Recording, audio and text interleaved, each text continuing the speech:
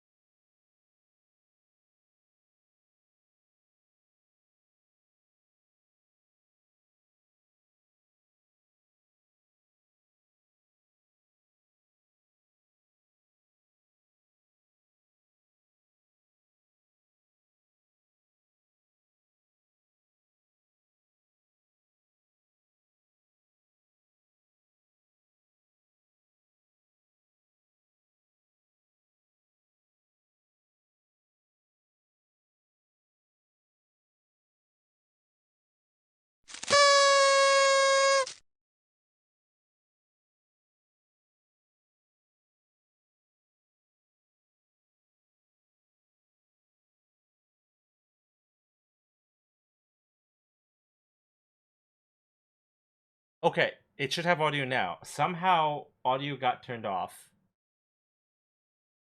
It That's weird. does. Okay.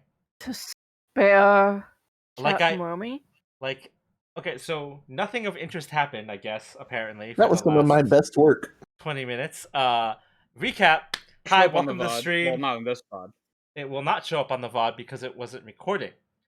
Well, the YouTube it will. No, or it was won't. it recorded? Because Oh, the damn. YouTube VOD is an export. Anyways, No. so 20 Just so minute long as recap. they know that Romy beat Al in a struggle. So 20-minute recap. Hello, welcome to stream. This is day 18, episode 17, Stellar Glow. They are going back to the planet. Romy has been stealing stuff from the ship. Al is sad because he tried to stop her and it did not work. Again. So that take control was for. Damn it. Yes. Yeah. It's a trap. Yeah, we're all caught up. Stream scuff, yay! Anyways, so actually, honestly, we've only missed about 10-15 minutes of actual conversation, so it's not too bad. But cool. Hawker was the one who taught everyone that they can actually respond on the group chat. Yeah, so Romy just sent a bunch of meme gifs. No, she Actually- got mod silenced immediately. That's her weapon. She has a meme weapon, so that's kind of how she. No. I mean, Romy is basically a meme. This is true. Yeah, 100%. Yeah, but it doesn't matter because They were we cute have cat gifs. mechs from the exact same thing, but mine can always be with me. So we are putting a stop to your memes. Parts of mine can come with me. Also, hello, Lexi. Shouldn't you be streaming? Aren't you streaming?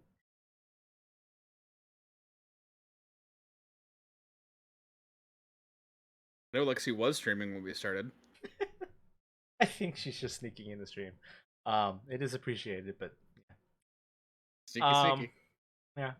I mean, I can't say anything. I have her stream open also, but that's Just how it be. Anyways, yes. So pretty much everyone's going back to the surface then, right? Yeah. I mean, Okay. I don't think it was pretty much everyone. I think everyone. I mean, Yes. I can't quite tell with Romy. Like, is Romy actually going back to the surface, or is Romy just memeing? I don't. No, she showed up before she responded, which I've been known to do myself. Text when you get here. Knocks on door. I'm here. Yep, pretty much. No, that's really happened. He's not joking. I feel like that defeats the purpose of texting. But okay. Meh. So Yeah, but y'all- that's common sense. It's usually a "Have you left yet?" and then I show up. Yeah. Yes. As you knock on the door, yes, I have left. Would you leave again? So y'all go back down to the planet. Y'all ride down on one of the shuttles. I'm sure you're all sitting far away from Romy. It's just a 4-seat shuttle. I don't recall saying it was a 4-seat shuttle. In fact, I don't recall ever describing the size of the shuttle. I know, that's why I had to help out. It is not, but okay. In your mind, it is a 4-seat shuttle. But Okay, what is it in the rest of our minds? in the rest of your minds, as this is a military craft, this is a troop transport that probably holds, not comfortably, but holds, 30 people and a lander. There's other people on the shuttle with you. You don't have a personal shuttle. You said it was a personal shuttle earlier, I thought. No. No. Oh, just that you were the only one of us who got the message. Yes. Right, because none of you are actually, In paying your attention to rooms. your messages. I mean, they were all doing things, so like they weren't all there to get the message. But it's Were fine. they doing things?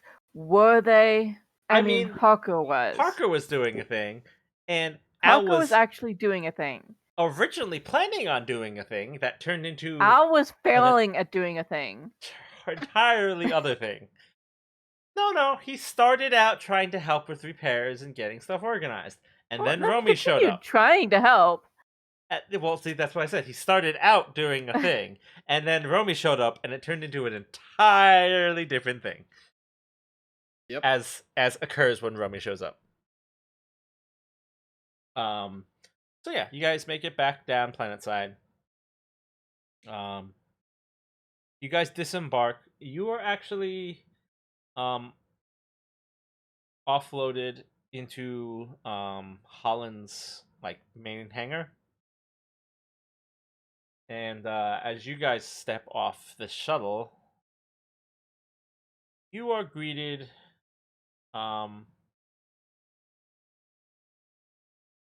you don't know his name still, actually. It is the assistant. The butler assistant. Yeah, you actually don't know his name. His name has never been said aloud.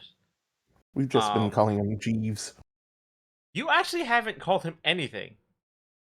Well, and Checking my fucking notes. No, we don't have any name for him. We really don't.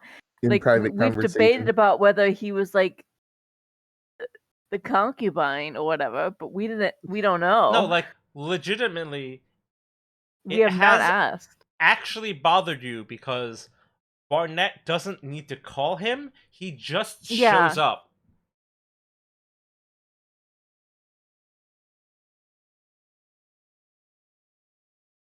It has actually caused you some questions before. But regardless, the assistant is waiting for you, and he greets you as you step off the shuttle. That's right, it is a trap.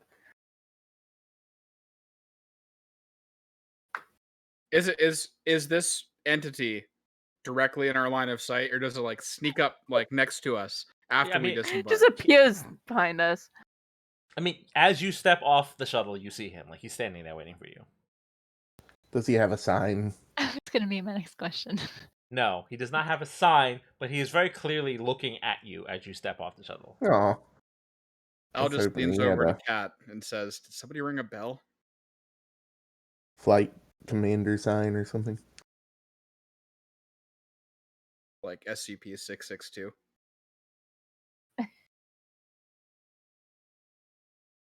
I mean, he's just waiting for you. Are you gonna? Yeah, Are you Cat gonna would have approach him? muttered Are you back gonna to leave? Al.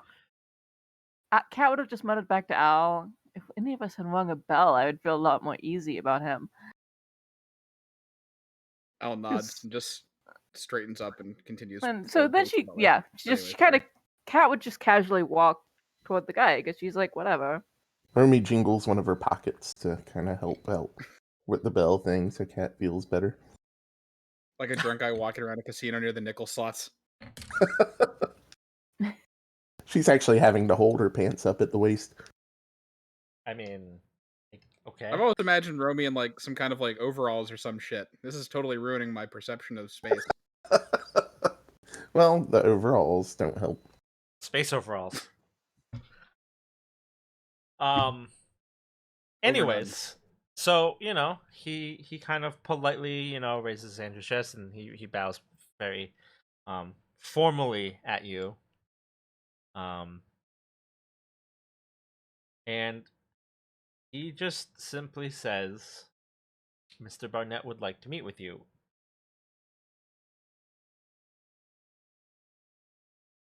Cat would just like nod and say, lead the way. And as a Kinda formality, he does sort of lead the way, as it were. Not that none of you were like You right. Well, like capable she of just finding figures the like office, but- he's totally like a butler. Like it'd be almost offensive at this point to go like, we'll find out ourselves. It would. Although, So I feel she like, is trying to be polite. I feel so like she's that's a trying to- Romy response. Well, Cat is not Wilmy, thank God. There's a reason you're in charge. I have an out of game question. Did you Yeah. actually give this character a name? Yes, Okay. but it just has not come up because, as Okay, mentioned, so Barnett Cat's does... just gonna go like, so anyway, I just realized like we've never asked your name. Do you have one so that we can address you properly? Do you have one? Al blurts out. do you have a name? And Al just blurts out, "Is it Walter?" Do remember, Cat is basically from the internet. Okay, So you said ASL. names are transient and people change them all the time. And if they don't want to go by a name, then they don't have to. It all changes. So yes, she probably legit said, "Do you have one?" He said she doesn't know if he's not secretly an AI, dude. He continues walking, but does choose to respond to you as you ask this. If like the question phrased as it was even remotely offensive, like he doesn't show it, he just simply responds, "You can call me Armin." Is his last name Hammer? Why would it be Hammer? Hammer. Why would that be the pun? He's the assistant. He's not like Because in charge he cleans of tough something. stains. Oh, Wait, is it Armand? Armin. Armin? Armin. Armin. Yeah. So I was thinking Okay. as well.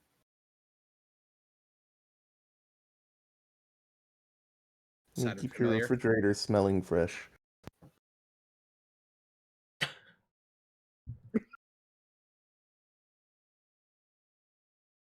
And on that bombshell, good night, everybody. Anyways, he just simply refers to himself as, or asks you to refer to him Wait, as Armin. which is like probably his last name,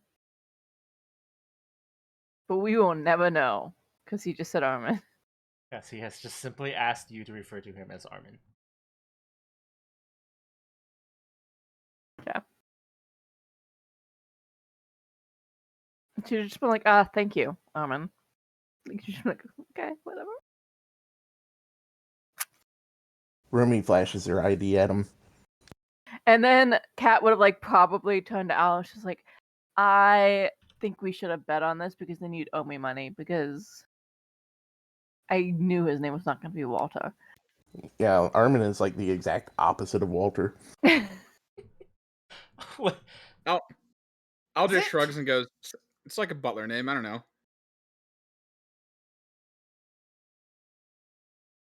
I just, honestly, out of character, I just assumed you were going to name it after like some kind of anime butler that's popular, and I immediately went to Hellsing.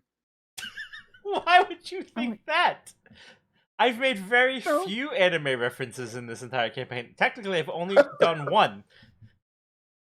But I mean, if there's ever a place to put like a cheeky anime reference, it's in the naming of a butler. I didn't know this was an anime themed thing. I need to change my name. We're fighting in giant robots. From now on, I'm Chio-chan.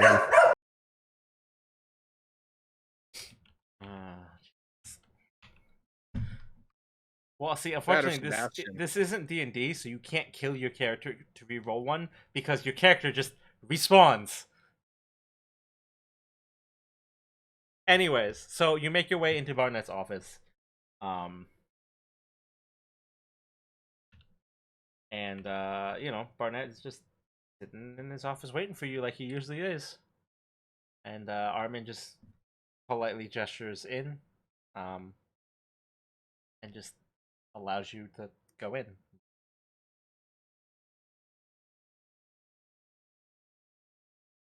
Okay. We do that. I mean, like, I'm assuming that's what you're going to do, but like, Yeah. I mean, Nope, we just followed him there just to be like, nah, we don't want to be here. We're leaving. Al's stomach grumbles. He turns around and leaves. I mean, you could do that just to like walk to the door and be like, "Hey, sup," and then just walk away. Yeah, but we're not trying to speed run. We're not like walking backwards and clipping through a wall. Yeah, clipping through the wall. Romy activates no clip. But yeah, so like you walk into Barnett's office, right? Presumably, and After dismissing Armin. I mean, He's just letting us in. yeah, like Why are you so like mean to Armin? Like it's just like Romy's never had a butler. I mean, And still doesn't. and at this rate, we'll never. Well, now that she knows his name, she can give orders. Whether or not she should give orders. That's not This how isn't that like works. the Fae-human relationship. Romy wears electronics all the time, doesn't she? No comment. Can Cat hack into those to cause them to malfunction and shock her whenever like she does shit? It's a perso collar, not a shock collar. That is a total debatable subject. I do Hey, actually can I- genuinely have a question.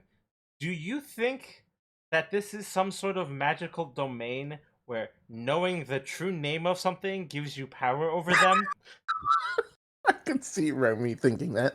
She's a traveler. They have all sorts of weird things that they believe. Wait, are we going back to your Because egg god?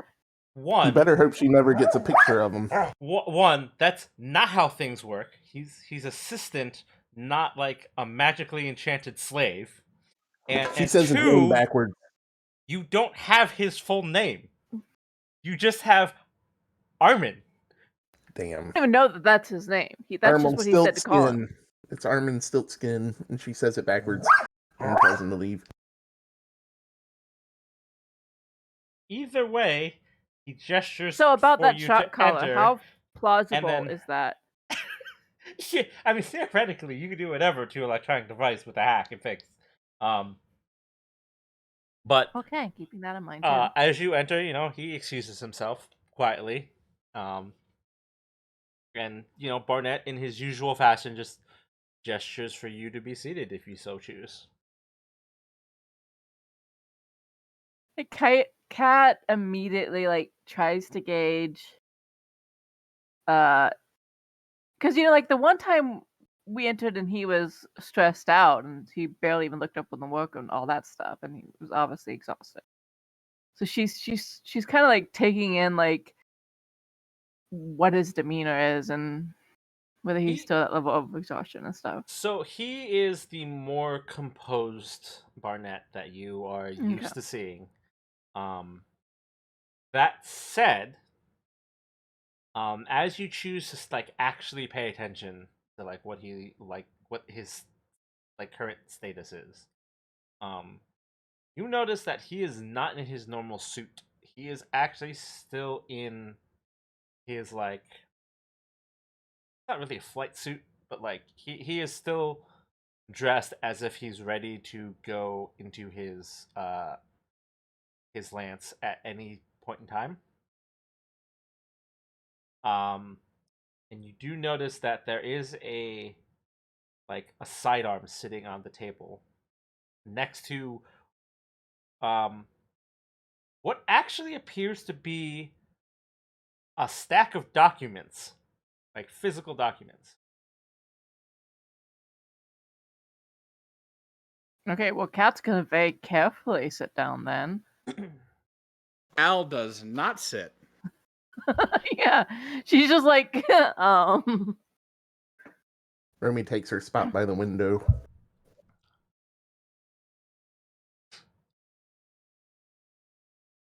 So Al's standing next to Cat.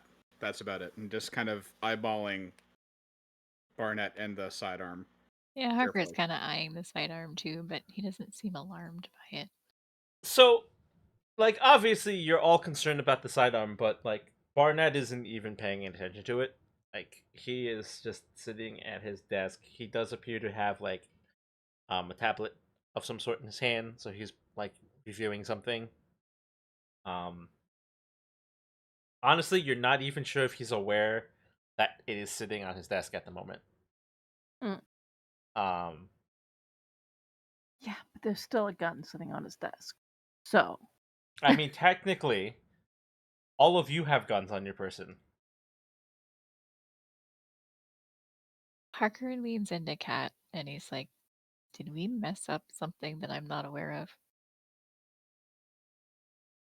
Kat would just kind of go, "When do we not mess up stuff?" I would like to point out that, um, as Lancer pilots, you are always equipped with a weapon, unless you choose to not bring it with you.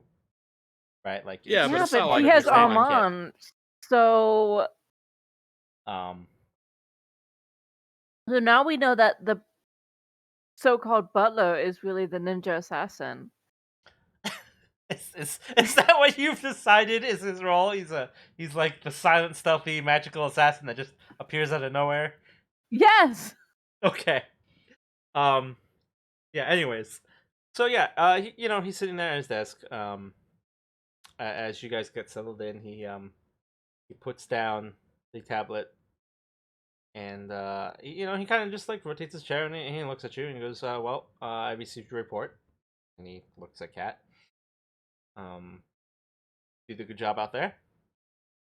You definitely minimalized casualties. Wow, I can't say that. Minimized. Wow. He's so shocked that they actually did anything right that like he Uh, can't speak. Yeah, apparently I can't speak. You minimized casualties.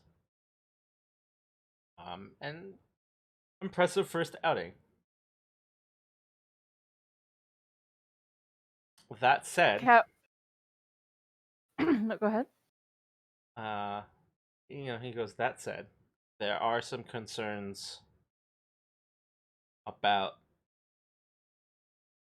your mention about another orbital station.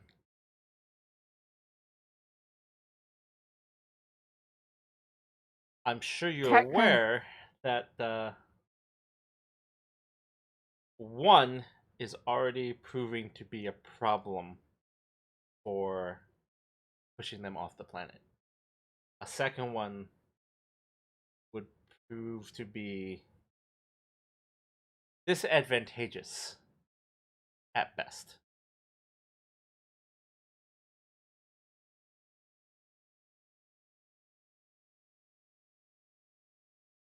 Cat would just go like, "Yep," but we couldn't. We didn't risk going after that one at the moment because I accidentally drew their attention to guarding that one.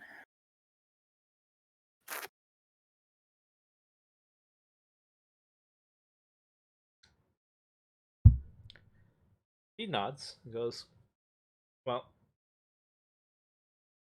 I'm not sure I agree, but you're in charge. So for now, I will accept your decision."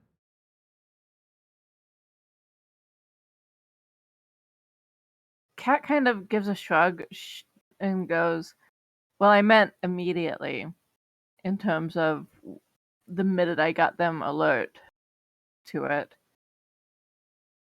It was going to be a death run to go in, and we wouldn't have stopped anything."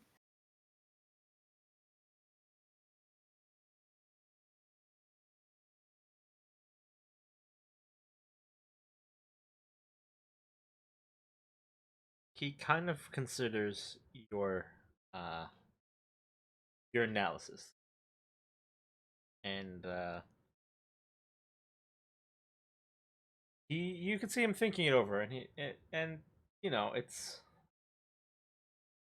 it's clear that he doesn't quite agree, but he doesn't say anything.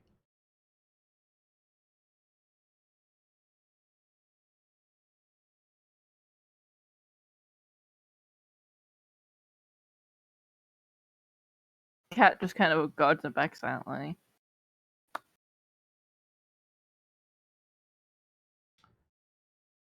He sort of stands up and he looks out his window. And you do notice that the city looks a little different.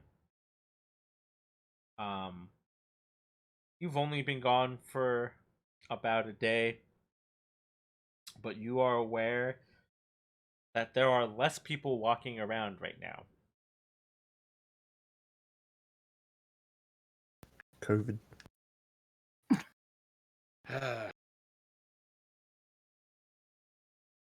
As he looks out the window, he starts speaking again. He goes, "Well, I can accept that that was your choice to make, and you made the risk assessment that you thought would prove most beneficial. That said, it's going to have repercussions. I don't know what those are yet, but we'll have to see."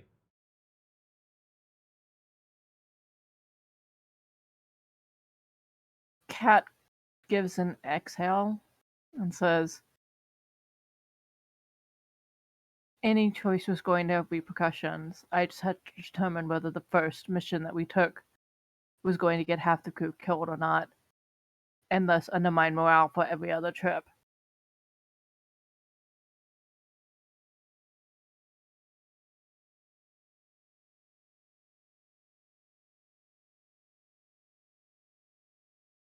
If they died on that mission, it probably would have been okay. If they die from the station, that is a different problem.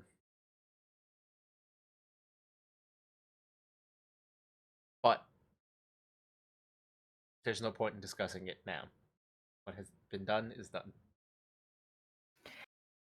Cat does kind of interject there. It's just like, you mean the station parts that you wouldn't have known about if I wasn't up there checking out?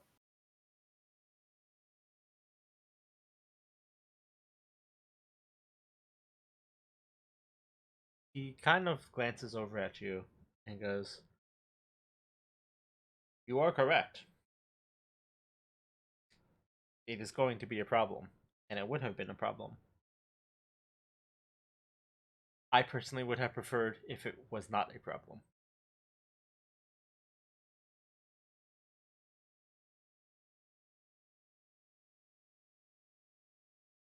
Al hops in and just kind of says, "So, what? Are we too late to stop it now still?"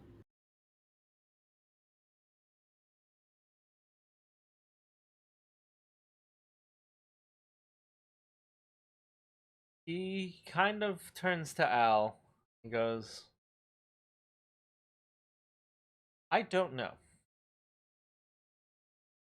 After what just happened, I'm sure they're going to change their approach. So whether or not we can stop it, we'll have to see.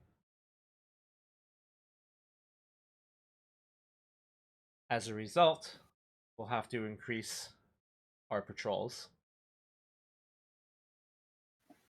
It may spread our defenses a bit thinner than they already are, but I think you'll agree that it's probably a risk that we should be taking."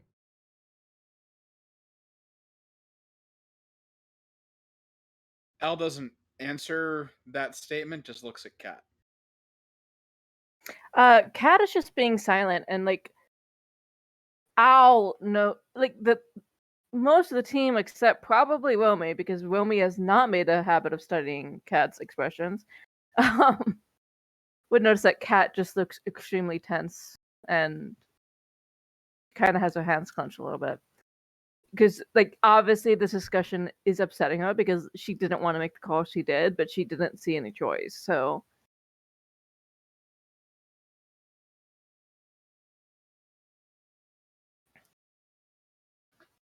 Al looks up at Barnett and goes, "We made a risk before. We're going to make another risk, but if we act swiftly enough, we can mitigate that as much as possible."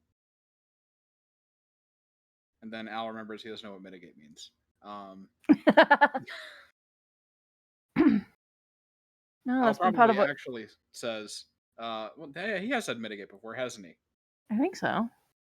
Yeah. I it's one of mean, the if few- nothing else, I'm pretty sure other people have said mitigate around him at some point or another. And after like 30 times, he picked up the meaning, probably. I feel like after the first time someone says it and he goes, yep, and nods his head, he probably went, I have no idea what that means. I need to figure out what it means. What did I just say okay to? And He's after he told to figured mitigate a disaster, and he figures it out real quick. Yeah. Like, I don't like disasters. What am I doing? But yeah.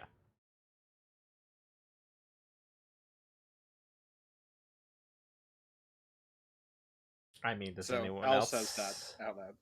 Yeah, does anyone It's else have Barnett. anything to add?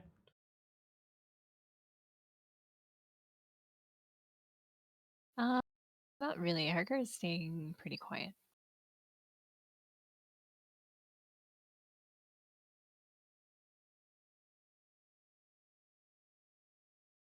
Barnett sighs, and he steps away from steps away from the window to step toward his desk. And he picks up the sidearm and clips it to the back side of his armored suit. And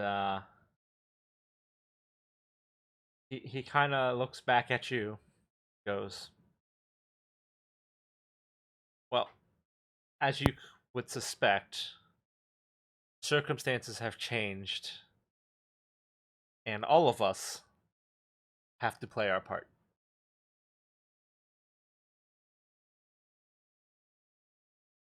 For now, you have the day to yourselves. You will get your mission on the morrow.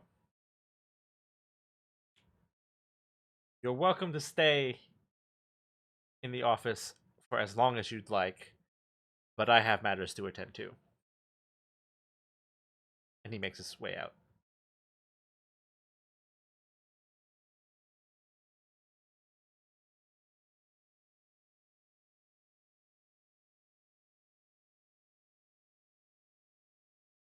So we're just Okay. alone in his office now. You are not stealing things.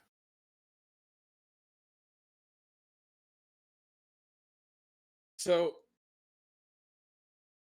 is there anything just kind of like loosely around that we can look at? Like you said, there was actual documents on the table, wasn't there? There are indeed.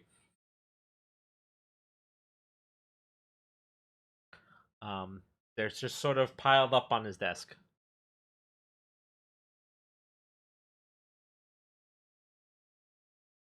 Al looks at Kat and just kind of looks at the documents and goes, "Should we?"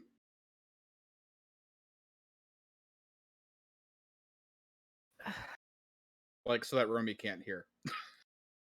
I mean, Kat would just kind of give a slight nod to Al because she is suspicious that Barnett did not just be like, okay, meeting's over, leave. You know, and that he would leave like very not even needing to be hacked access documents on his desk. So she would just like give like Al a nod. Okay. Before that even happens, though, Al is going to whip out something that he's had from the very beginning, and Romy closes her eyes. that's his fucking cybernetic eye. Damn it, phrasing. Anyways, and he's going to look for any heat signatures of things that have been touched or used recently in the room.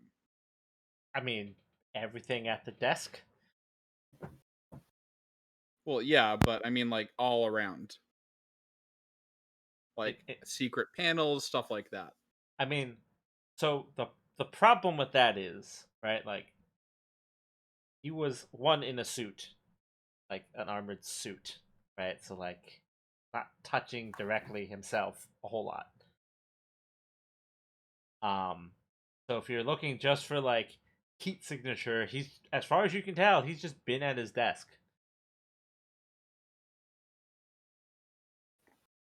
So there are no electronics around that would have been used recently that would even be giving off a slight heat signature. Like secret things? because like there's lights, there's computer terminals, there's a few things that you thought were physical things but they're digital things. um but in terms of like, is there like a secret power conduit that leads to like a secret door? No. Like as far as you can tell, there's just the regular power routing, some security systems, some redundant things that you're pretty sure are Barnett's installed, but like there's not like a secret like, it's not like you're playing Spider-Man and tracking like an EM trace to like a secret vault behind a secret bookcase or something. It is just Okay. a office room with like a bunch of computer crap in it. Like there's a lot of wires, but like as far as you can tell, like it's just like lighting and computer systems and stuff.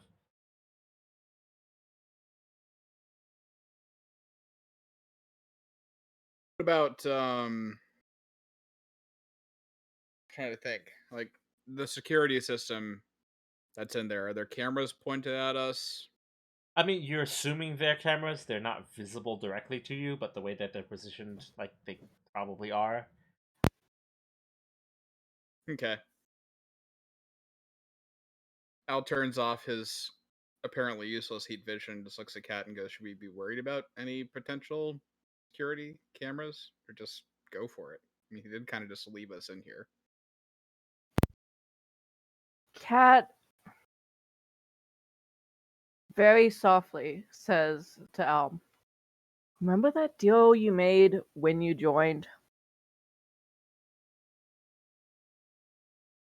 Al just kind of thinks for a second, and his brow furrows, and then he just stands up and snatches the fucking papers off the desk, and it's like, God, it feels like it's been 2 years. And well, in his head, and so he's like, "Yeah, I remember. These are the yeah, whatever. Mm-hmm. I think these are our debrief papers," he says, just looking at the group, like with a meaningful, pensive look, like you will agree with me.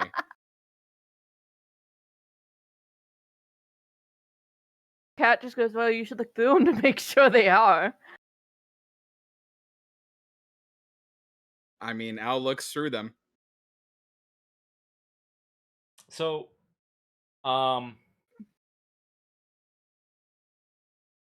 you personally have no idea what the hell you're looking at. I'm gonna roll a read a document. So what you're holding in your hand is effectively a full like planetary report. At least in how it pertains to Holland. It is effectively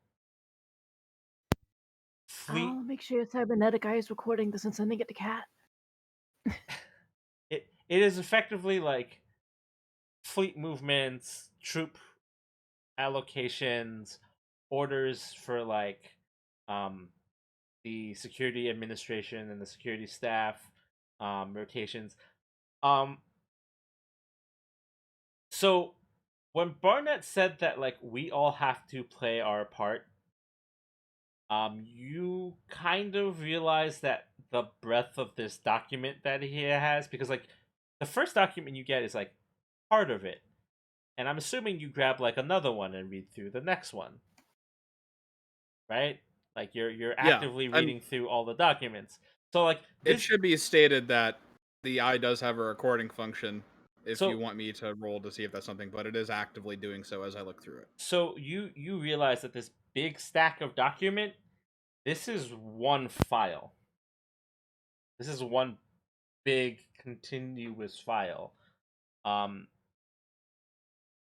When Barnett said that they would have to stretch themselves thin, he's not kidding. So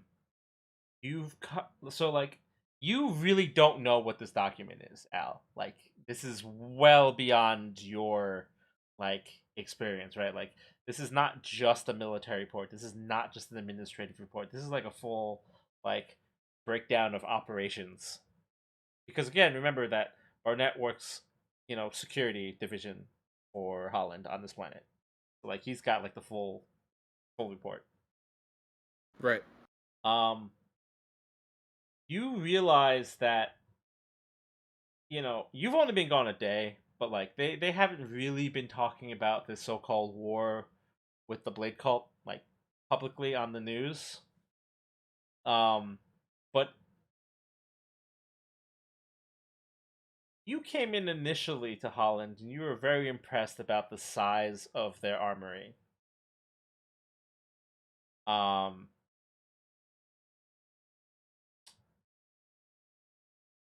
They're not doing well. Mm-hmm. They're losing troops at a rate that is slowly exceeding their ability to replenish them. Like they can salvage the materials, they can reprint the max, they can clone the troops, right? Like that's fine. Like they won't lose that way. The problem is it's taking them longer to get everything back up and running um to sort of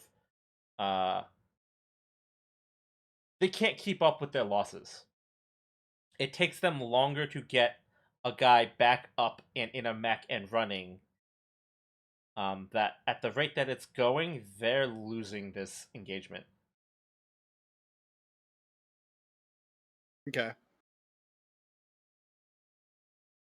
Does Al glean anything else from this document? I don't Or think just the Al surface level? gleans anything personally out of this document. Okay. But are you talking about like does he himself understand the breadth of what he's reading? Because I don't think he does. Like it's a lot of numbers and So a lot of assessments so and a lot of like estimates. you're explaining this to us, but Al personally doesn't understand what's going on. Al's just seeing a lot of numbers and charts, and there's a lot of dollar signs and things. Um, Holland is trying to make a risk assessment for continuing this engagement. Right. So Al at this point, after he looks over something, is just handing whatever document he's finished to Kat. And being like, I have no clue. It just looks like gibberish to me. I mean, arguably,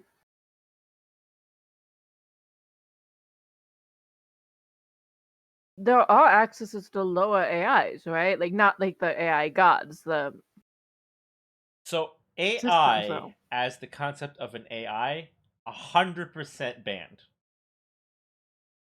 The closest you Yeah, but I have mean, is like, NHCPs. NHCPs are not technically AI yeah, because they're not technically autonomous in the same way as a proper AI. well, I know they're shackled. Yes and no. They're shackled so that they don't develop sentience. Like, so the idea is that AI is a fully sentient computer algorithm, right? Like that is how they're treating AI. Um, Right, but NHCPs are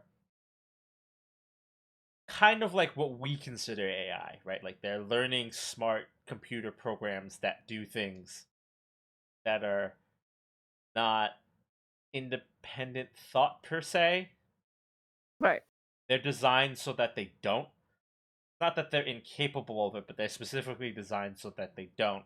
And then there's extra protection so that they can.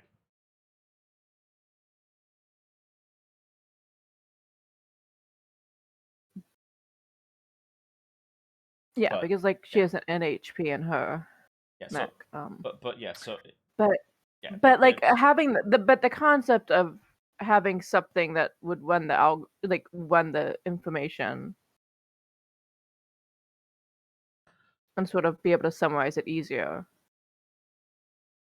I mean, Yes, but the problem is you would have to understand what it's trying to process to program a thing to process the thing that you're trying to process. Right? Like you can't teach an AI to drive a car if you don't know how to drive a car. I mean, yeah, but it seems like an AI, not an AI, but an AI would be able, at least be able to make it simpler or a consolidation of information as opposed to necessarily going. I It mean, wouldn't like tell you exactly what's being done, but yeah. Um I will say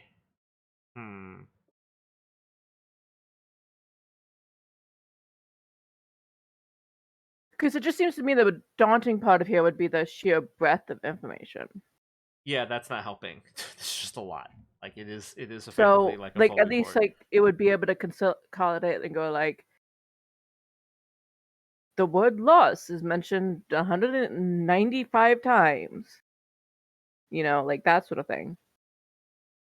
I mean, unfortunately no one here has like an economics background, right? Cuz like a lot of this thing is just like risk assessment. But then also like none of you are like, well, I mean, Harker might.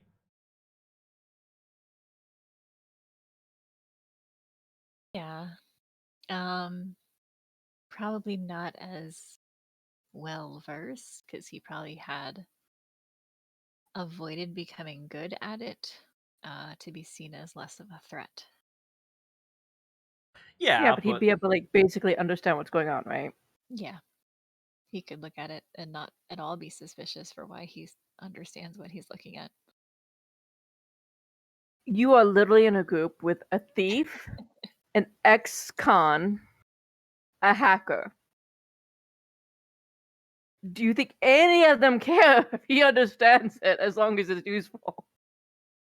I mean that would be a really good investigate role for someone who has like zero context. It's a lot easier for like a Harker, maybe a cat, just because she can kind of guess at meaning. Anyone who has a military background could pull other information out of it with a similar kind of investigate role. Um, which I don't think is anybody really. So like Harker's your best bet. All right, so he's gonna reach out a hand for those documents. Cat Um, just casually hands him because, like, no doubt, like, she's already used the recording from Al's eye to, like, make sure that they're permanently documented so she can figure them out later if she has to. I mean, I would say probably give me an investigate role here, which I don't recall if you're specialized in it at Don't all. No, I don't think so. Sort of read a situation. No, I that mean, no, is. he only has other things. He has spot, which I don't remember what that even is. That spot like it is like identifying unusual like things. Like you would Oh, also like use spot hidden to things. like hidden things or like Yeah. small like sleight of hand things or unusual like behaviors or things. You could technically apply that to. Um, like spot is like a visual cue type thing. So he got a Um, 9. yeah, you you you know enough. Browsing through this information that you sort of get the consensus that um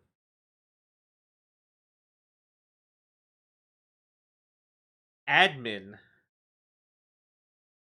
side of things is basically on the fence about cutting their losses.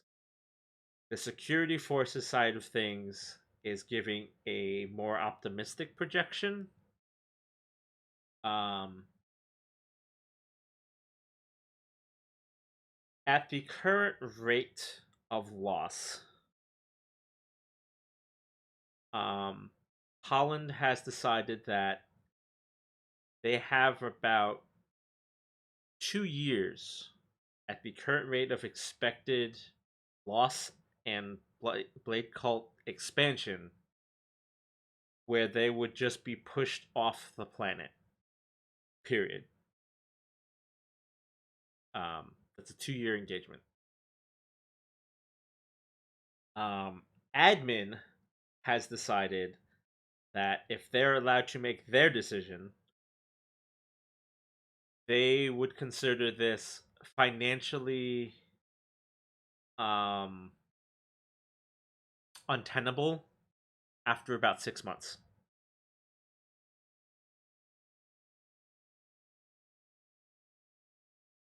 Okay. So Harker kind of gives a low whistle as he's looking over the documents. I mean, he can't really tell all of these specific details, but he can kind of get the gist. That there seems to be the typical, what he would consider the typical back and forth between stuffy admin and Barnett's team. So he kind of says to the group,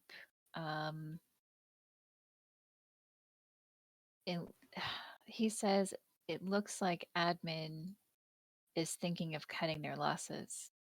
It's not looking good for Holland.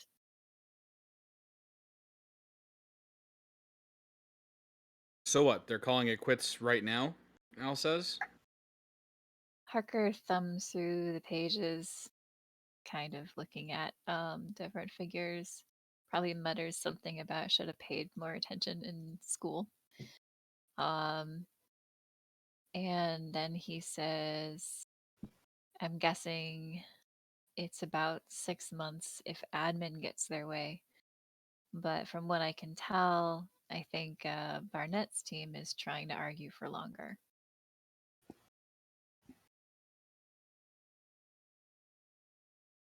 Al goes to sit down, realizes that he was about to sit in Barnett's seat, walks back around the desk and sits in a different chair.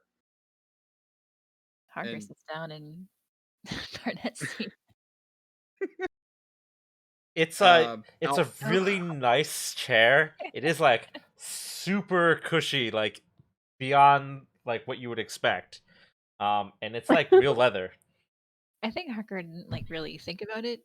He just kind of assumed that seat, probably from habit. And then he kind of startles a bit and kind of bounces up and down in the chair a little bit, like, oh, this is nice.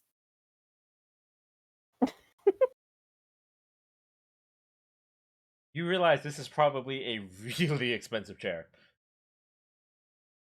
There's a Herman Miller logo on it. Harker has zero problem sitting in this chair. Again, I would say you're aware that this is probably real leather, like earth leather. So it's not Harker actually kind of almost says,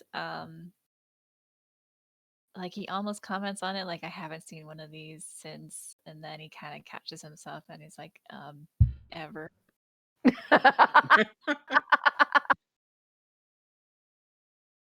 And then he runs his hand over it and he's like, what is this, worm skin? Oh God.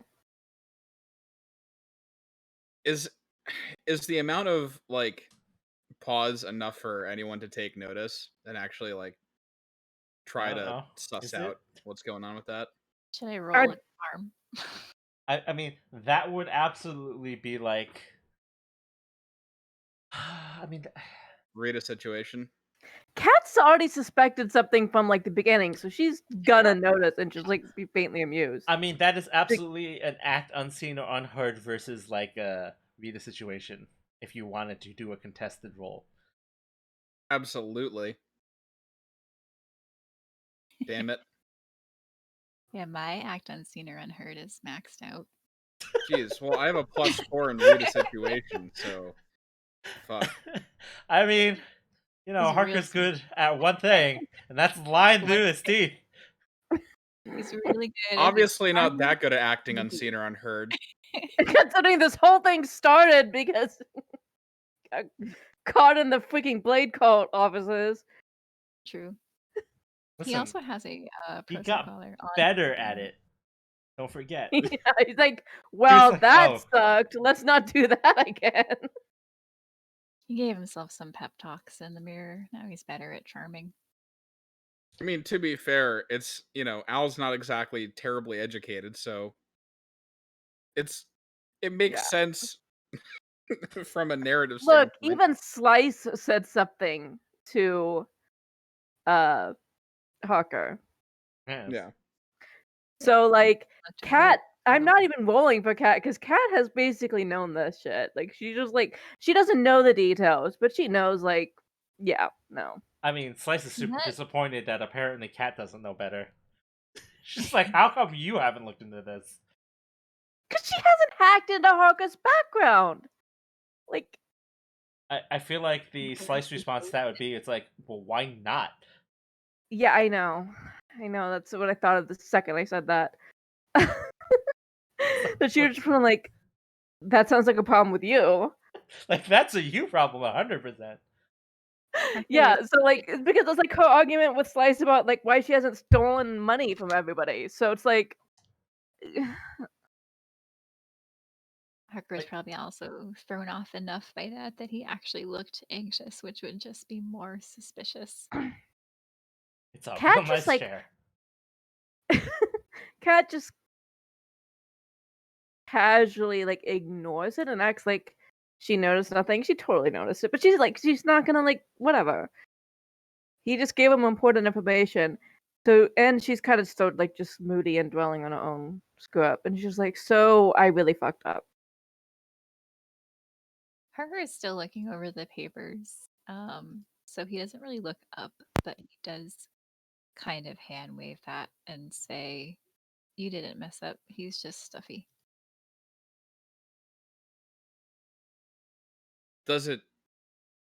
Al says, does it have any thing on like what would have happened if we did go the other way? Like, is there any other assessment for that, or is this just like purely what's going forward? I will now? make it knowledge that Harker would easily realize that this is not a new report. So, like, this report would have been before they knew that there was possibly another station being built. And we don't know how much that information has spread either.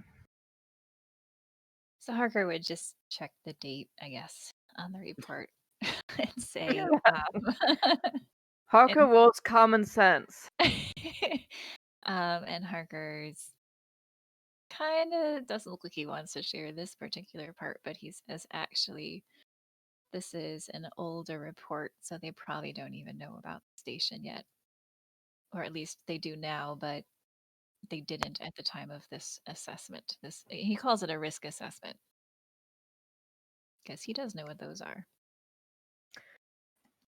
Kat just kind of glances over at them and says, we don't know that Holland knows about the parts yet. Al says, how old is the document? Question. It is Good question. It is about a week old. Okay. Kirby lays this. So it was before they even left. Yes. Yeah. Okay. Al looks at Kat and goes, so then this was way before. Yeah, you're fine. You're in the clear. Although now it's really 5 months and 3 weeks. And Nice comforting conclusion now. Al just puts his hands up and goes, look, I'm just trying to do some math here, and you all know how that is for me. I'm just like, I'm trying to do some math. I figured out what 6 months minus 1 week would be okay. Al just looks at everyone and goes, so this is kind of fucked. But the good news is, or the bad news, depending on the way you look at it, maybe our contract won't be indefinitely extended. We can go do whatever we want. But also we could die. Horribly. along with everyone else on this planet, or most of them. That points out, don't forget the Blade Cult people kind of want us dead. Al sighs and says, "Yeah, fuck. So we either stay here and make this risk assessment look like a dumbass, or we leave and say fuck it to everything else here." You think that's why he left the documents on the table? Or does he want more than just us to know about this? Harker's been considering that, actually. He's trying to figure out why. Um, Harker says, my guess is he wants us to know how serious the situation is in terms of, um, you know, motivation, quote unquote, to make it a little less cost effective for Blade Cult to operate and a little more cost effective for Holland. Not that we didn't give them a whole mining town.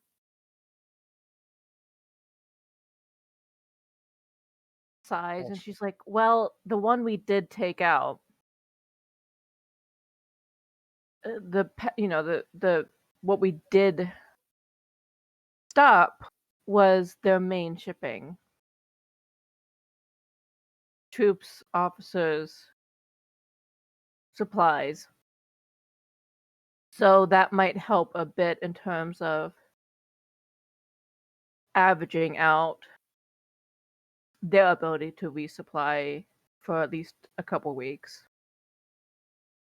and give Holland a chance to catch up. Harker says, see, that's the spirit.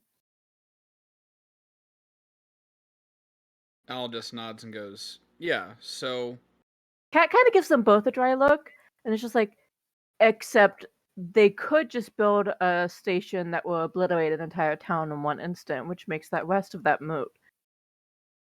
Listen, this plan was well calculated. We're just really bad at math.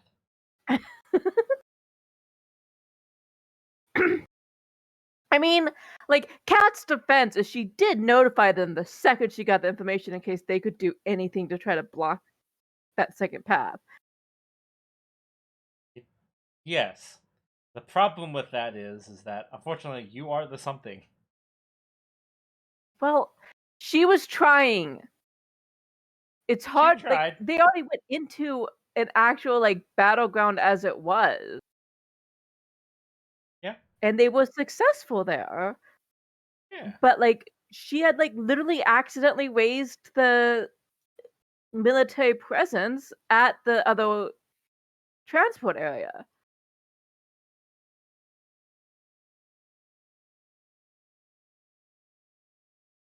I mean, not saying you didn't try. Okay, you tried. Did the best Tried you could Gold with Star. the information with what you had. You made an assessment and you took a risk. No one's faulting that. Cat's faulting it. Okay, no one else is faulting it. Even Barnett was just like, that wasn't the choice I would have made, but I wasn't in charge. Yeah, no. She's irritated because she's just like, she's not mad at Barnett. Like, she was not mad at Barnett. She's mad at herself. And like,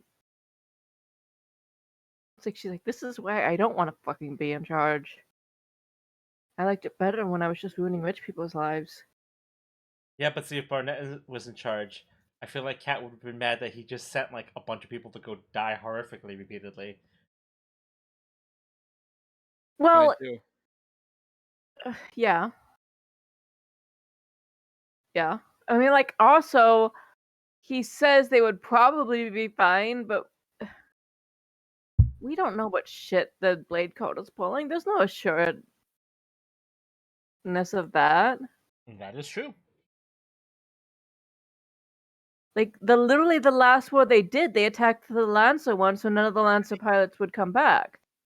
Yeah, I mean, cloning is a convenience that not everybody has. So, not every planet has cloning. So there are planets where people just, they die.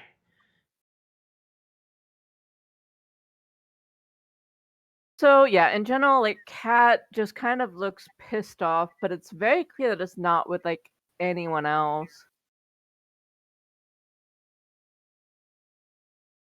Al looks at Kat and goes, "You made the best decision that you could at the time, and it wasn't just you that made that. We all made this decision together." He side eyes Romy and looks back at the rest of the group, and just goes, "It's We mostly made it's that not plan together. yeah, it's not for us to beat ourselves up against this, especially because pretty much all of us are extremely new to dealing with issues like this. And we just have to make the decision if we're going to, stay and fight, maybe not for the company, but for the planet, because Blade Cult, let's be fair, bad for everybody. Um, or if we want to bail. Potentially it's still an option, but probably a lot harder to get out of the system right now. So I think our hand is being forced. Kat sighs and goes, I'm not going to say what any of you can do, but I can't bail. Al nods and goes, "I wouldn't expect you to. I don't think I've ever seen you stop trying to do something until you've either figured it out or just, you know, made it so that nobody else could do it. Because you can't. No one else is That's allowed to." probably the most accurate description of Kat ever. That she just tries until she figures it out or she fucks it up so no one else can. It's like, wow, you really know me. I'm a ruiner.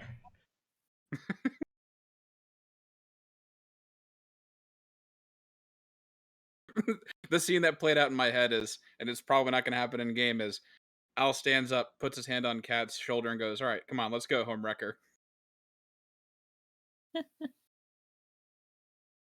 But Al is not that glib quite yet.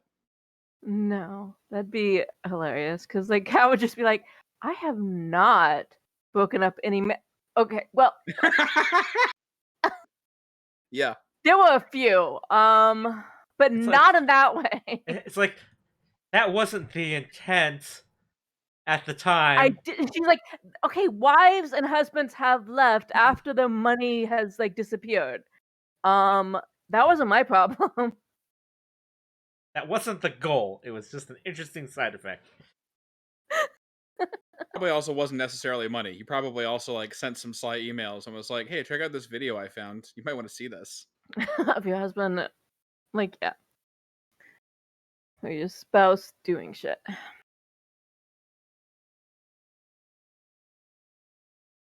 Yep. But what Al actually does at that point, after saying what he said, is just he will stand up. He will put an arm on Cat's shoulder, a hand. Fuck. Listen, you're just standing All right. shoulder to shoulder. It's fine. We're just going Just to. nudges over the shoulder. Take two, hand on shoulder. Al just says, "Do or die."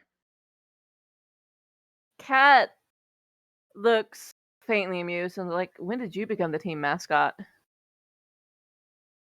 Al just shrugs and goes, "I watch Goonies on the ride in."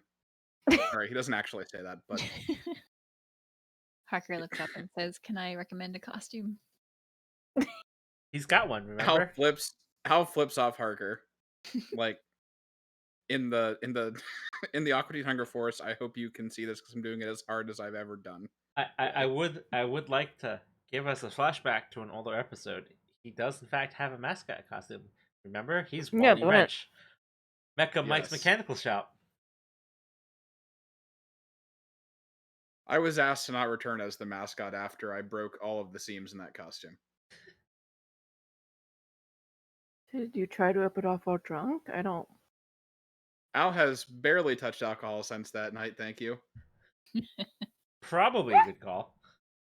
Way back in June of 2020. July, fuck. Anyways. Harker just grins at the the being flipped off and shuffles the papers back into order and puts them back on the desk. Still sitting in the chair. Gives it a couple more bounces. I don't think he's gonna get out of that chair, honestly, if he could help it. He was like, Takes "Can the we chair like with him. Sure. take the chair?"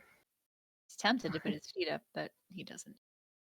I'm sure the second that chair gets too close to the door, the butler's gonna show up and be like, I don't think so. It's got a tracking device. Like, Romy, how fast can you dismantle the chair? This And chair can is you put it back LoJack. together? Not sure I would trust Roman to take apart something you wanted gonna to say. have it put back together the way it was.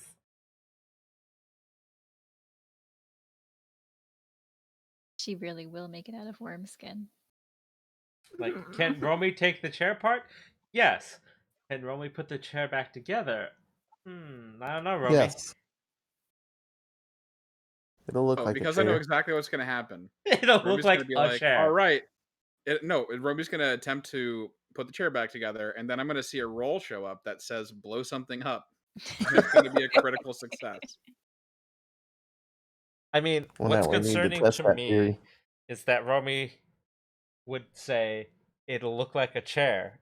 And so the important I would question agree with that is, one. what does a chair look like, Romy? What is your definition of a chair? Beanbag. Um, A bar stool? A bar stool is technically a chair. I feel like a It- bar stool is too complex. any sort of flat surface. Anything's a chair if you're brave enough.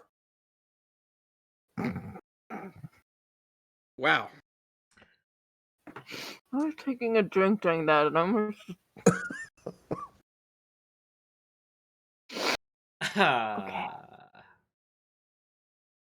Good job. So, now that if you've picked up your little bit of intel, what you gonna do? It's Romy's turn to dig around on the desk. On the desk? no. I'm concerned about that phrasing.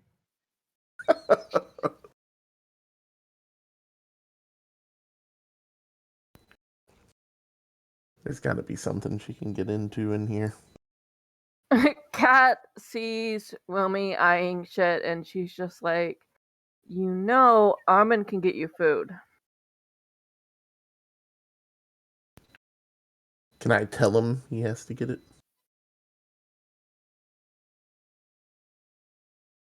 You can say, please. Well, that's no fun. Is he going to deliver it here? I don't know why you're asking me about a hypothetical situation. No, she's asking Kat. Can Al hear this conversation? I assume so. It's not being Yeah, good. and no, Kat wasn't being like. Kat is just trying to fucking distract Romy, okay? Until she figures out how to reprogram the collar into a shot collar. Al just looks over to where Armin usually disappears into and goes, Armin, are you there? And Romy jingles her pockets. I like that you say where he disappears to. He walks out the door like a normal human being. The way you phrased it, it sounded like he just phased into nothingness. Like he dismissed himself. You just don't see where he comes from, but there's just a door in and out of the room. Where does he come from? Where does he come? He's not Yeah, where does magic. he come from? Where does he go? Where does he come from? Armin. So you call for Thank you, Armin. somebody. You call for Armin, and as explained, he walks in through the door. Because, people walk through doors. And he's just like... No, usually they open them first. Fuck, you got it before I did. That's still through the door. I just feel like there's a big difference between walking through the door and opening the door and walking through the door frame. Yeah, when we were developing for AOH, you never went through a door because it was silly. Now I feel like that's just someone being pedantic about how they program responses to things. No, I've just been playing a lot of Phasma lately, and there's a big difference between the ghost can walk through the door and the ghost can open the door. I sigh greatly.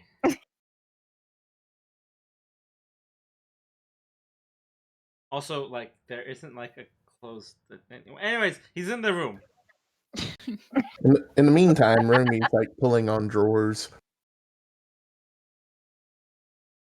He Jesus just Christ! kind I of try to. he just kind of stares at Romy for a second. I think she's like glancing at Al while she does it, like daring him to come try to stop her. Oh god. Armin and says, well, he doesn't go to Armin. He just looks at Armin and says, first of all, I apologize for this one. I have no idea what she's doing, but also She has her feet up on the desk, like off the floor, pulling on one of the drawers. She's like using her feet as leverage. No, She's you can like contest this one. Wilmy only rolled a 4. And completely that's off the a floor. CFC screw up. That was her test blow up. I'm gonna contest this and try to stop her. Well, she wasn't blowing anything up. When will I learn? Oh, what am I? Oh, I need to do something now, I guess. I don't understand why you continue to roll. It Am I has trying to never get a hold ended of well for something, you or in any way, shape, or form. am I trying to get a hold of something, or just rolling a regular 20? I'll just roll a 20, give him a chance.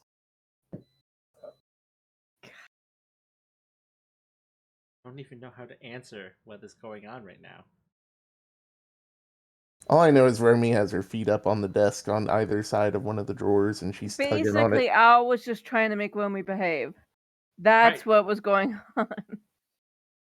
No, I Because get that's Armin's what, in the room. I get that's what was rolled, but again, it's not the. It's more the why.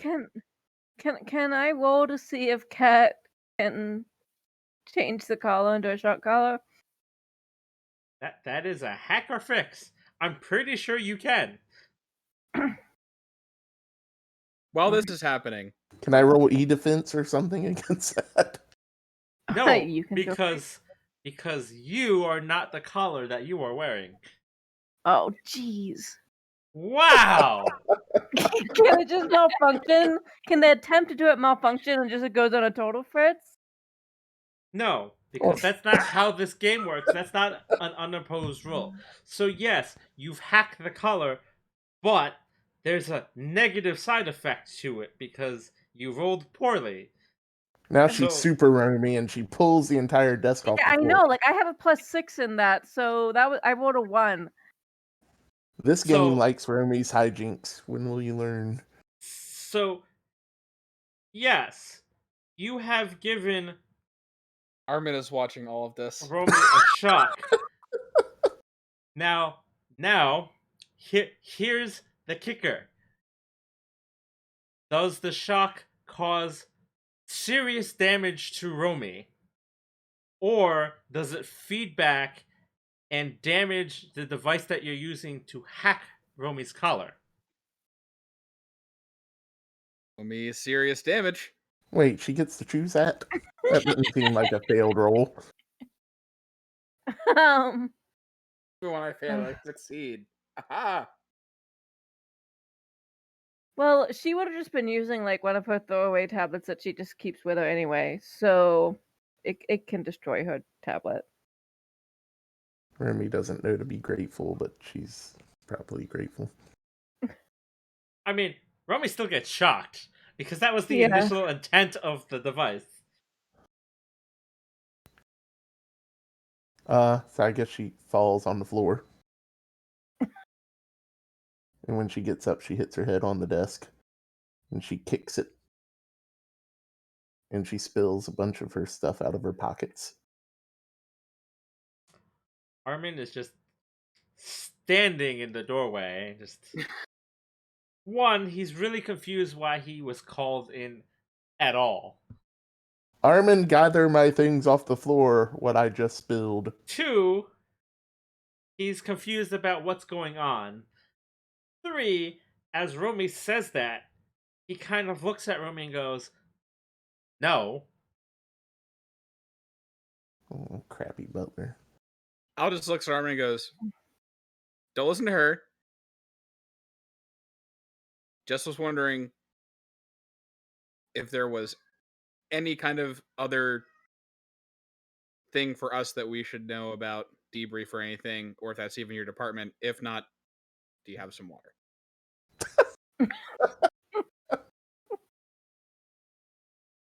He is genuinely confused on what you were like asking about at all, and he just goes, "I'm not Al sure was what trying you to. mean."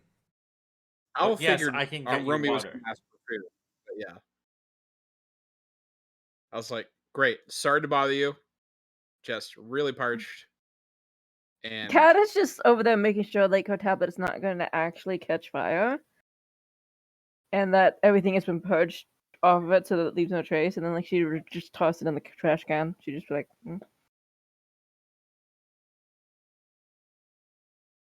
uh, and Al also says, "Thanks, and again, sorry," and just kind of gives him a thumbs up, like an awkward thumbs up, like a And "please don't tell anyone you saw this" thumbs up. Kat glances over her shoulder at Almond. She's like, "I'm sorry, we're all idiots. Just Is anyone in the chair? apologies." Kind of says, "Hey, so Armin goes Like and Kat eyes Hucker and is just like, "You are still with us." Chris says fair." Armin leaves and returns with a pitcher of water and some glasses, and then he kind of surveys the status of the room, and he's just like, he kind of looks at Romy and he's just like, "I'll make sure to charge it to your next payout." At this point, Harker has also made sure that he's sidled far away from the desk so that he is in no way associated with its current state. And Remy goes, payout. She does that. Al graciously takes the water and says, "Not a problem. Sorry, thank you." Remy discovers the chair, and now she's just spinning around in the chair.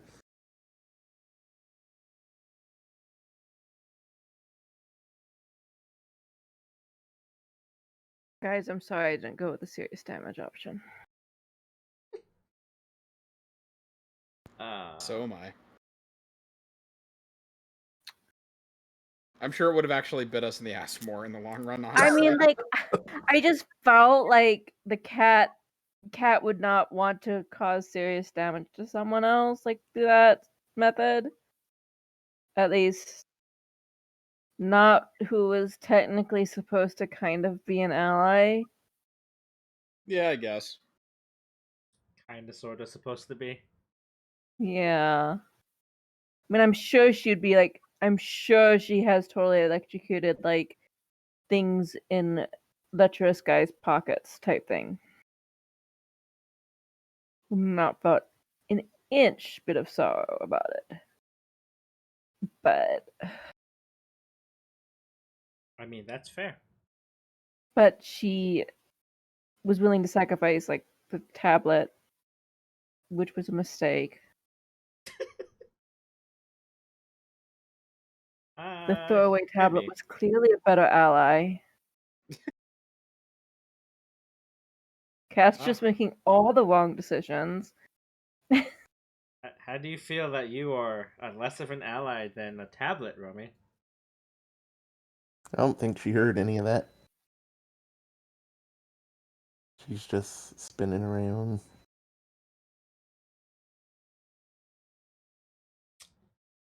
Yeah. Just yeah. So anyways, you got water. Armin makes a comment about charging you for the damages, and he's just sort of like, Would you like anything else?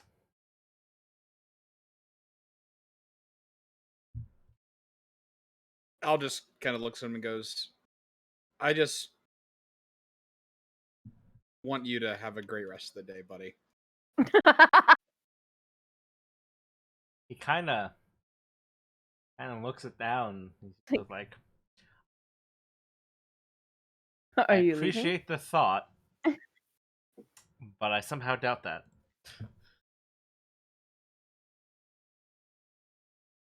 Now, if you excuse me, Cat Awkward just thumbs gets up up and number like 2. I have other things to do. leaves. Like she's just getting up and walking out. She's like, nope, I'm going to improve it for you right now. I'll follow shortly after, whispering to Cat, the best thing we can do to improve his day is leave and make him think that we're dumb and not just, sabotagers on purpose. Parker follows and just gives Armin a little salute as he goes by. I'm not sure Romy sees any need to leave right now.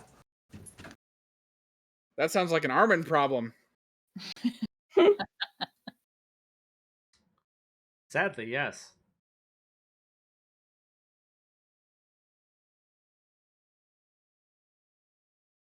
So where does everyone go except for Romy, apparently? Back to your barracks? Oh, do we still I- have those? I would assume so, hopefully. I mean, they're still your quarters. You were just moving your stuff to your ship where you were planning on staying for a period of time. I mean, I honestly feel like Cat probably is heading directly to the lower levels. And it's sort of this mix of finding out what's going on, sort of, like what the average citizen is thinking, is the first part. Like, that's the noble, like, still trying to be responsible choice. But the other part is she needs a drink. So, yeah. Okay. Parker follows. But he does activate his prosocollar before he follows. Like he's not trying to fool Cat. He's actually going with her, accompanying her, but he's deciding it's better if people don't recognize him in the process. It's like, I mean, I'm Al's not tagging along too. I'm not judging, but I feel like that's just going to give the impression that you're embarrassed to be seen with her. I mean, again, Cat super doesn't care because on the internet you keep switching personalities anyway, and screen names and all that shit. So she's just like, you want something different, whatever.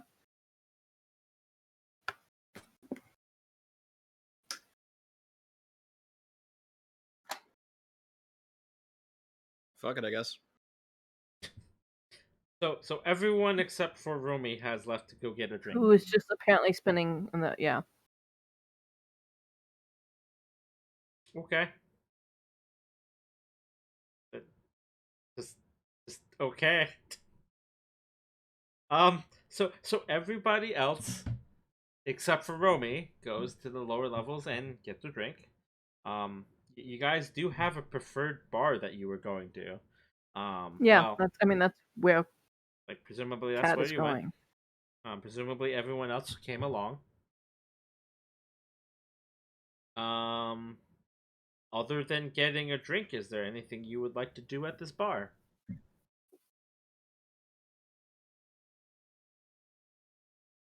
I mean, I don't know about the others, but like Cat also, like I said, she went there to like try to listen in on what's going on. But I do not have word on the street, so I can just roll a T20, I guess. Al has word on the street. Yeah, so does Harker.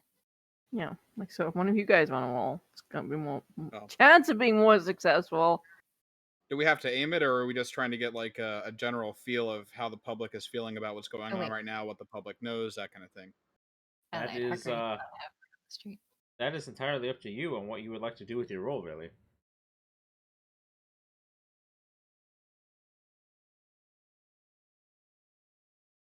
I guess Al's just gonna try to figure out how fucked everyone thinks they are.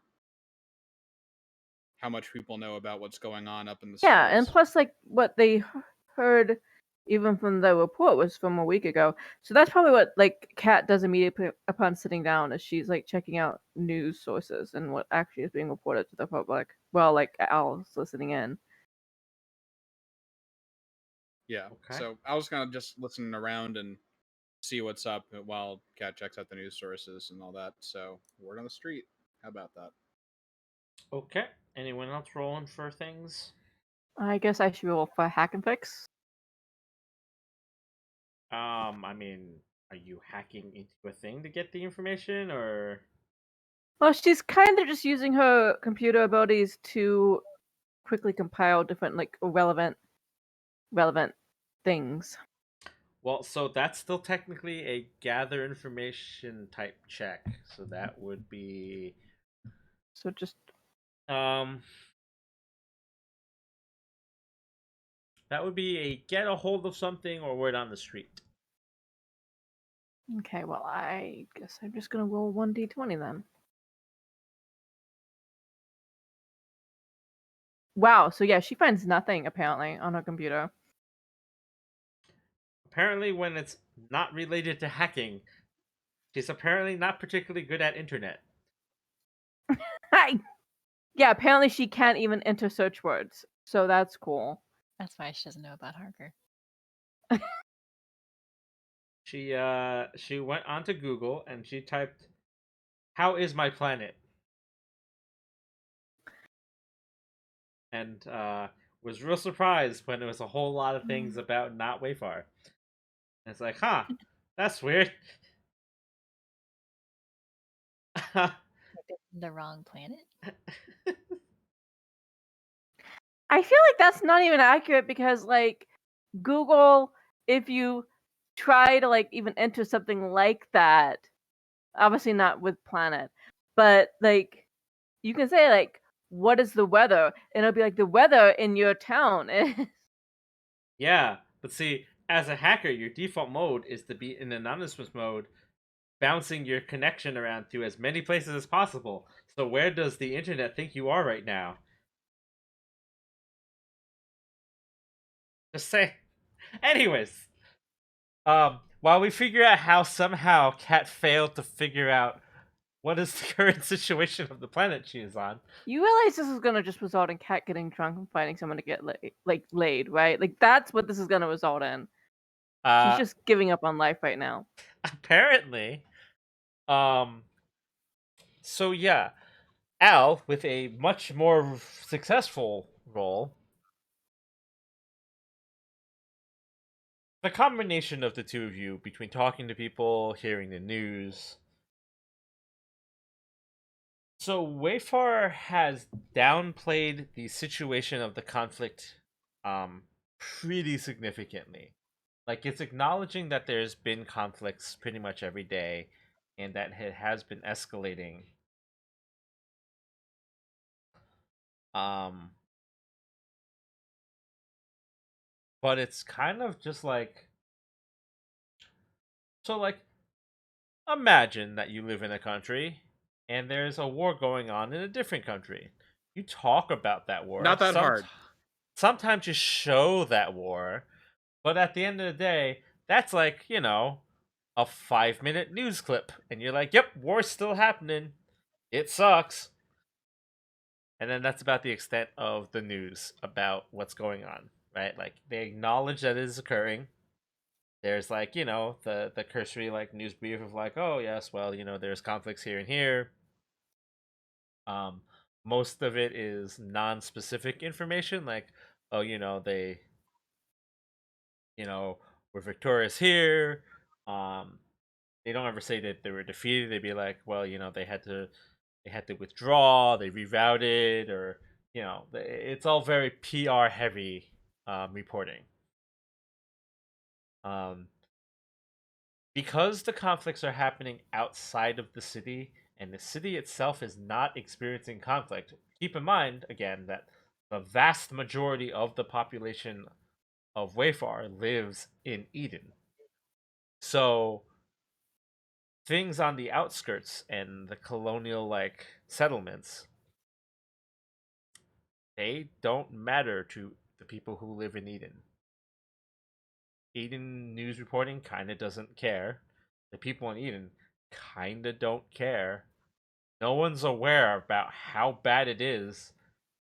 And like as you sort of pry around, you sort of realize that like if you ask someone, it's like, well, what do you think about the battle with the Blade Cult? Like the common like consensus response is like, well, what about it?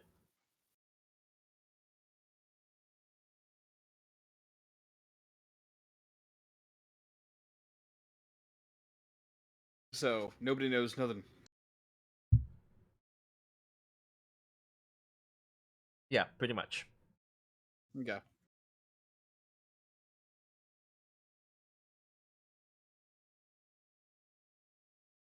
Okay. Well, I mean, I'll just kind of, after walking around and just kind of casually overhearing stuff and looking at I assume there's TVs above the bar at this point, and one of them maybe has news. He goes back and just kind of shrugs and goes, I guess nobody really even knows what is going on above the surface here.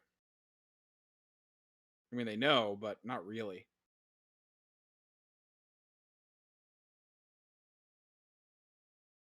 Shrugs and looks at Cat and the rest of the team. Well, except for Romy. Yeah, who is apparently Cat and still Harker. just I don't know what Romy's doing, and I'm not sure that anyone necessarily wants to know. Oh, we're definitely going to have to revisit that at some point. Right now, she's looking for some sort of PA system button.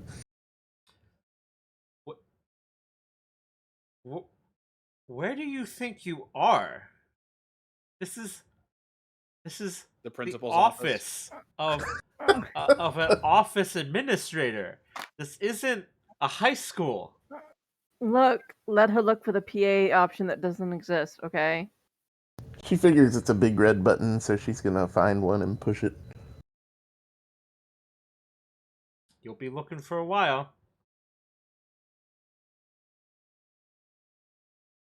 She's Yeah. already taken the head off of one of his statues, thinking it might be hidden under there. Oh, wow, you're going to be paid in the negative. She put it back. I mean, the statue heads don't come off. They're not pop on, pop off. They are now. You literally just defaced what is probably your like yearly salary. She put it back with polymer of some sort.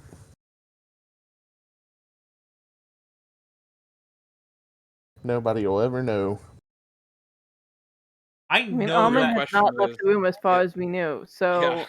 I Armin's probably know staring at for a fact that you don't believe that, and yet you still say it.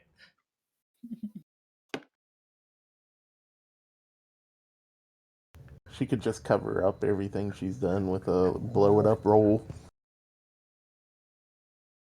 Again, This I is know why everybody for a left. fact that you don't believe the things that you say. So it does kind of boggle my mind that you say these things. Well, it wouldn't necessarily be her that caused the explosion. It was a gas leak or something. I stand by what I literally just said. Remy decides to leave the office before she gets in trouble. I She think already it's a little found late you. for that. And she tells everybody on her way out that she was never in there. Oh, good. So everyone knows who she is, so that they know exactly who was supposedly never in there. Good. She's not good at this. What is she good at? Except driving Al crazy.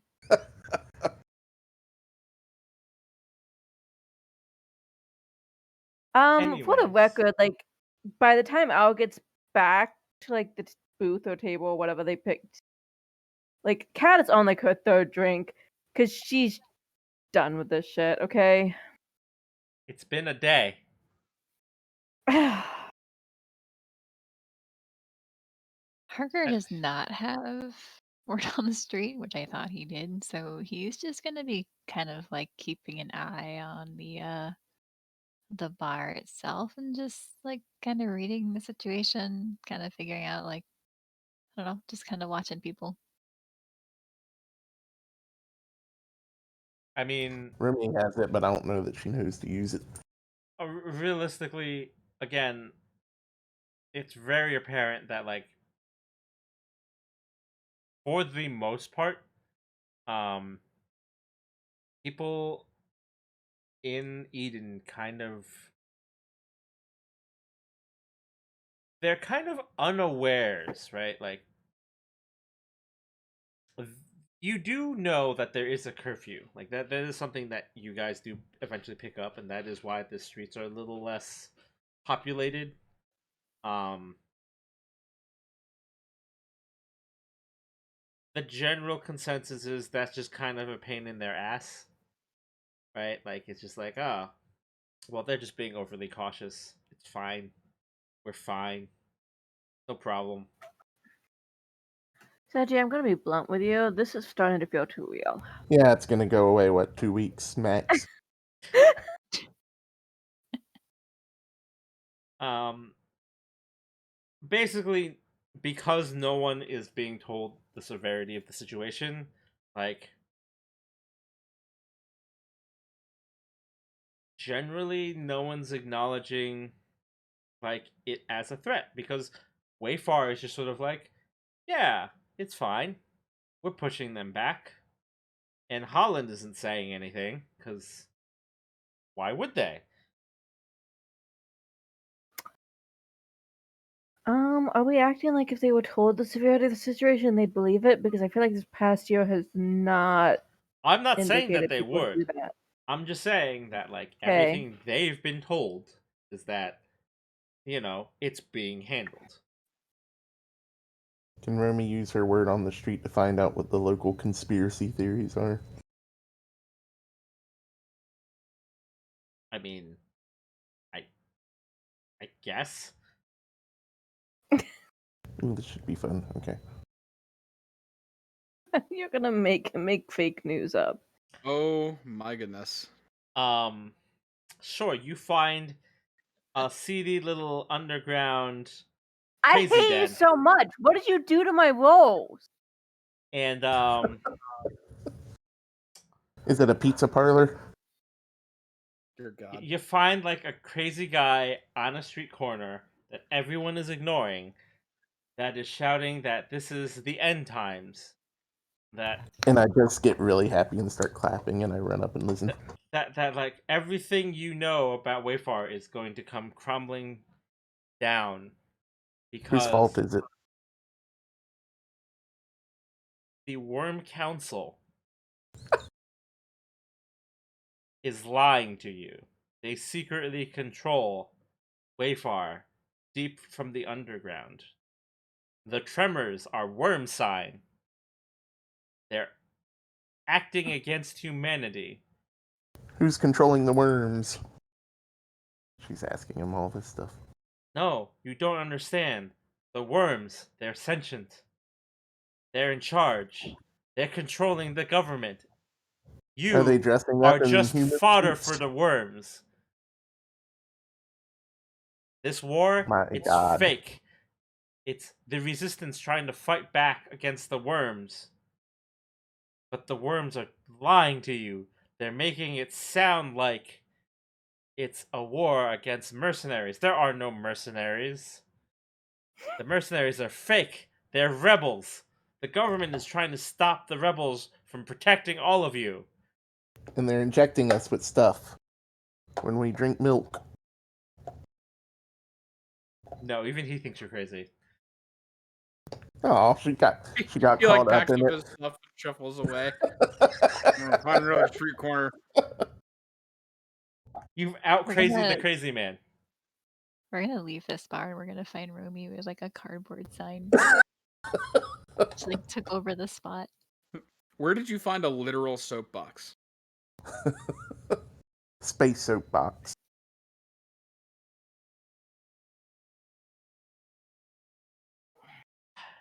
So yeah, you've successfully out crazied the crazy person. Congratulations. Achievement unlocked. Surprises no one.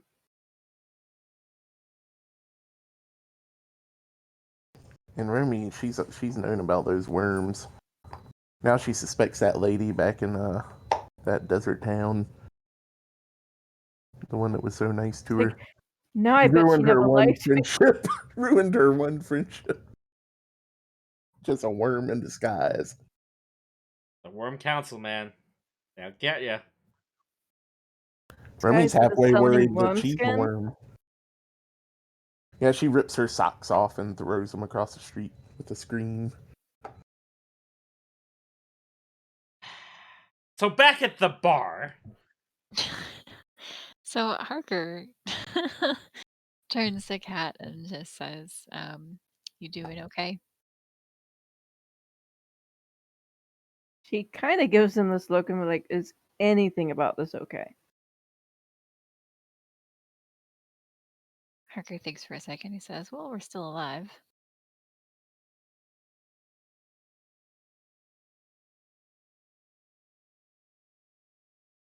Cat just eyes him, does not respond to that, and takes another drink of her drink.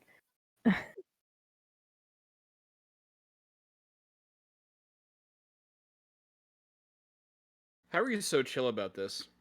Al says, looking at Harker. Harker says, "Chill about what, precisely?"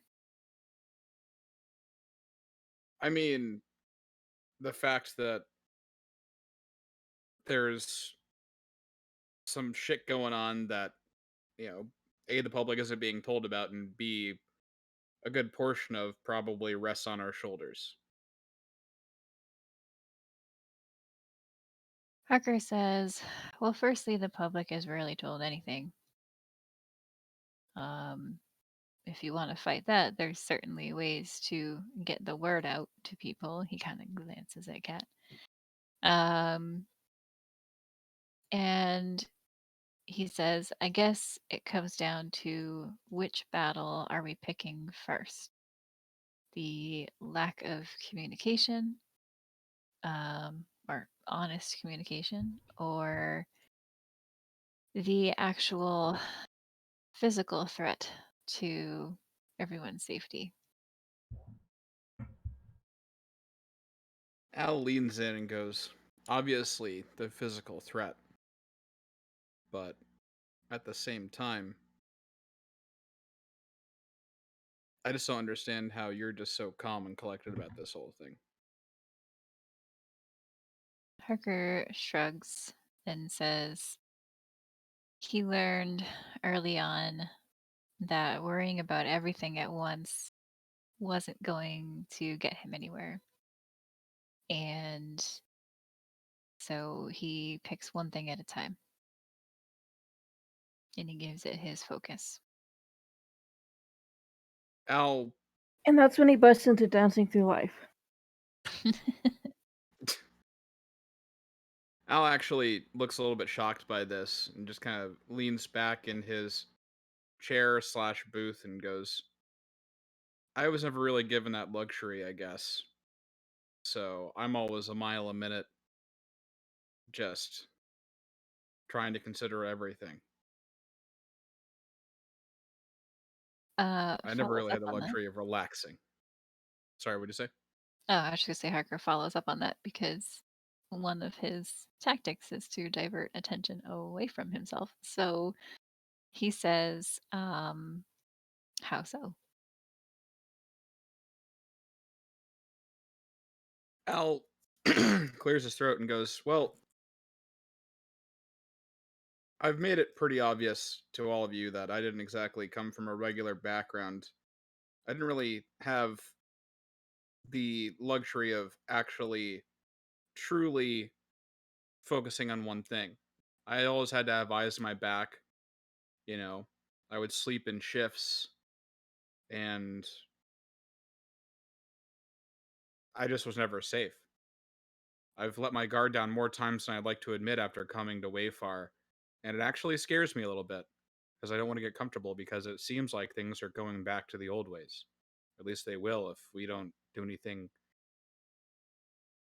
Well, not just us, but if, the entirety of, what we're helping to support doesn't succeed in keeping things chill here.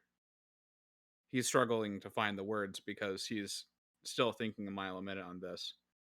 And he goes, I guess, I don't know. I just never had that kind of focus.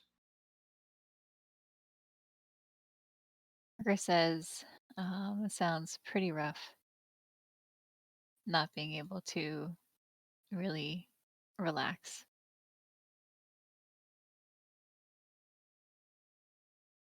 Al just kind of looks down and goes, yeah.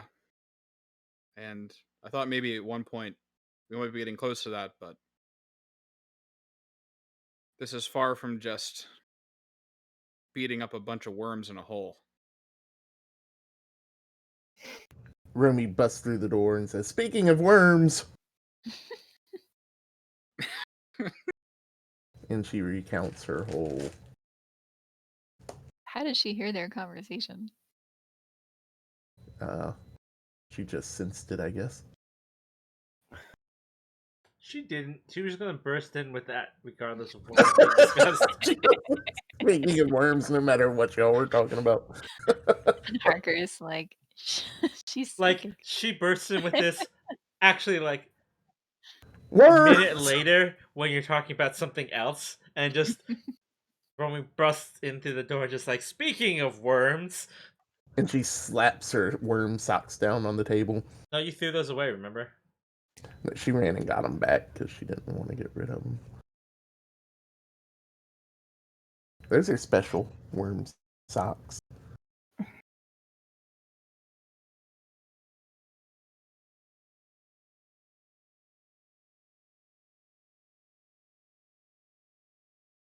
So, can I try that shock collar thing again?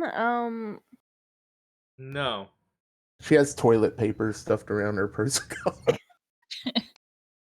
So, one of the side effects of what you have done is that you've basically prevented yourself from messing with it because you messed it up real bad. So that means it doesn't function anymore, period, right? No, that just means you can't make it do what you were trying to make it do ever again. It still does what it's supposed to do, but you can't make it shock Romy again. I guess you should have hurt me. I know. Like I said, making all the wrong decisions. I feel like Romy. So Kat just is orders mostly like a making fifth wrong drink at this decisions. point. Parker kind of eyes Cat. But he doesn't say anything. Oh no, Kat is getting drunk. She does not care. She does not fucking care.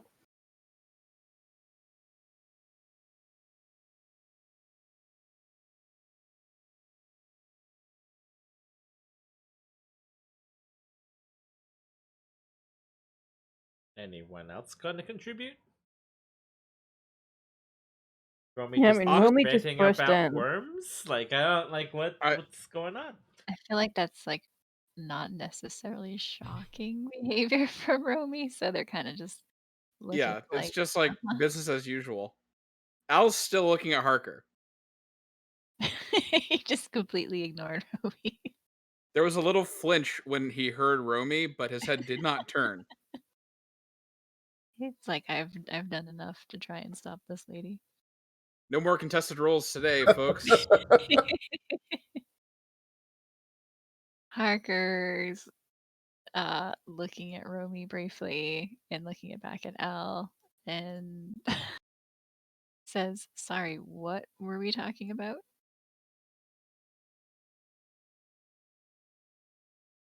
Al just looks back at Harker, or continues to look at Harker, and just says, basically how we've, I don't know, worms or something. I lost my train of thought a second ago. Worms! Harker says, "I think we were talking about how heavy life is." Al sighs and goes, yeah. And honestly, You're handling it pretty well, but at least you acknowledge it. And then he just side eyes Romy and goes, I sometimes wish I could be as aloof as that. But and then he just kind of ends his sentence, just kind of like, does one of those awkward like smiles where he's like, Eh, Sometimes I wish I could be like that, but then I realize the ramifications of what that actually entails. I don't know that Romy's aloof. He was trying to be nice and not say insane. So Hagar just kind of grins, thinks for a second, and then he says, I learned a long time ago that, as you said, life can be pretty unpredictable, and it's much more enjoyable to just focus on, enjoying the moments you do get and finding that thing that you want to enjoy, I guess, in that moment. Basically trying to say, um, that he's kind of trying to explain how he doesn't really care, even if he actually does, but like he kind of pretends that he doesn't.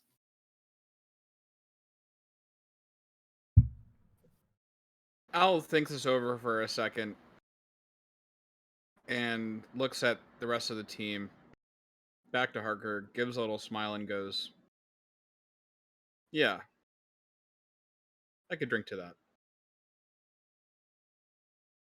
And actually does get a relatively is there table service at this bar, or is Al going to the bar?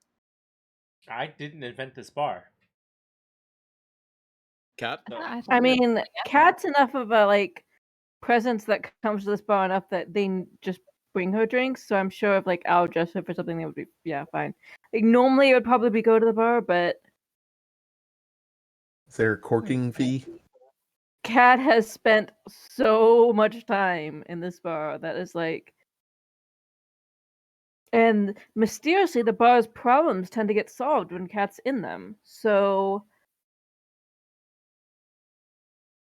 if it can be solved financially, so they don't really know why, and they don't really know if it's her, but now they have a superstition going.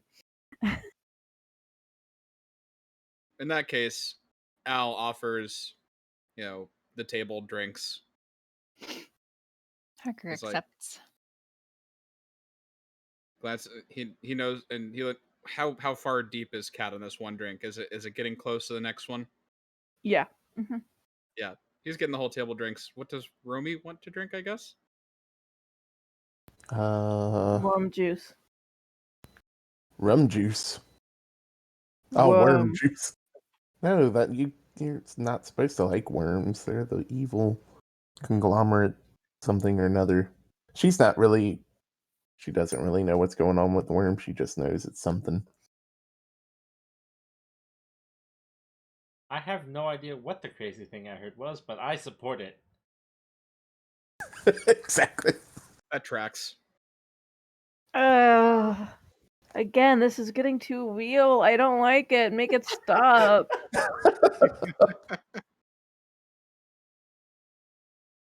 I feel like this is 100% Romy right now.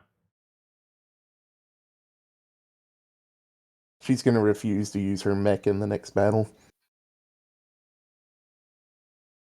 That's gonna go well. Luck with that. You do have stats as a pilot in a mech battle. They're not good. That's what the worms want us to think. Okay. So the mech is what is keeping you from dying. So clearly Holland has put chips in it to control you. It's So that's full what of you're going chips. to eject. Romy has taken her mech apart and she's seen chips all over it.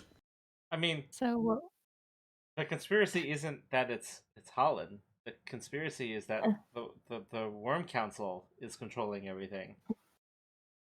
But Now remember, the Worm Council's being controlled by Holland. Okay. Hmm. So what were you saying about how you can't just kill off your characters? Oh, see, Romy will die. A painful death being squished or shot by a mech scale weapon. But that I just mean, I means don't that even think that'd be painful at this point. Romy will just Like- respawn as a clone with a random penalty. Yeah, but Ooh, would that it sounds really fun. be a penalty? I mean, it will be if the story hook is that suddenly someone can now control you and you don't know who. No, I'm just saying, like, that is number actually one, that's one. not a penalty to anyone else. That is actually one of the consequences of death. That is a thing No, that I you can know, roll on the but table. my point is, Romy being controlled by anyone else, Are those like permanent? anyone, even an evil Yes. person, might be more bearable than Romy controlling Romy.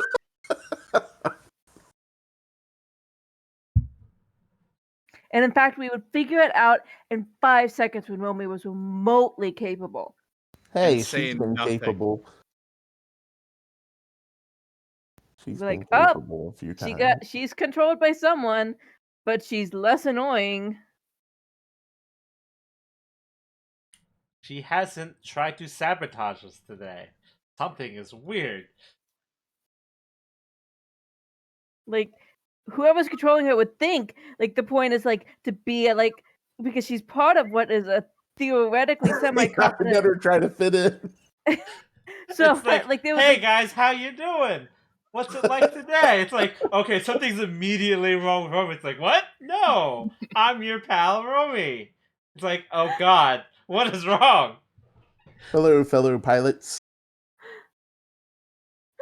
Let us have It'd be a like the successful mission the today. second Romy does something useful, it's like just as a mask that this person is trying to fit in. It's like, no, something happened. It's like, let us have a successful mission on this day. I brought everybody coffee and some bagels. It's like, what is wrong with his coffee and bagels? Did you steal them? It's like, no, I purchased them with my own money. It's like, oh god.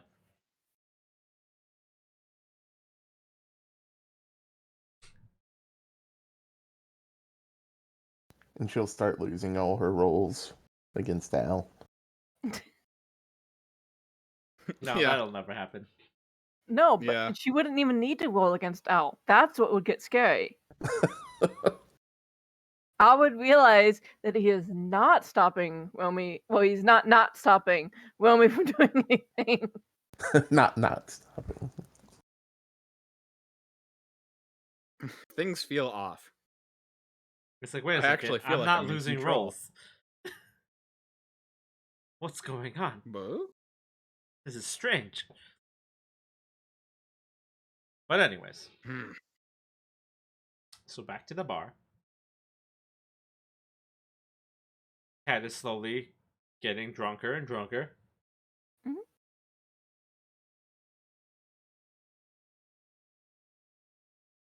Alice bought drinks for everybody. Is nursing a drink, not drinking it quickly, just nursing it.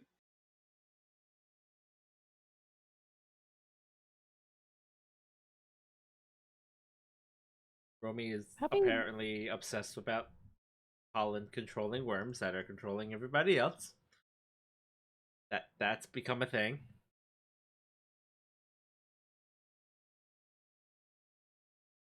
Parker's probably drinking moderately. I wouldn't say he's downing it, but he's not nursing it either.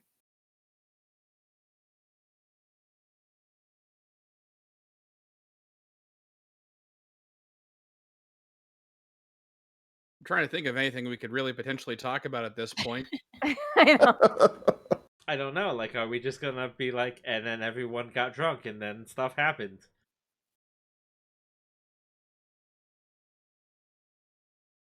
Well, Harker was keeping an eye Look, on her. Pat failed to Google. I don't know what you want from me. Yeah, that was actually kind of really impressive.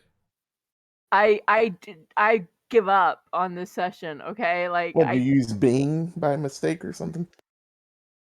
Look, Ask Jeeves would have done a better job than Kat did. I don't know what you want from me.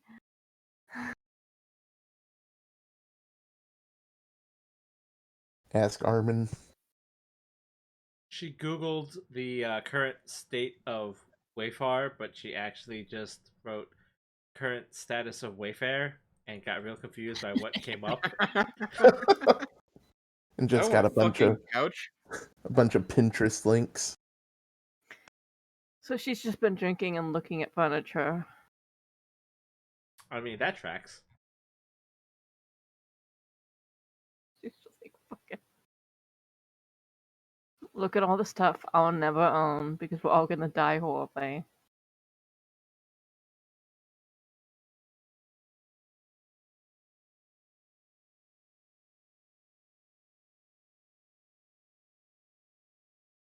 I was trying to keep an eye on the bar. He did roll a 19, but I don't really know if anything of interest is going on. Romy wasted her good roll on conspiracy theories. I mean, we Shock. did vaguely discuss some things after that 19. And that's kind of what I think ultimately led to the worm conspiracy because it inspired Romy. So that happened, I guess.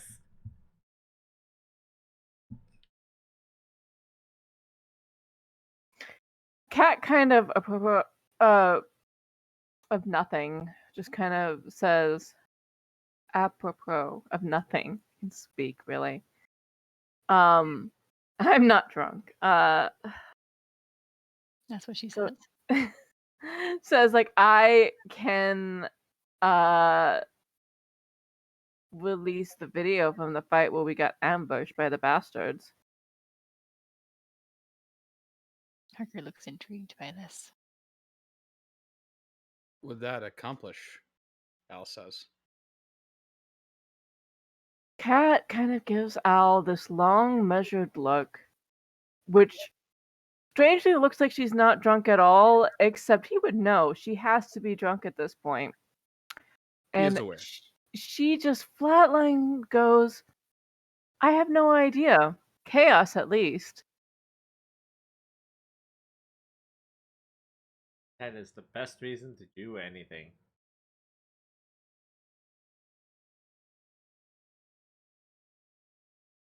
Al leans back and goes, true. But what does the chaos accomplish? Besides making things a little bit harder for Holland to deal with both what's on the surface and what's up there. Kat takes another deep drink and she's like, depends on if you think Holland's doing the right thing and not telling the people that they're heroes or traitors.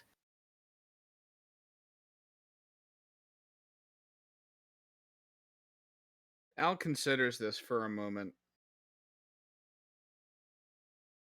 Looks at the people all around them. Looks at Romy, then Harker, and back to Kat. And goes, honestly, I don't think I'm qualified enough to make that decision by myself. Whether or Kat not kind that of should go out. bursts into laughter at that. And it's a little kind of hysterical. And she's like, really? Because I made a decision on which freaking line we were going to attack, and you see how that happened. And I'm guessing she's saying this pretty loud. Not like shouting.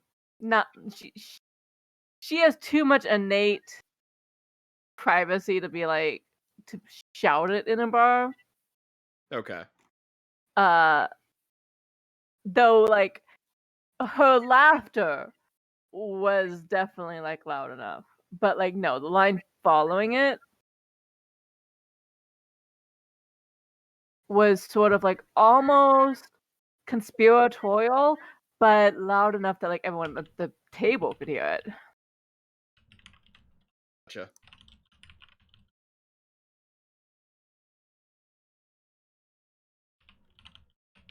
So Al's a little surprised at the laughter in the comment, but he knows that she's not exactly 100% right now, and goes, "Why don't we discuss this tomorrow?" He says, just kind of giving her a knowing glance. You mean when we're back on the ship and having to make another life or death decision?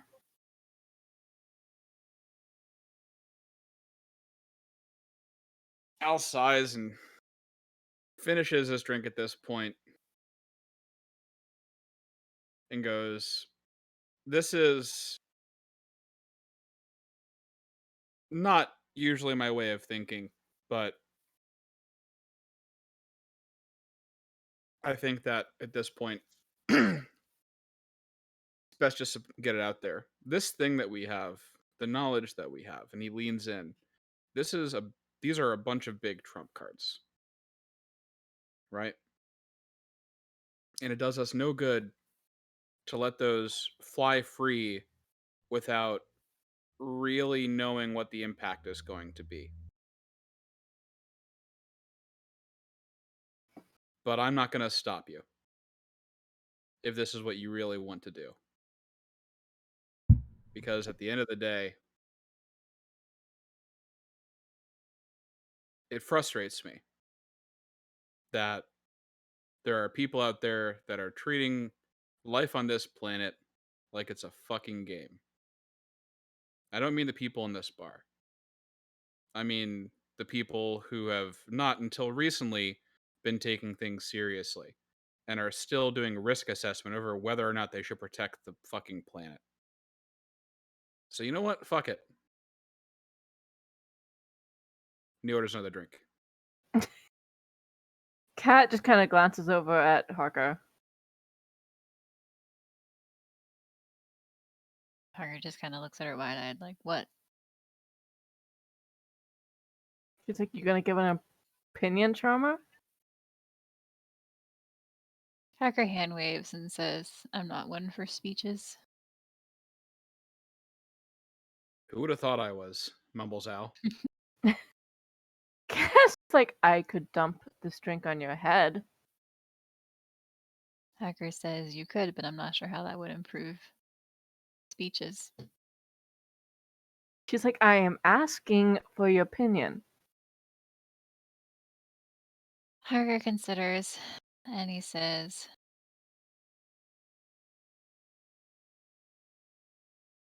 I'm not really a fan of people who will lie and use others for their own profit.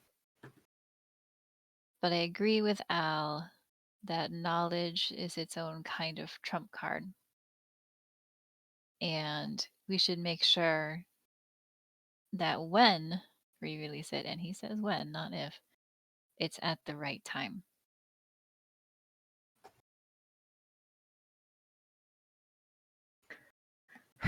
Kat just kind of gives this disappointed sigh and leans back on her chair and orders another drink. Parker, meanwhile, tries to make sure that leaning back in her chair does not cause her to tip over.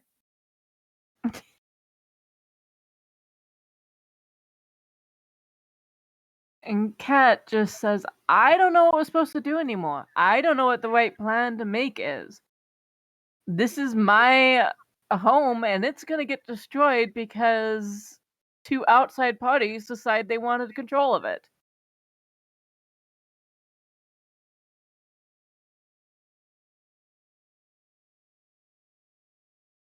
Parker says, well, it sounds like we're going to have to go up against an orbital station, which is pretty much suicide. So I think drinking and having merry while we can might just be the best course of action.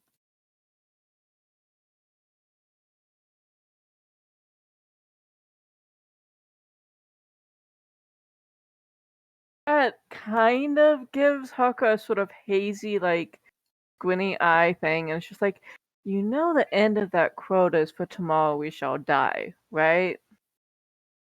Parker says, I'm pretty sure the beginning of that quote also meant the same thing.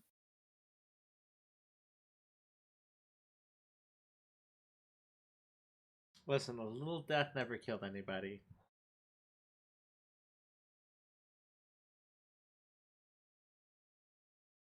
I mean, technically, people have died mid-coitus. If we're talking about the little death.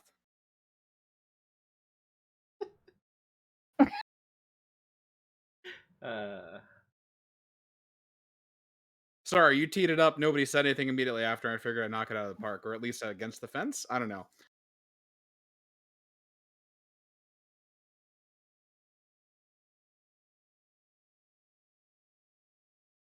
At this point, Al just looks at Romy and goes, "So what's actually running through your head right now?"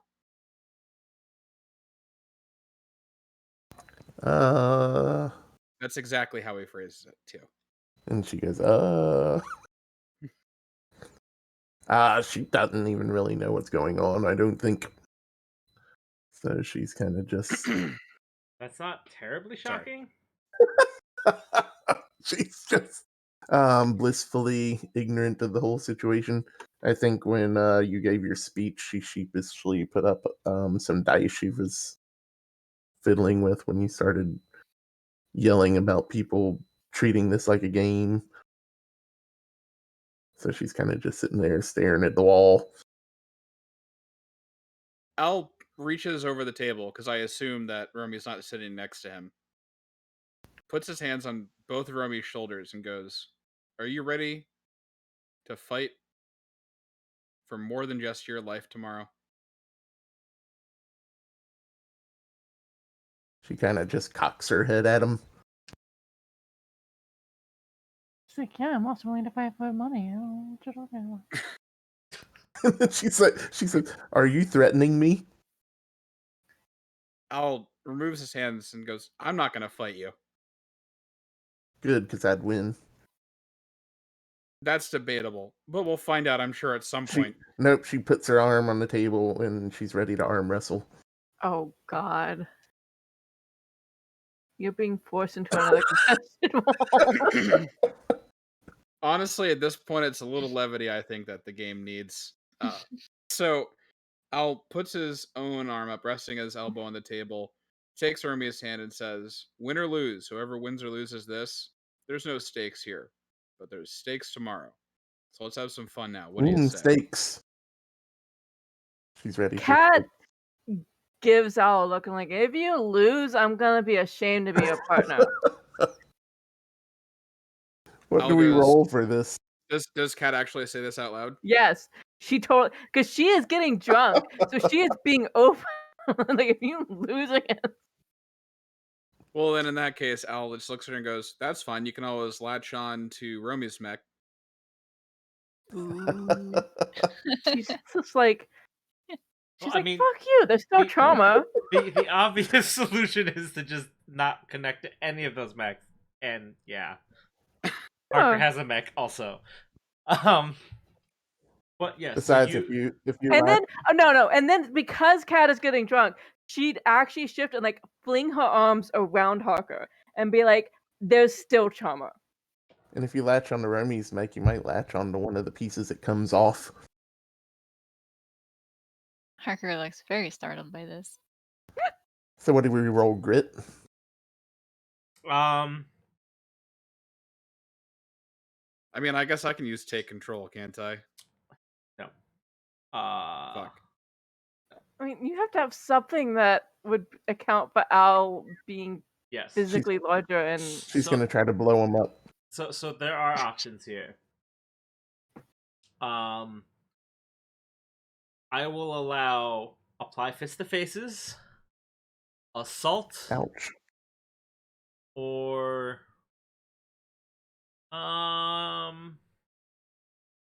Cooking. what? Why would what?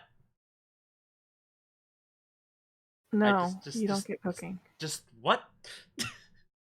I will also allow show off. Well, my show off None of isn't as good as those. it used to be. So we're doing grit or just a d20? Then if I don't have any of those. That would be grit. Would it be better to use 3 grit or 2 show off? Technically, the show off. I mean, okay. Uh, God. so I we're mean- grunting and groaning, I guess. Yeah, so basically somehow Al is not beating Romy, but Romy's not winning either. Harger says, my money's on Al. Yeah, I just lost it. I mean, Al's going to roll again. No, Al. Look, we've We been have to roll rolling like again. 2s, so Oh, Al barely. wins. yeah. Al wins, but becomes I aware feel of the like fact the that first struggling bit was like Romy had put like butter on her head or something, and Al was having trouble getting a grip. no. So what happens is, Al comes to realize that like, oh God, what is going on? I am not winning this. Oh God, I am not winning this. And he does eventually win. He's just like, I don't understand what happened. He But I still guess I didn't won. win, even though he won. Al's lost overall, but he leans in. Al leans into Romy and goes, "How the fuck are you so strong?" I feel like that's the only way that could have ended, because she should not have beat him. But it's hilarious that she put up a fight. And I Listen, guess she... it's a foregone conclusion at this point. This is the first time he's won, and he's not just asking about how is she so strong now. I He's, feel like he's referencing every single goddamn time that she's slipped away from him. Kat is still hanging on Hawker, but she like gestures to the bar to bring Al a drink. Al orders 2 drinks. Remy I- looks proud of herself, even though she lost. I will say that, assuming that all parties involved are at least moderately physically fit, which as a mechanic, technically Romy has to be, arm wrestling isn't about raw strength anymore. True. So she psyched him out. No, she just has better technique. Oh. Because it is about like arm like leverage and positioning and just like Yeah, Al must doesn't be, understand that.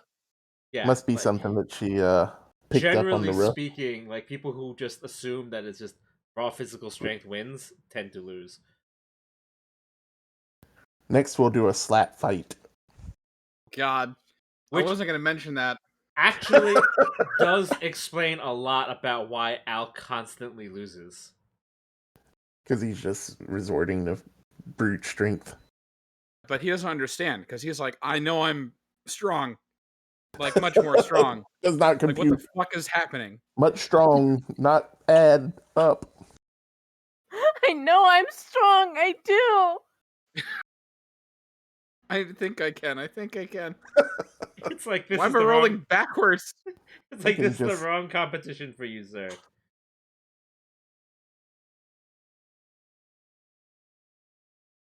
Christ. And like, keep in mind, Romy Kat pats still you on- hanging on Hawker, kind of points a finger at Al and like, now you begin to know the depths of my despair. Remy pats Al on the shoulder and says, "It's okay, you won." Doesn't feel like it, he says. Kat's like, Al- I've been saying that all night. Al signed up for the log throwing competition, but instead actually signed up for the log balancing competition. I will tell you that the caber toss is also a combination of technique and strength. It is, but strength is a lot more useful for throwing things than it is for staying on top of things. True. Oh, you're thinking of log balancing, yes. As in balancing on top of, Yeah. as in Ace Ventura When Nature Calls. That's not the first reference I'd come up with for that, but sure. That is the first reference First- that he came up with, apparently.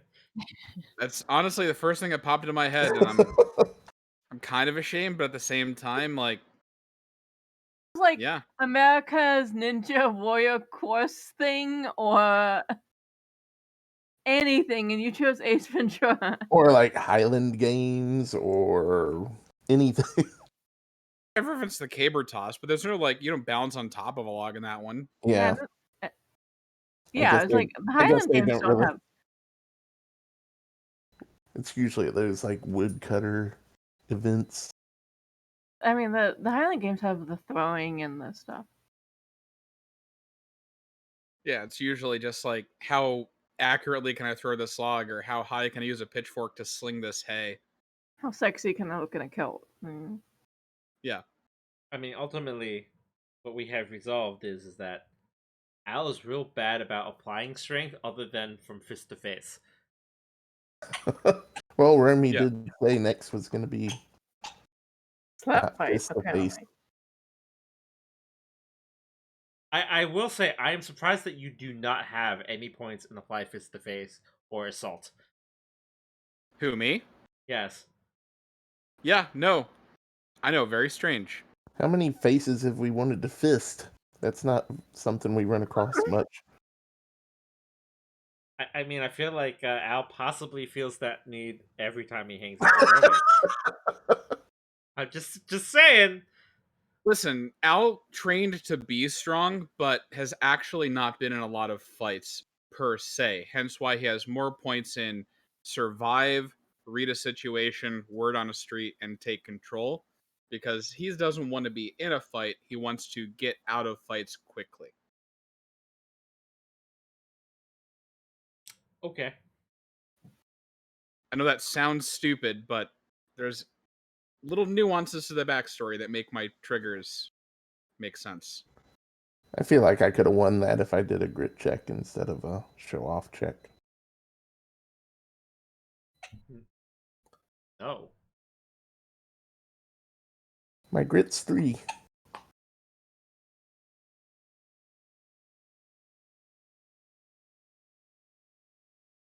Anyways,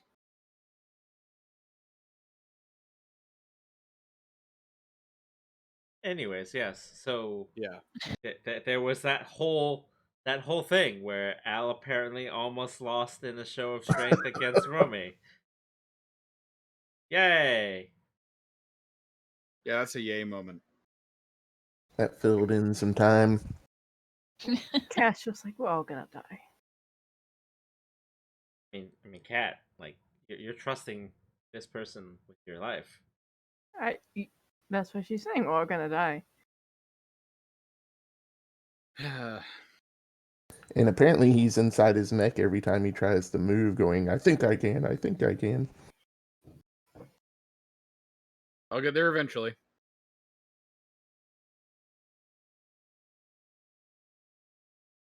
He thinks he can eventually. Yeah. Is poor Hawker just frozen this entire time? I mean, he probably shifted to be a little more comfortable because you caught him off guard, but he hasn't shifted away.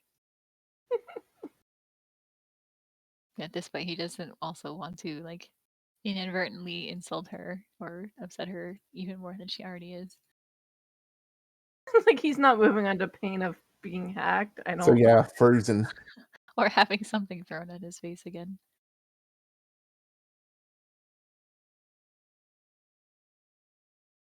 He's still on his one drink though. He's still kind of drinking that one. I think he's reading the rim and saying, "I think it's better if I don't get fall down drunk," because everyone Especially else since Al seems just to got be 2 headed drinks. that way.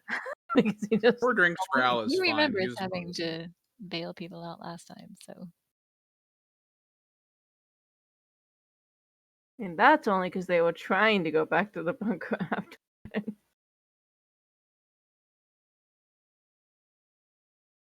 Almost like Anyways. there's a bad history with this team in drinking. I don't. That's weird.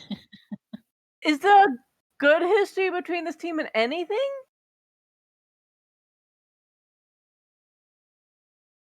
I mean, we're pretty good at taking Maybe? out worms. yeah, I was gonna say the worms. Yeah. Can we hope the Worm Council good with- conspiracy is true? Because that's our only hope. We're really good with pest control. Yeah, Should because we quit have our- the pest on our team. John Leguizamo's on our team? No, just for me. Okay. Yes.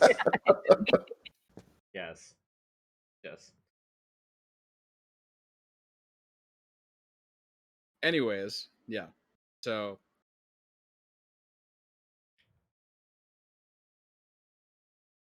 honestly, at this point, Al would have just shook Romy's hand and been like, "I don't know how you did it, but I'm glad you're on my side."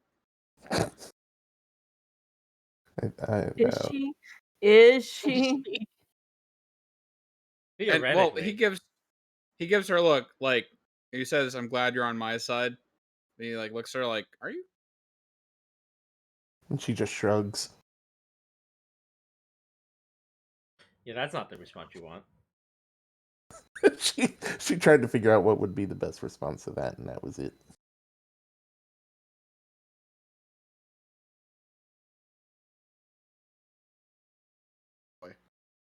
Anyways, so at that point, Al's cooled down his drinking a little bit. He's still working on the fourth one. I feel like I just randomly letting our GM know at some point Kat would have sent Slice a text. I was like, so we're all gonna die. And it's like very obvious even in text form that she is probably drunk. It's like because she just doesn't care. So like she doesn't expect Slice to respond, but she's just sending that. That just out of the blue. I mean, has she ever responded to you? No. So like she doesn't expect it. She's just sending it. But then to be fair, like Kat hasn't responded to Slice either. Yeah. When she sent like the smile, like This is not a touchy feely relationship that No. the two have.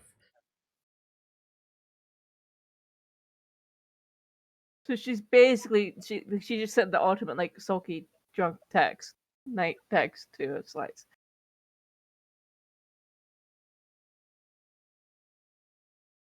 Which has probably happened several times in the past. Not like a ton of times, but several times past.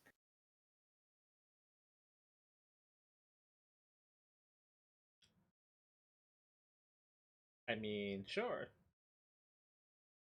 Just imagine it would have. Like there's no way like she hasn't sent Slice drunken upset text before. I mean, probably, and I'm sure she's probably used to the fact that she doesn't get a response back. Yeah, no. She's completely used to it.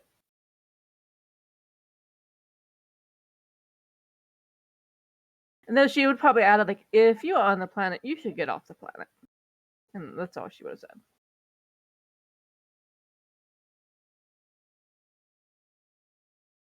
So, yeah. And then she goes back to drinking because she's, yep, that's her mind state right now. She gonna get real drunk is what's gonna happen. Yeah, she is. I don't think anyone's stopping you from getting very No. drunk either. Al knows does better. anyone else have any other plans for the evening, or is everyone just gonna get drunk and we move on? Harker is not getting drunk, so he can take care of people who do get drunk. That's the plan, but no. Plans around these parts change. But okay. Fail. Fail.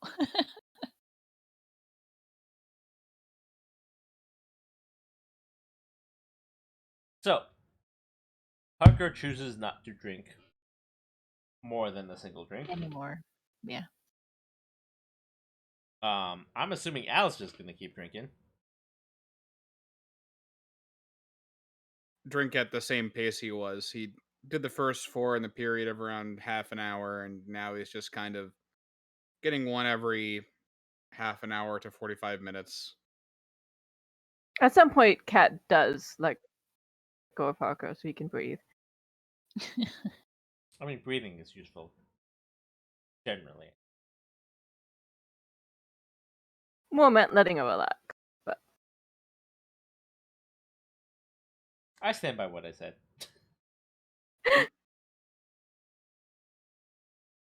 How about Romy? Is Romy partaking of the alcohol?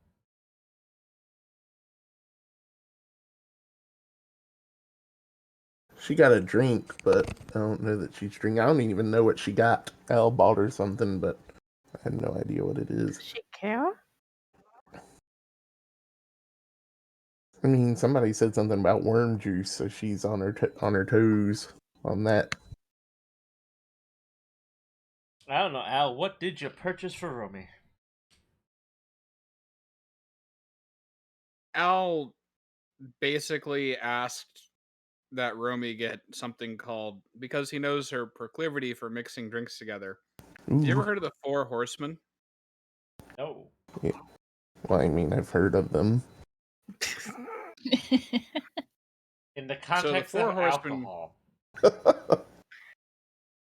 it's basically a half ounce of Jim Beam, a half ounce of Jack Daniels, a half ounce of Johnny Walker, a half ounce of Jose Cuervo tequila, a half ounce Jägermeister, 1 ounce pineapple juice, an ounce of freshly squeezed lime juice, and an ounce of simple syrup. It's basically like a punch to the face. I would like to Okay, express my so yeah, she's disappointment drinking it. that this drink has more than 4 things in it. She downs it in one. Tucker's now definitely convinced he's gonna have to carry somebody back. Do I have to roll to see if it punches me in the face? No. Choose that. I feel like Remy's the type that could hold her liquor, and I'm not really sure.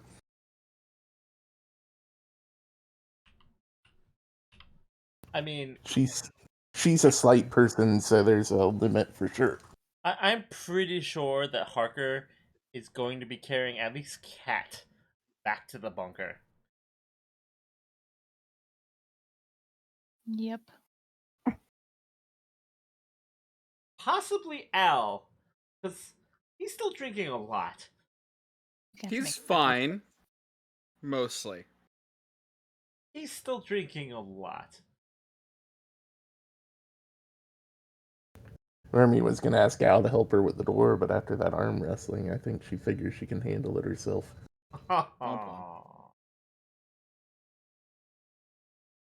So, conclusion of the night. Cat's probably drunk. No, Kat, okay, Kat is drunk, but she literally just is gonna slam her hands on the table. She's like, okay, see you guys tomorrow. Harker Okay. kind of exchanges a glance with Al, or attempts to anyway. Al's not like sauced, he's buzzed, but he realizes that Harker is looking at him and just goes, It's like, Harker, but I'm he's flattered, not, but he's not getting the subtext. He's like, what? Romy slams her hands on the table and says, "Okay." To her, I'll see y'all tomorrow. Harker kind of tilts his head towards Cat.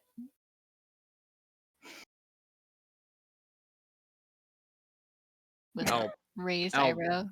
Al points and goes, yeah, probably. And just stands up and leaves some mana on the table? I don't know how mana works in this universe. He thumbprints his drinks, or everyone's drinks, and just leaves, following after Cat. no, Kat doesn't actually leave. She goes to find someone to sleep with. So I don't know what you guys are going following. Oh, so in that case, Al would probably follow behind, not trying to talk to her, but sees what she's trying to do. I don't know. I think, does Al understand this dance? Let's do a Rita situation. Yeah, he gets it. So he just like sidles back over to the table and is like, "It's fine. She'll be fine." He's like, "Hey guys, I got this. I've got," and then like halfway through that, he's like, "Oh nope, never mind. I don't got this. I'm backing out." Romy don't- understands and she wants to help her find somebody. Al does not try to stop her. Damn. That's not a very good I mean, roll. technically, you succeed. You got a hold of something. Yeah, I got a hold of something. Instead, I think I'm Can going to you try just to... grab Harker? I don't. Yeah, just the first person she sees. Tell them Instead, what they won. I think she's gonna try to make you somebody. Nope, that didn't work either. 2 minutes. 2 minutes late. Well, there's a store down the road that sells things that she could have gotten to kind of fashion you some sort of companion Okay, for we're the cutting evening, this but it conversation off didn't work out. right now.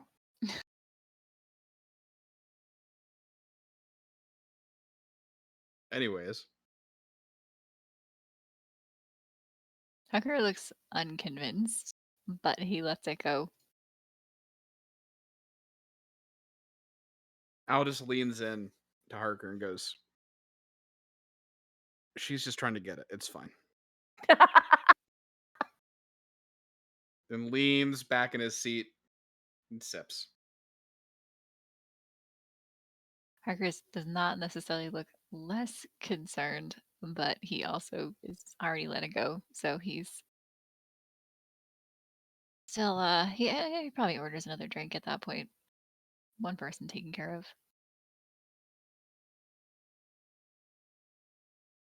Should be noted that Al has slowed down considerably at this point, just in case he does need to, in fact, take care of something else happening, and keeps an eye on Kat until he can no longer see her. Which I don't know how quickly that happens. I don't know if there's a die roll for that. What? Why would there It, be a it die roll? depends if the GM is Die gonna make me roll. die roll. I roll to see if she turns the corner or not. That's Never mind. that's Not the context. that's a oddly specific thing to make a die roll for a narrative decision. You haven't played the Fatal system. Again, that is a weirdly specific thing to make a die roll for a narrative system. I know. No, I mean it could be a charm roll. Anyways, Cat is capable of seducing people, guys. Even a drunk cat. who are you trying to convince, Kat? Us or yourself, really? You. I'm just fucking around. I know that she's capable of that. Remy's gonna go around asking At the people if they very would like least, to. she is an attractive woman, so it's not that hard.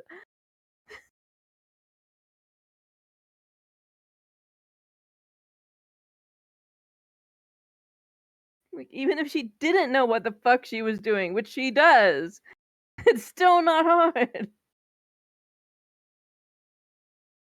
Just a light ribbing. No harm meant.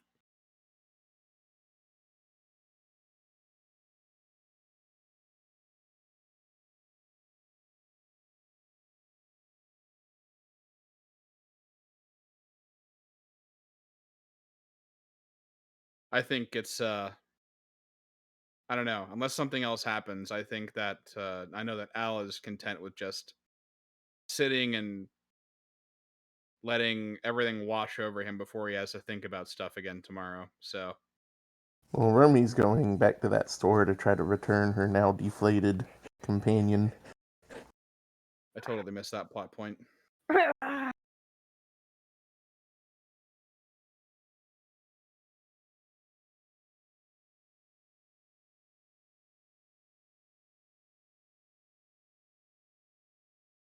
I mean, I'm not Like- entirely sure what, but okay. Remy was trying to invent somebody for Kat. And rolled a 6, apparently. She went to the local sex shop and bought something inflatable, and she was going to use all her bits and pieces to. Turns out it was just a pool supply store. No, no, I feel like I need to get drunk. And it deflated, along with her hopes and dreams. And you say she's not an ally, she was trying her best.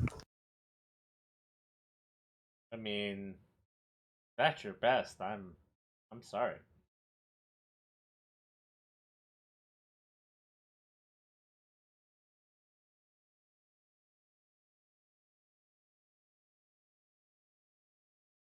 Why did Cat choose to fry her tablet earlier? Such a bad Um, decision. I mean, that was your call to make, and you made it, and now you gotta live with it.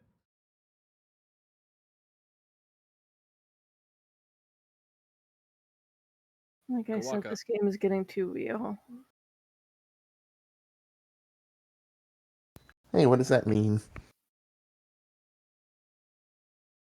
It means I make a lot of bad decisions that I have to live with.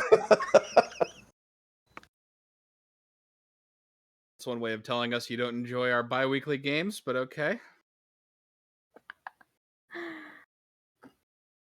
Like when Sergi contacted me and went, "Would you like to try tabletop gaming?" And I said no at first, and then he convinced me, and now Hey, I'm having to the- live with it. You're the one who invited me, and I was saying no at first too. So Further proof, I don't know what you want from me. I genuinely enjoy this. oh, I definitely do too. No, I do too. Though right now I really hate the dice. Yeah, no, that one die roll kind of set the mood for the entire evening. I Of, feel well, like for me it was just about like failing the ability to Google, and it was just like that. Nope, that's it. That is it. Kat's getting drunk. She's nope. This is done tonight. Well, you failed to Google, and Al failed to be strong, and Everyone's failing what they're really good at. Romy failed at making inflatable companion. In fairness, I don't think Kat is especially good at googling things, good at hacking things. Well, Google is kind of a Hacking, you subset. know how to word a freaking Google search. That's like saying, I don't know if you know how to drive a car, but you can build an engine from scratch.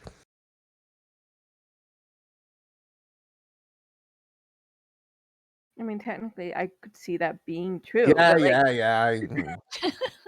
I suck at. but when both involve typing words into a computer, I don't.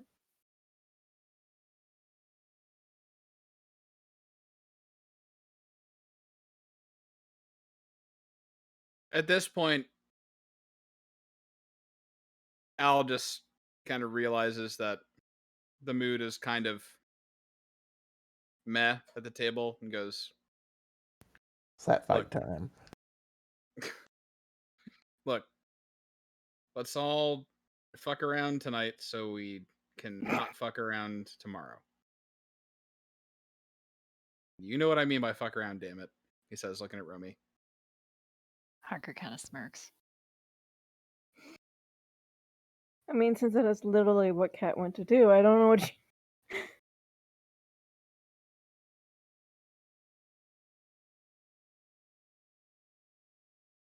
I mean, I assume Kat succeeds in doing what she's gonna do, and everyone else is gonna go do what? I mean, we didn't roll out that slap fight. I mean, if you really want to, I guess. All right, this time I'm not using my show off either. We've broken the DM. Harker probably finishes his drink. Oh, natural 20. I didn't say we're gonna do it here, but sure, I guess. So when we say slap fight, do we mean like grab? Are we grabbing hands and slapping the backs of our palms, or are we This doing is like? smacking each other across the face like the Russian slap fights. So Romy has just slapped Al across the face. With a nat 20. So Harker was standing up from the table. He kind of freezes, half standing, like, what the hell just happened? He basically said slap fight, and Remy went pow right across the face before he even Say it knew in what was going on. character. That makes it even better. So basically, Romy slaps him and then yells slap fight. Can I just like have a moment to see how our RP has ended so far this evening? It has been an experience. what I did. I just this is what it is. I'm gonna first explain what my real life reaction to this would be. Keep in mind, it's a nat 20 slap. That was a pretty good one. If somebody hit me so hard across the face that I involuntarily cried, which is what a nat 20 to a slap would do to me, I would just look at them and go, "Why would you do that?" Oh, Probably, like, I don't know that Al would have ever even heard of slap fights. well, she just introduced him. So she literally slapped him and yelled slap fight, and I was just like already slightly vulnerable because he's buzzed. So Harker puts a lot of value in his face, so he's gonna slowly back away from this table and tell them, Yeah. I'll So see you guys tomorrow.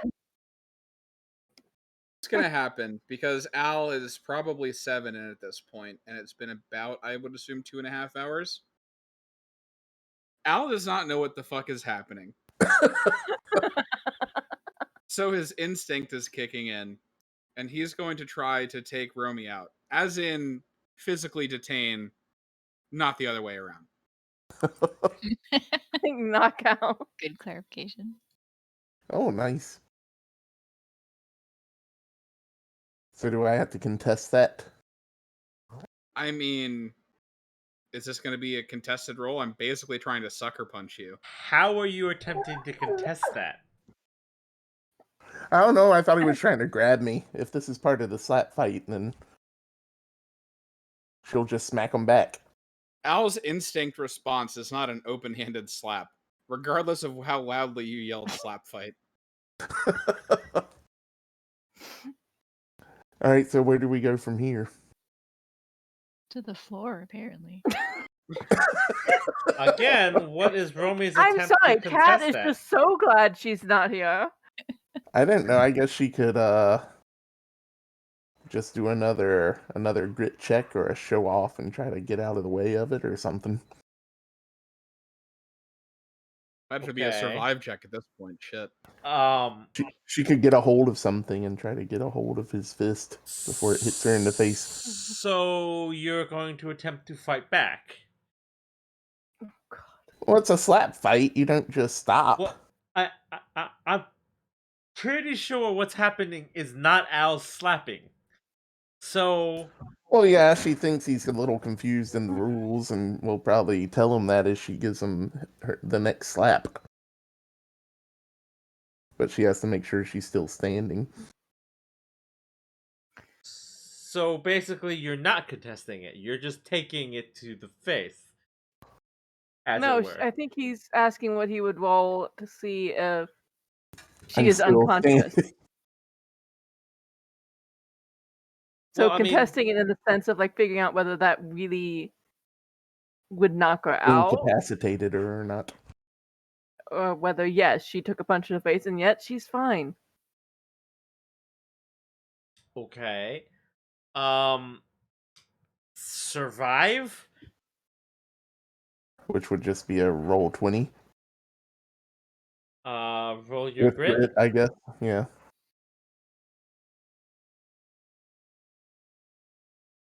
For real? My rolls are pretty good tonight. Fucking hate you. Wow.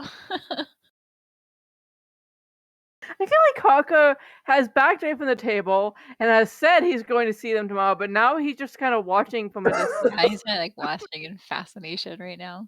So I think at this From a point, safe distance. Romy would be like, There's no, it's... definitely... Sorry, go on. Romy says, no, it's a slap fight. Like this. And she gives you a little, like, test slap.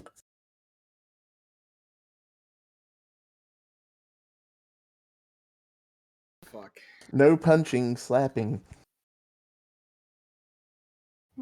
Al doesn't even slap back at this point.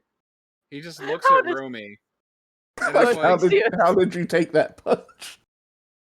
yeah. he's What gonna be like, are you? like, no. You know what? No.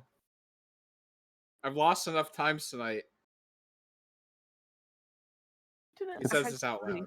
It's that You didn't traveler actually blood in her. lose the.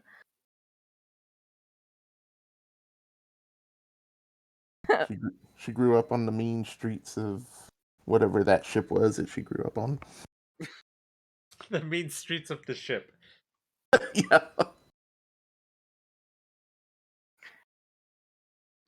Seriously, Al's response to you, knowing that he connected very well with his hit, because he's done this before. He would just honestly take that slap, which was admittedly a lighter slap, and just kind of be like, "No."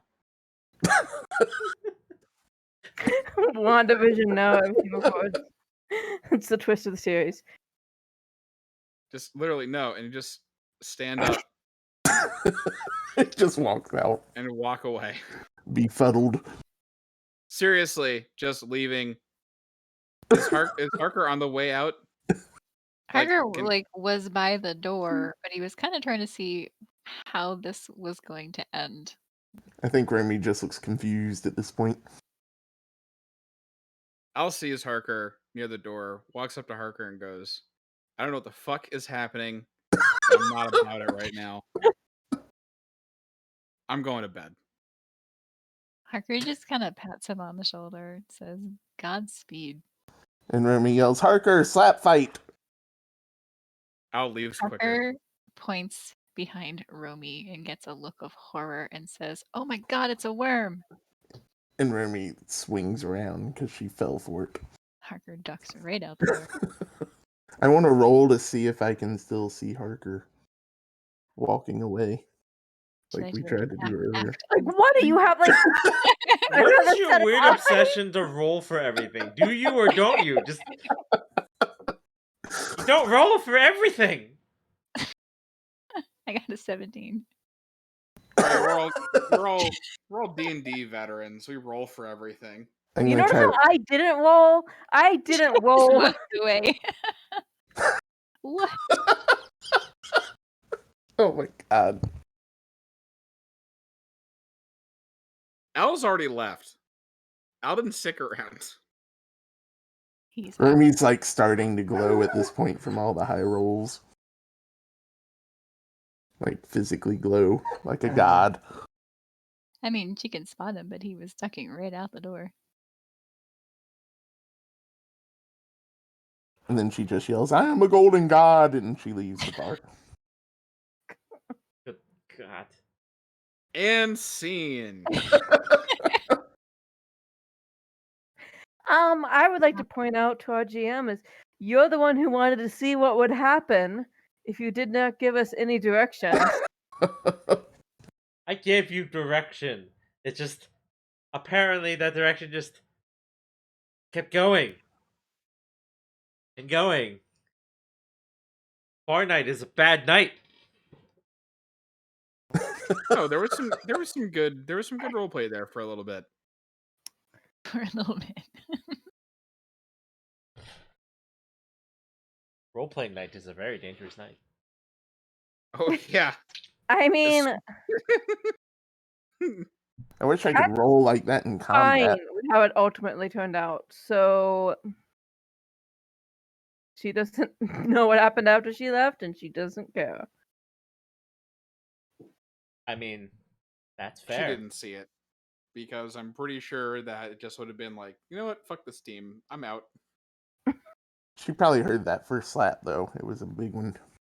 I mean, I have Just walk. concerns. But that's okay. Everyone just wrapped up their night, and it was eventful. Is what I will describe what occurred. It was eventful. We are no longer welcome in that bar. I mean, Cat's welcome in that bar. Hawker didn't do anything. Harker didn't do anything. Meanwhile, there are people in the bar who saw some woman slap basically, you know, a bald, scary-looking dude, who then punched her in the face, which she then shrugged off, and she like lightly tapped him on the face, and he left in a huff. So And then I she yelled, mean- "I am a golden god!" and walked away. So I mean- Al's reputation, because people definitely know him, because he's hard to miss. Are like, what the fuck just happened?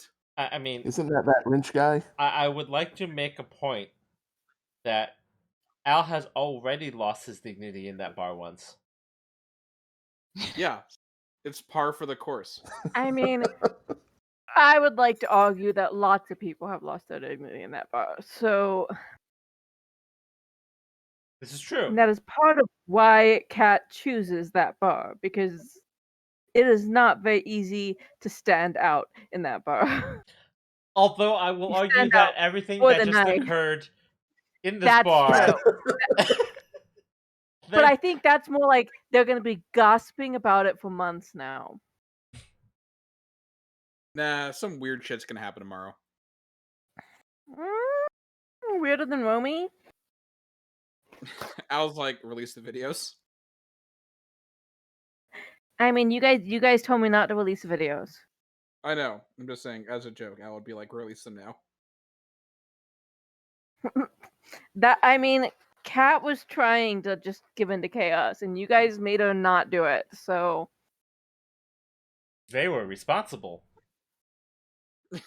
And then they weren't. They used up all Were of their they? energy being responsible for a short period of time, and then it all went away. I mean, I would debate how responsible they were.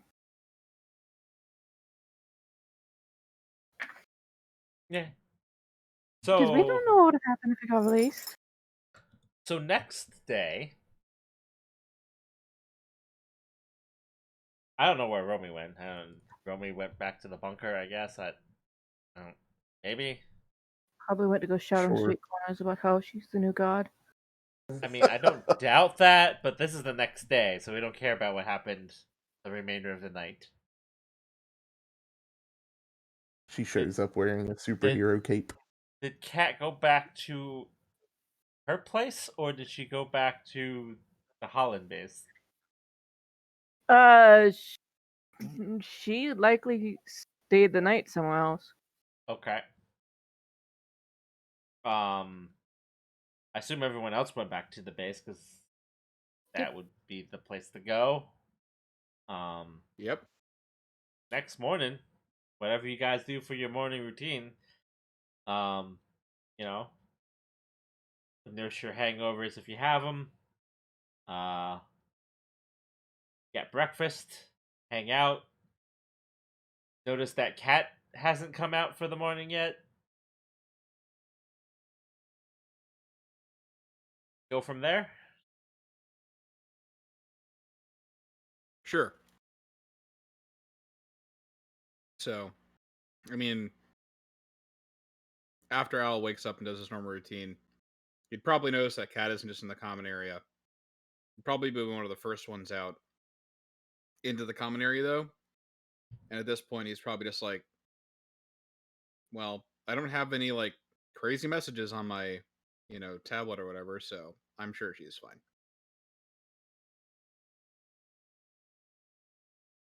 He's not terribly worried. Because I mean, can she handle made it herself. pretty abundantly clear what she was planning, so. Yeah. Like. Yeah. Al does check his messages, though, to see if there's any update on, like, when they're, lifting off or whatever. So technically, that regard, whenever Cat says, I mean, what, they're supposed to get a new, like, order or whatever? yes, but like, independent of that, like the ship leaves whenever you say, or if like someone in Holland like overrides that and just like leave now. But generally speaking, the ship leaves when you tell it to leave.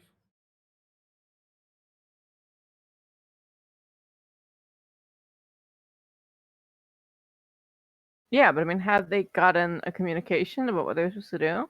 Not yet. No. Okay.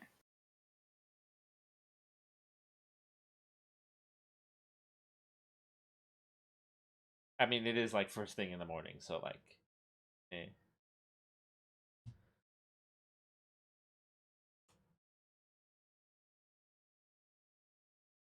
Yeah. What else is everyone doing this morning? So far, all we have is just Al.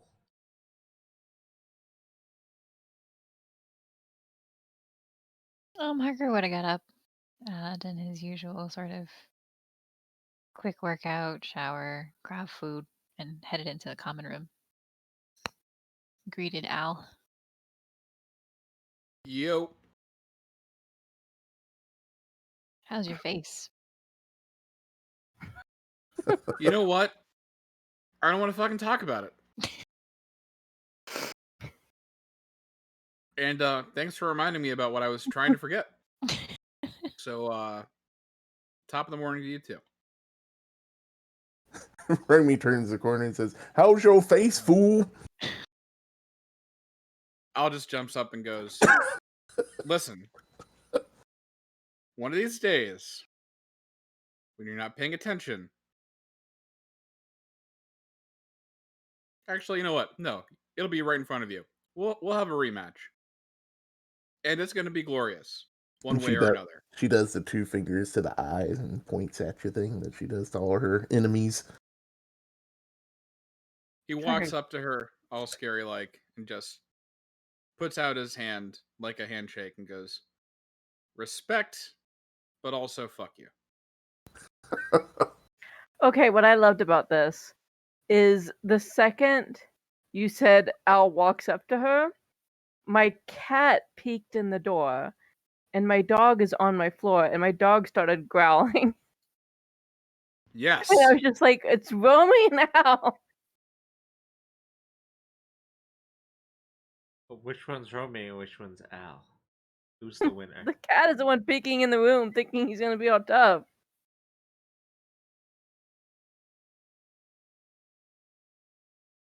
Fair enough.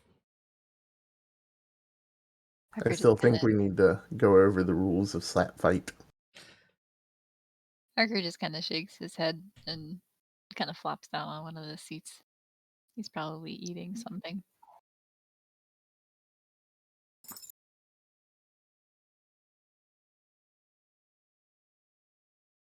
Okay. I would ask at this point, anyone else see Cat yet, or no? I assume not.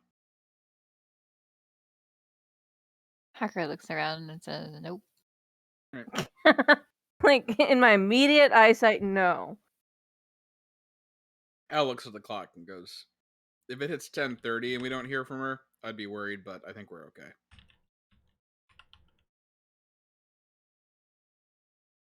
Is Cat okay?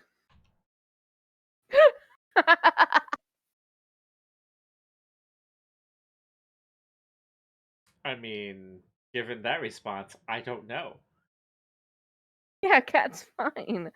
I don't know that she has marked her timing as I need to be home by 10:30 in the morning. No. No, but Remy, I would assume that Al would have picked up on any routines at this point. I mean, she hasn't. I don't like not from that in particular, but I'm just saying like, never mind, whatever. I think we should put together a search party.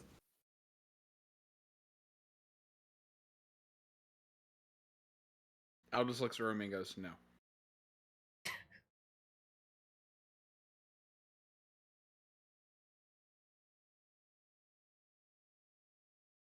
So, what is everyone's morning routine?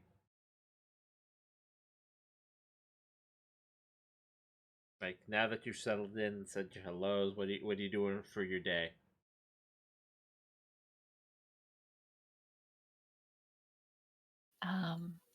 I assume they're waiting for Cat because they don't really have much to do besides get ready for their whatever their upcoming mission is. Yeah, I mean, Al And they're just kind of just packs. waiting for the communication because Yeah, I mean, Al just packs and then he takes out like a small video game, like a handheld one that he's just kind of had on him for downtime. Animal Crossing. I think he's more like a Gradius guy, but sure. Gradius is basically space Animal Crossing. So you will attempt to entertain yourself.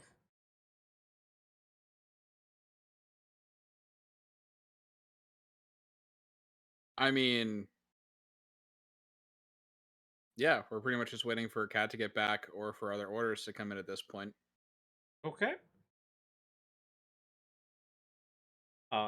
I mean, if it ends up being a long wait for things, I think that Al might ask if anyone else wants to play. But at this point, it's like really, it's just at this point he's just waiting to die.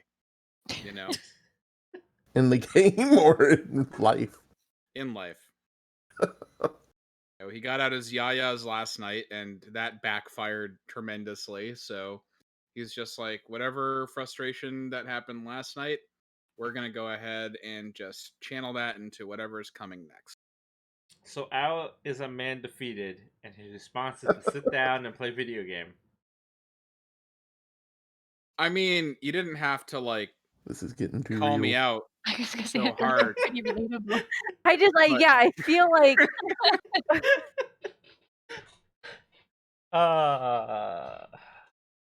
Just saying. I'm trying to inject a little bit of realism into the game, but now I realize it's too real. So yeah, no. Now that he's I've been now saying he's it a all defeated night man. long, Kind of and the theme of the night. No, Al's doing 100 pull-ups and 100 push-ups and running around the block because he saw this show called One Punch Man and he figures he'll try that exercise routine. Okay, Saitama.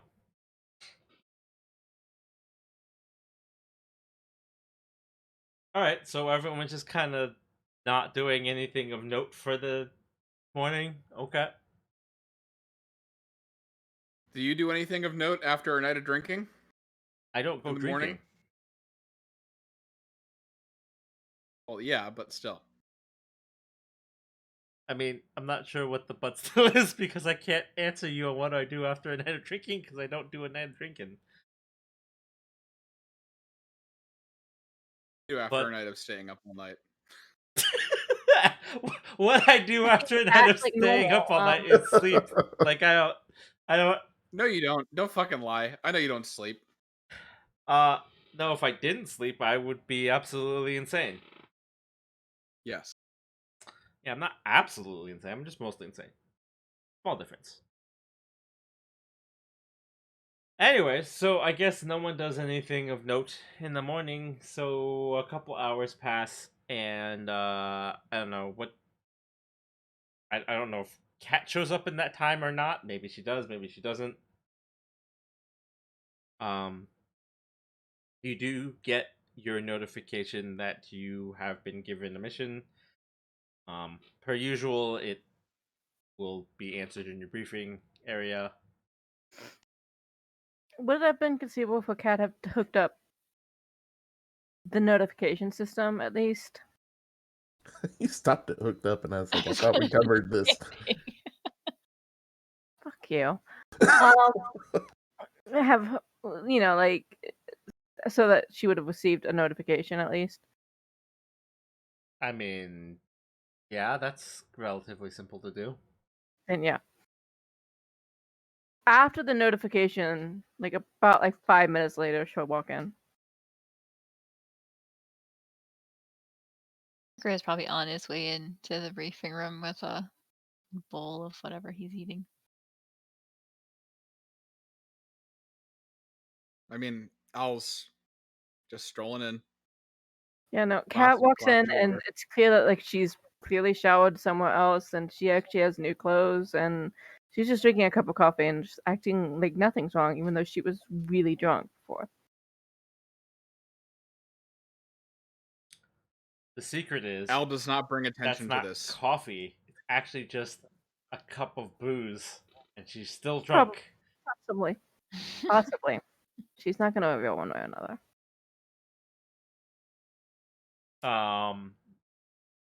So you step. She didn't even drop by that doctor she knows has some hangover cure.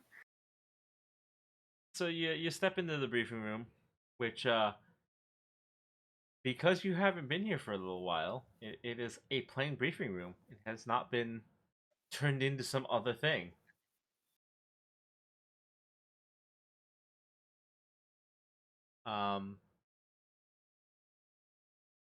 Surprisingly, the briefing you get isn't from Barnett. It's not from anybody you know. It is just a generic, like, Holland, like, mission brief. By a person or I mean, presumably a person read it out. It's not somebody you know. They don't identify themselves. It is just like Right. recording. oh, It's definitely Armin. You don't recognize it to be Armin. But Because Armin's a ninja. Armin's what? It's because Armin's a ninja. Ah, so he can change his voice as well. Yeah. Yeah, yeah, that tracks. If that's the angle you're going with, yeah, 100% that tracks. I'm not saying you're right, but I mean, yeah.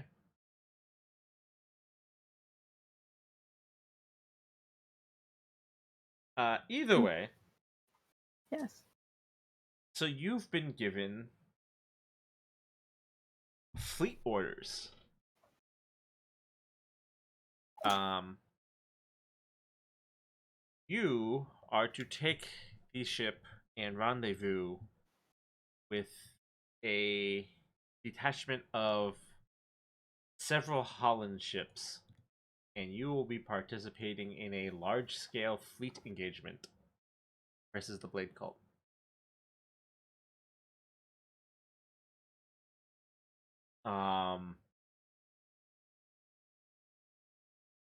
This is considered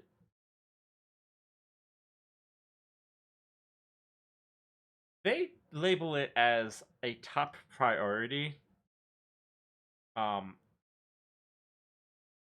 you kind of realize the fact that this is a non-personalized uh mission brief. Also come to realize that the location of the battle is going to be a 3-month cryo trip to the fleet location.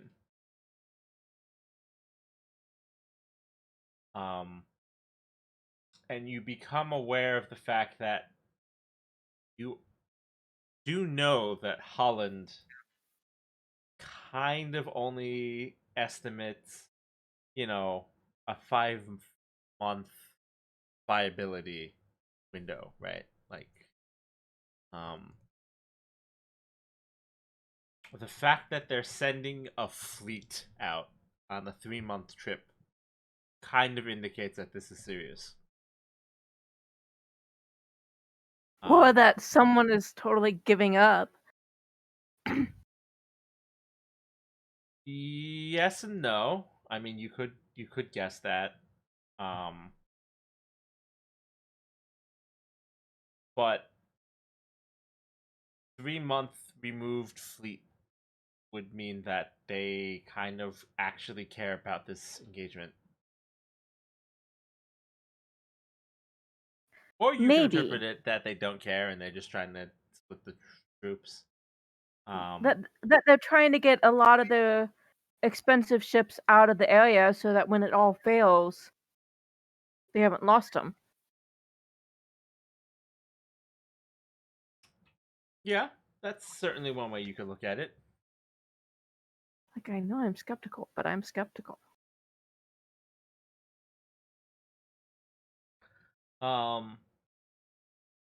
So there are a number of ships that are being deployed.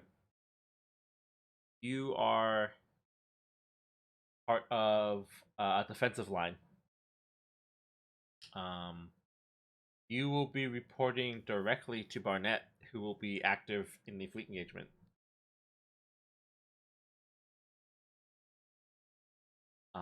You are basically to leave immediately.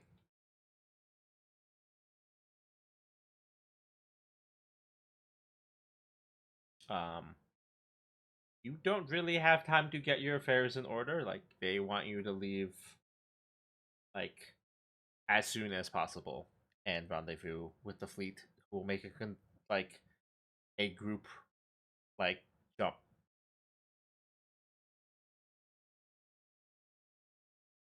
So that is your mission. You don't get to question it. You don't get to say yes or no. You're just going. Like this is one of those cases where like if Kat was just like as the flight commander, I would like to like veto. You don't get that option. Like this is like from as high up as possible. This is like priority one.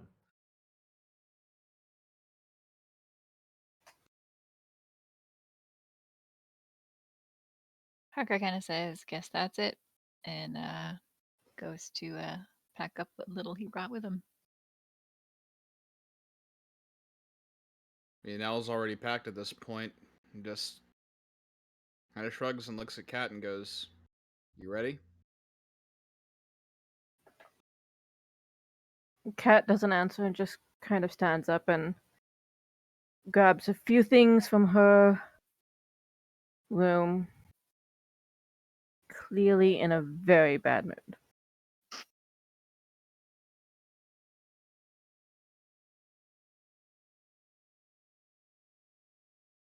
And Al just shrugs at this point and knows that there's nothing he can say that'll make things better and probably just make things worse. So he just kind of grabs his bag and waits by the door for the rest of them. Doesn't really say anything to Romy, just assumes that Romy will do her own thing and get ready, maybe.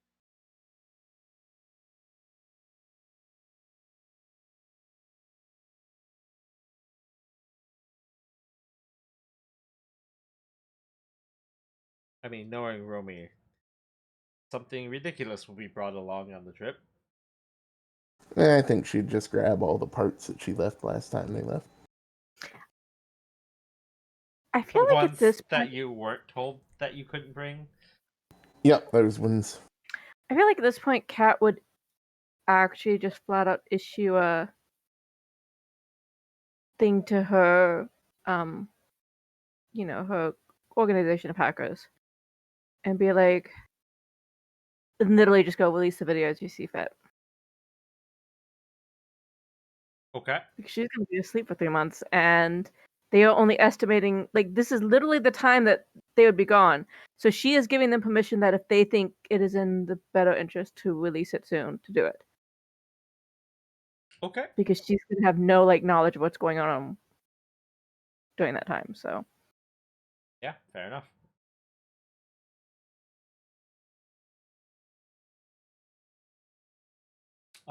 So you guys get your stuff. Board the shuttle. There's a bunch of unhappy looking crew who were expecting a little bit longer of a stay than a day. Getting back up on the ship. Surprisingly, a few of them don't know what's going on, and some of them actually ask you if you have any idea what's going on.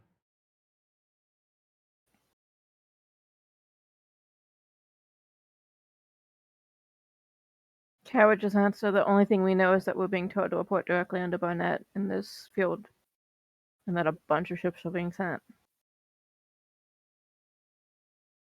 They are a little confused, but they're like, okay, I guess. And so you do make your way back onto the ship.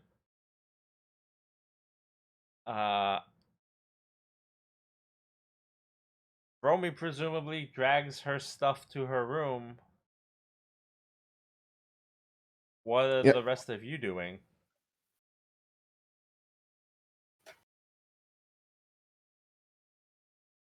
Harker will drop his stuff off in his room, but he really only had like a bag with him, so he'll probably head to the bridge to check on the status of where things are at. Okay. Kat? Kat would have probably headed to the bridge too and seen if she could find out any information on like where the projected location is and stuff like that. Like obviously they know it's basically going to be 3 months away, but They have to be setting coordinates to somewhere. Threw his bag in the room and went to the bridge. So anyone who makes their way to the bridge, it is a different atmosphere than normal. Like normally people are pretty relaxed. There are a lot of extra people on the bridge. You don't recognize some of them.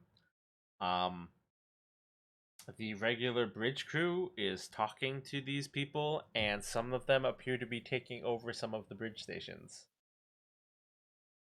Is the captain there?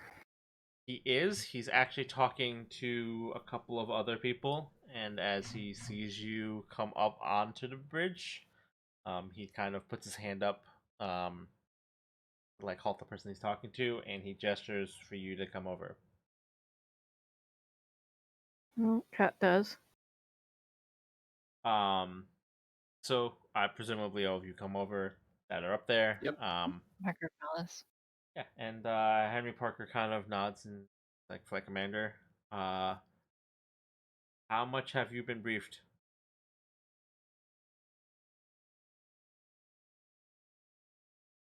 She kind of gives him a look and she's like, sometimes Barnett decides less is more.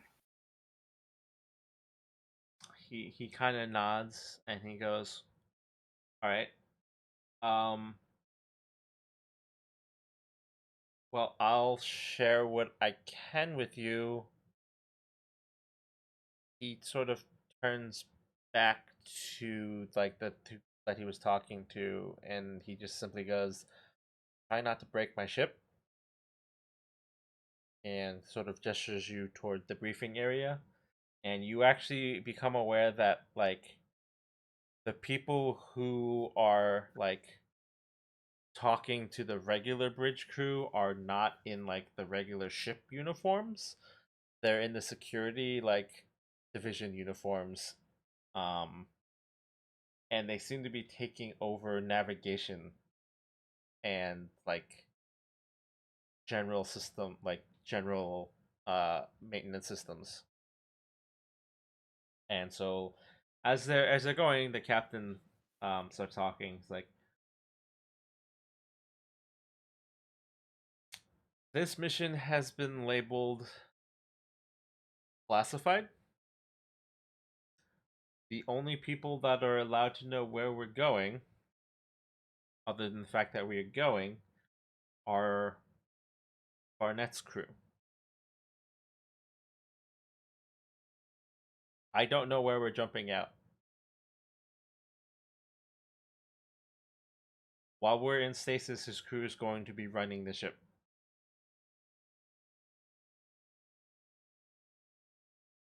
So normally in this kind of situation, like an AI would take over and just plot like a standard course.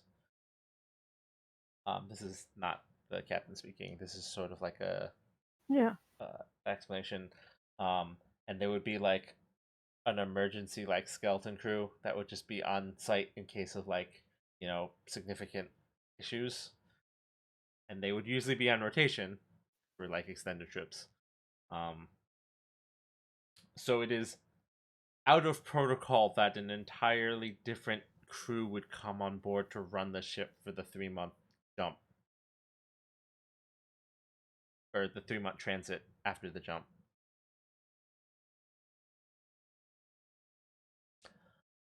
So so back to the captain as he's speaking. Goes, so they're going to be navigating us on the trip. I don't know where we're going. They are purely there to get us to location. Afterwards, they'll be joining as the regular crew for the operation itself. They promise that it is still my ship.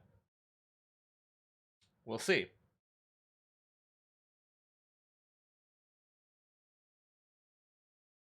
But here's what I can show you about the operation. And as you make your way into the briefing room, he taps the display. And you're not given a whole lot. There is no information on what the deployment area is. There's no information on what the mission area is, or even where you're going to be. Instead, there's just sort of like a fleet formation. You on the Elysium are in the forward line. Your job is to sort of act as a screen, protecting the other ships from basically whatever. That's going to be other ships. That's going to be Lancer wings.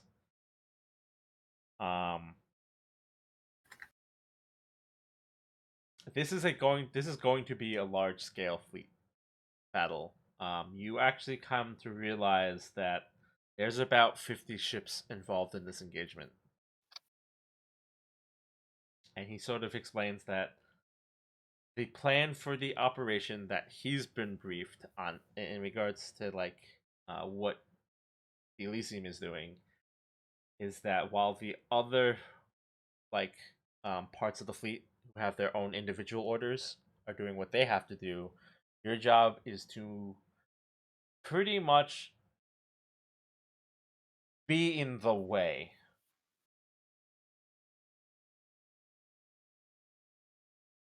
Joy.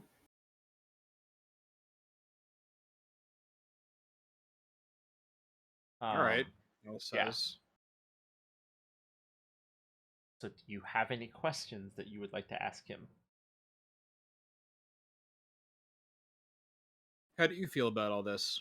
Al asks, not knowing where we're going.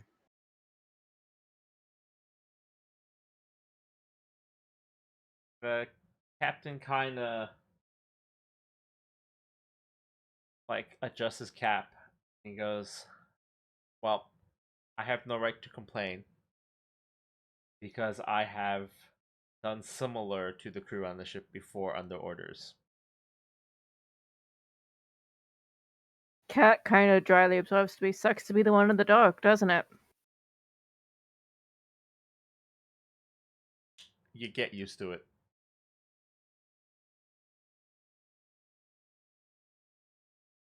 She just kind of sighs.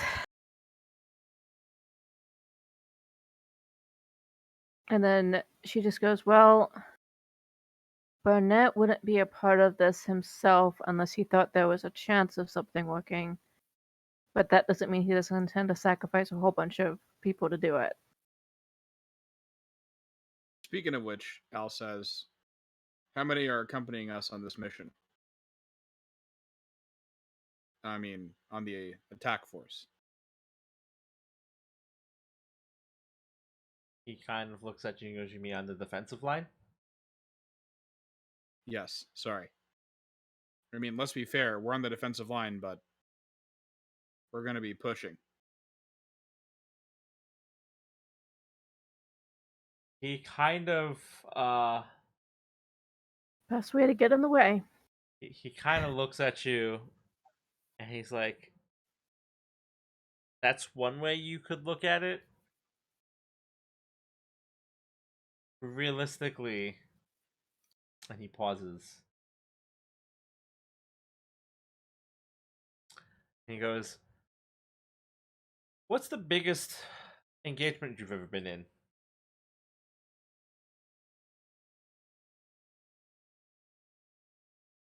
Al thinks for a second, looks at Kat and goes, I think. Was it the last one? Or have we technically been in larger?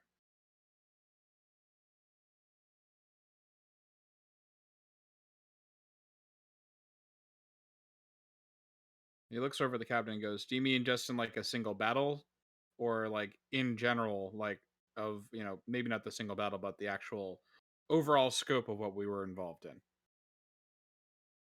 The captain chuckles a little bit and he goes, "So, judging from your reaction, I would say not a very large one."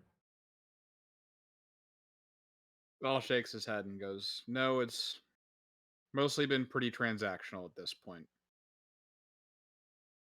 Cat just calmly says, we will Lancer pilots, not mercenaries. He nods. Goes, I can't imagine what it's like on the ground. I'm sure it's very intense, and I'm sure you're getting fire from all sorts of directions.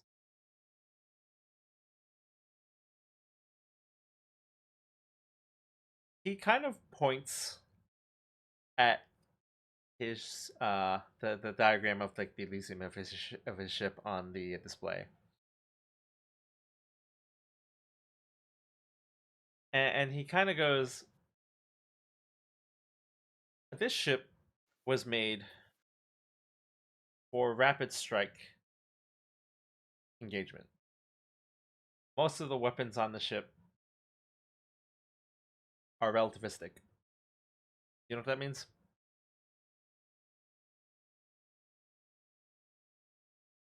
Are you asking the players or the player characters? The characters. He's addressing like Al and everybody else. Al looks at Cat. He has no fucking clue. Cat kind of just eyes Harker. Everyone's looking at each other. Parker just nods.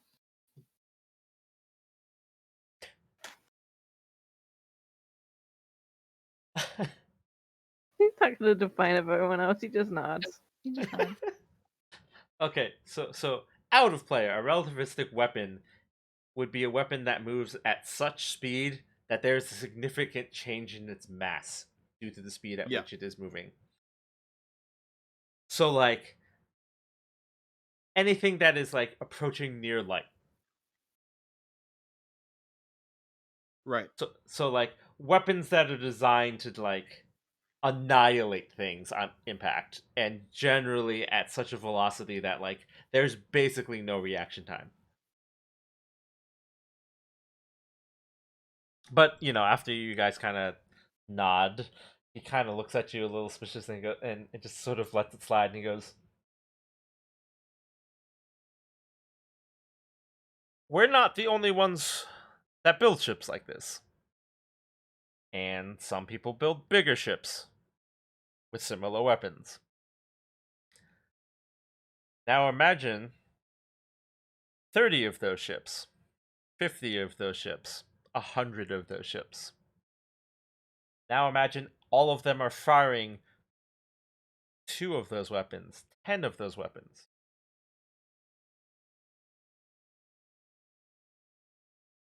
When I say they want us to get in the way, they want us to get in the way."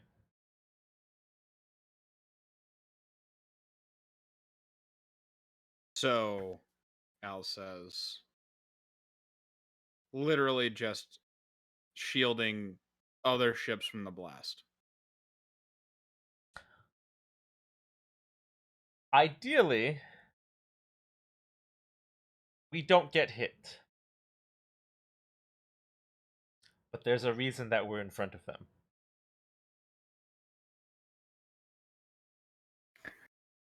And Cat just goes, "No one cares if we die."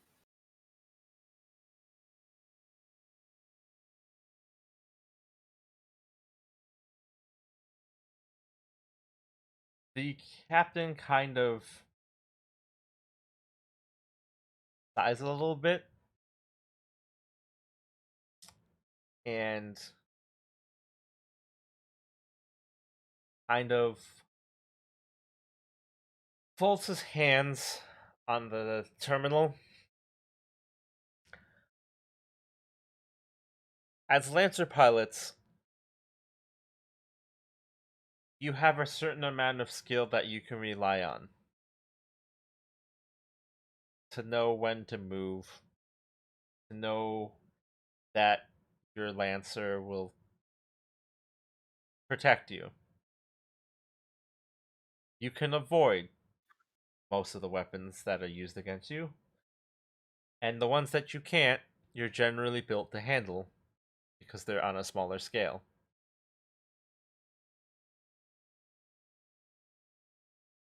We don't have that luxury.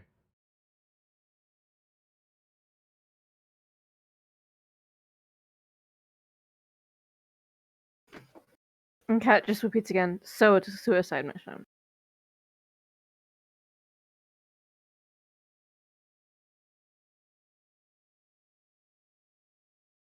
He kind of considers what you're saying.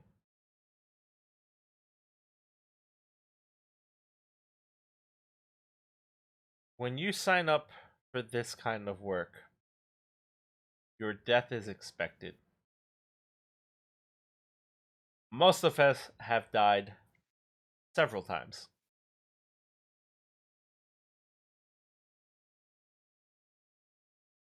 With Holland, that the fact that our death isn't final is a luxury. But this is still something we all signed up for.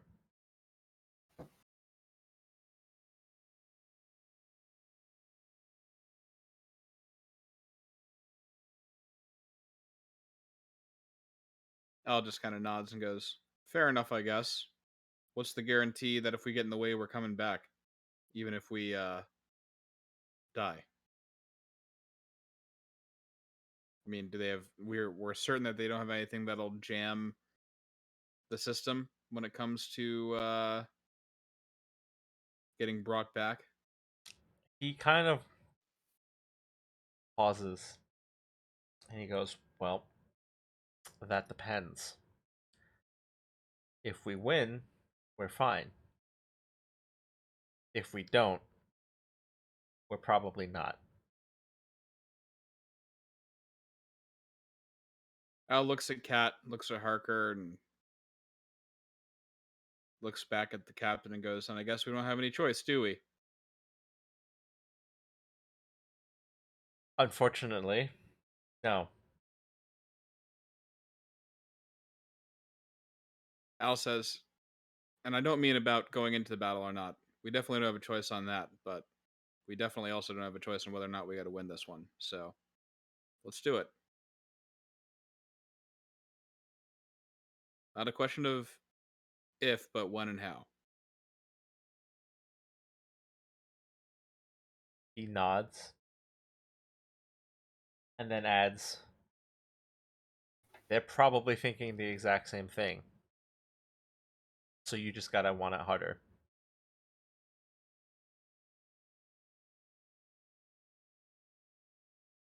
Al doesn't smile because that would be weird, but he just kind of, you know, stands up a little bit straighter, rolls his shoulders back and goes, "Well, I know what I want." To not die? Al shrugs. I mean, I mean, like,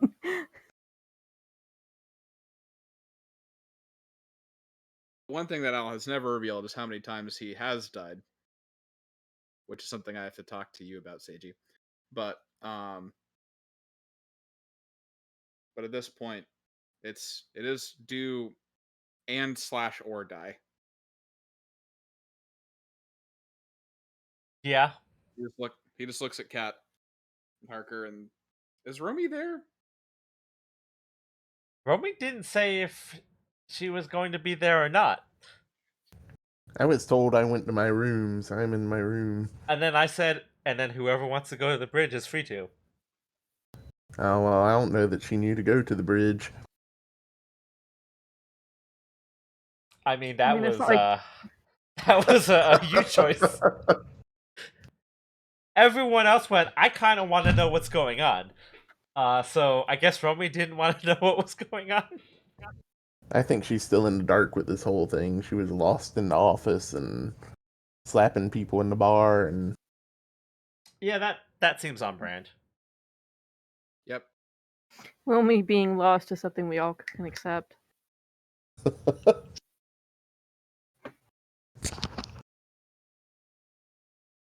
So yeah, this is just another mission as far as she knows. I mean, technically not wrong.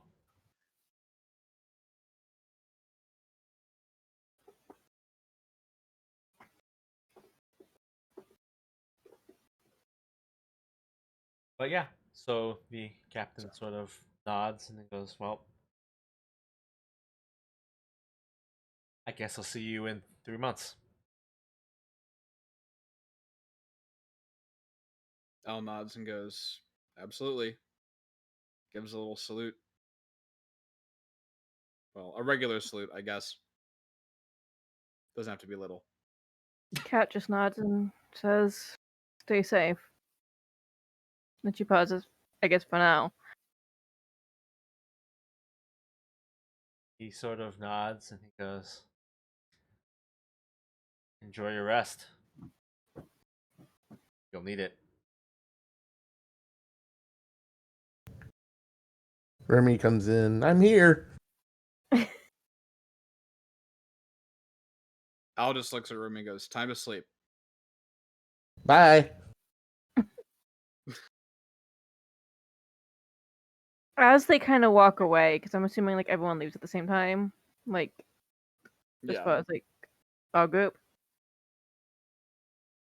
Cat Probably. kind of mutters like, "I understand a bit how they felt being sent in suicide against Musashi."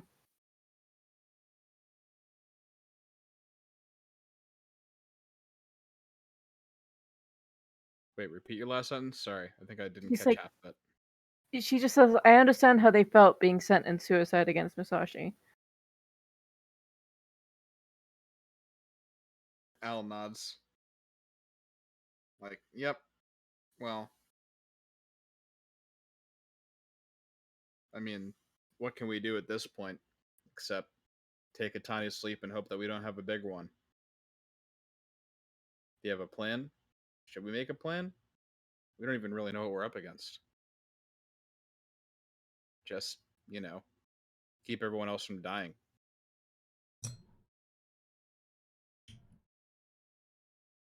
Well, permanently. Cat's jaw just kind of tightens, but she stays silent.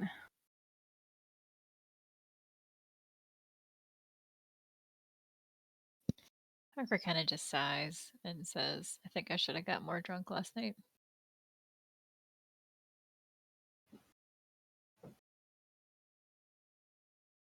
Al nods and goes, "Yeah, probably." She's like, "You could have had 3 months to drink it off." Sleep it off? I was like, "What?" I meant like to, yeah, yeah. to get the I, drinking. mean, I knew what you meant, but I still couldn't let it go. Sorry. Harker just kind of says, but puts on that same kind of like sort of lackadaisical grin of just nothing really, matters or bothers him like he usually does. Says, "I guess I'll see you when we wake up."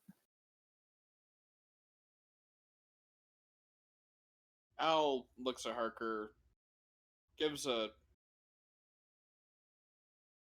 returns the totally okay smile, knowing that both of them are probably not totally okay, and goes, "Absolutely." Knowing that both of them are full of shit. Internal screaming. Yep. Al looks at Kat and goes, "You good?" Cat kind of looks at him and just like, "In what universe is this good?" I mean, he just says, I mean, realistically, no. This is all shit. Honestly, this is absolute fucking bedlam. But I don't know. It's like, I are you guess good, good's the wrong word. relatively speaking? Yeah. Cat is just like, "You remember the last time you visited and you said I didn't have to keep the tough guy act up in front of you?" Yeah. Says. Would it make you feel better if I burst out crying in front of you right now? I mean, no. Then we're fine. All right then. Al just leans down and goes, "Listen, no matter what happens out there, we're a team. Not just all four of us, but you and me especially. We got this." She's like, that just means we both die.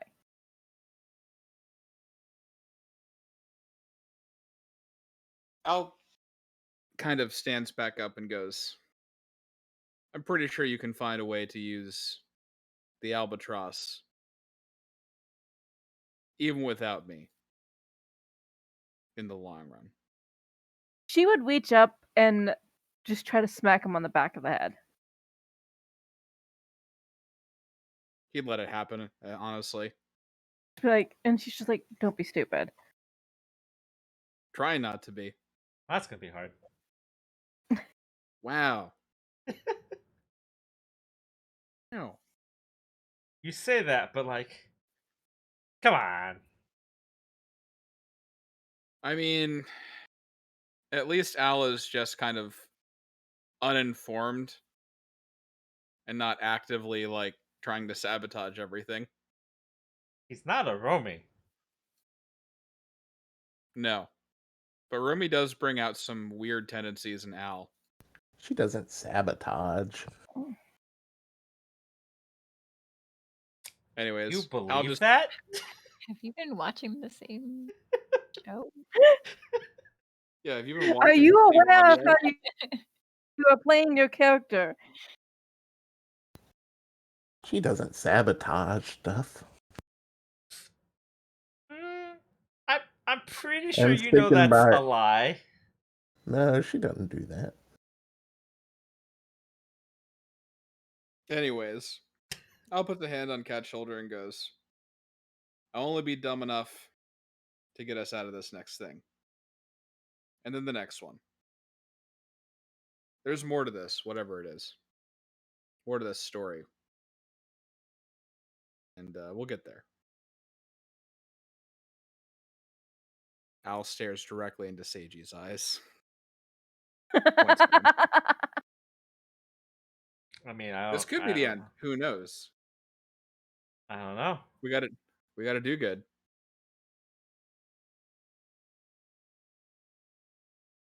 Anyways, theory, I'll yes. just. Sadie said he's fine if we flee the planet and just do like monsters of the week. So, I mean, that Oh, that's option was still a total presented, option. but guess where we are now? Not there. Listen, I mean, after all this goes down, I mean, it is an option.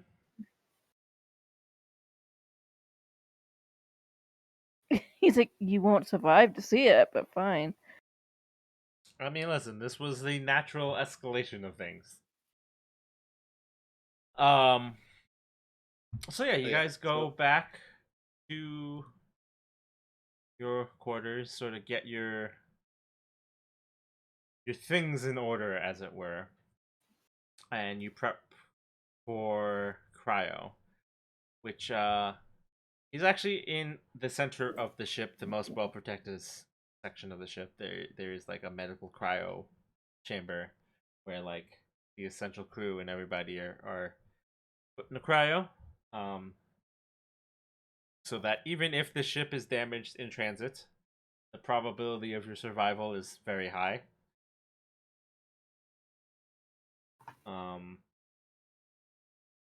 So yeah, that's what you guys do. You step into cryo,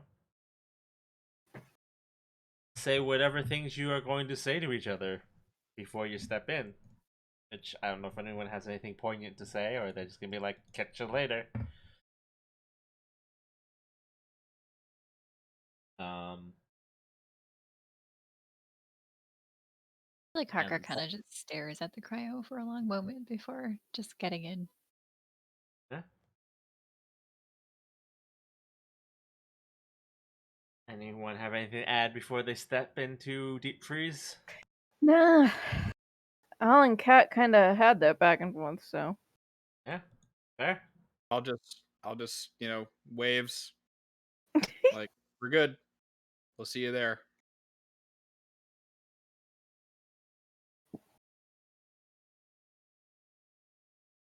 Romy, you got anything to add? Here's to another routine mission. Yes. Al's Very already frozen routine. at this point. He saw Romy heading towards them and immediately froze himself.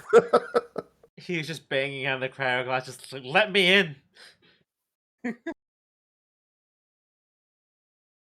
So yeah, you all step into cryo. Feel the rush of the cryo chambers activate, and then the next thing you know, you are awoken to basically battle stations. You're in a med center. There is a technician basically attending to each of you as you wake up. The lights are dimmed into battle ready mode as is the nature. It's not terribly loud, but like there is like a lot of people talking and just like a lot of background noise. And as your senses come back to you, you are aware that there's just like medical staff constantly like running around, just like making sure everyone's coming out of cryo okay.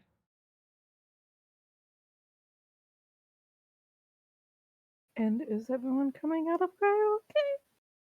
I mean, as far as you know, yeah, like they're just doing the routine checkups, like I see you crossing your fingers. not like No, how's I your meant like eyesight, any side effects, like are you dizzy, you're nauseous, are you hydrated, blah blah blah. Like it's just a routine checkup, just like it's just make no. I sure. don't put it past Edgy to like. No, half the crew is dead. They died in cryo. Cat's sitting on Romy's cryo chamber. Are you sure they're all opening okay? And like bouncing up and down on top of it. As far as you know, like because they're just like no one's panicked. Like it is just loud because there's just a lot of people coming out of cryo. Like there's a whole ship coming out of cryo at once, basically. Like Um, early.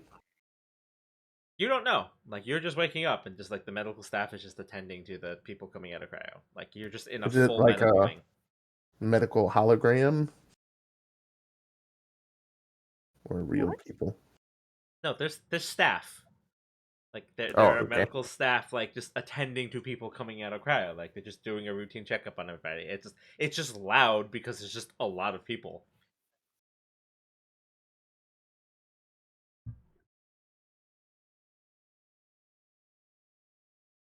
But yeah, so you guys are coming out of the cryo. It is loud. You do notice that it is dim. The lighting has been reduced to like necessary lighting only. Power has obviously been shifted toward more vital systems. Makes sense. As far as you can tell, everyone's there with you. You guys are all sort of being attended to. Okay. Okay. I mean, first thing I would do is probably head over to the bridge. I mean, unless we have to be like Well, I mean, dressed or something. presumably you're all cleared. Like you Yeah. wait to be cleared for active duty.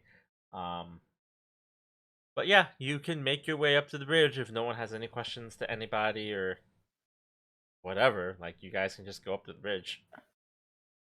I mean, I'd I mean, probably I look at one imagine of the medical crew wouldn't be very good at entering with how they are right now. So, I mean, it because they're depends on kind of what you busy. were asking, honestly. But they are busy, They're, yes. they're busy. They're like, it is rude to like ask the medical crew questions while they're trying to save people's lives and make sure they're okay. I mean, you say that people do that all the time. And as a surgeon's daughter, I am saying it is rude. But yeah, so you guys clear. For the most part, you're okay. Like obviously, 3 month cryo, you're a little, but not any worse than any other cryo trip. Yeah. So you make your way up to the bridge. Mhm. You notice that the captain is not on the bridge. About half the active regular crew of the Elysium that you're familiar with are sort of getting themselves situated. You do notice that the emergency crew that you had noticed before, like the Barnett faction, as it were, um, most of them are still at the station. Some of them look real tired, and it looks like everyone could probably do with a shave and a haircut. But So again, getting real here. I mean, they've been, running the ship for 3 months. No, I'm just saying. Getting real here to everyone suddenly not having to be able to get a haircut and a shave.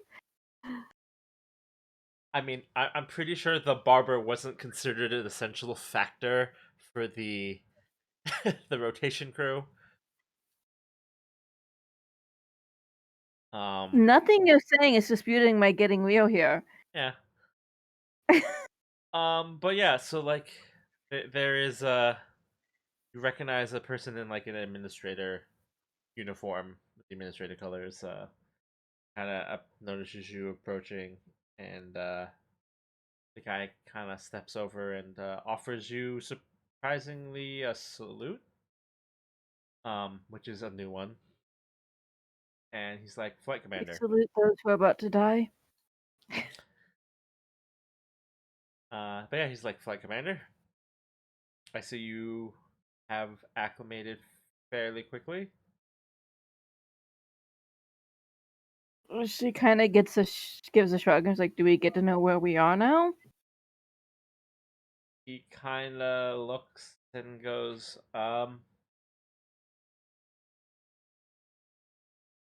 well, I suppose that is based on how much you really want to know where we're going."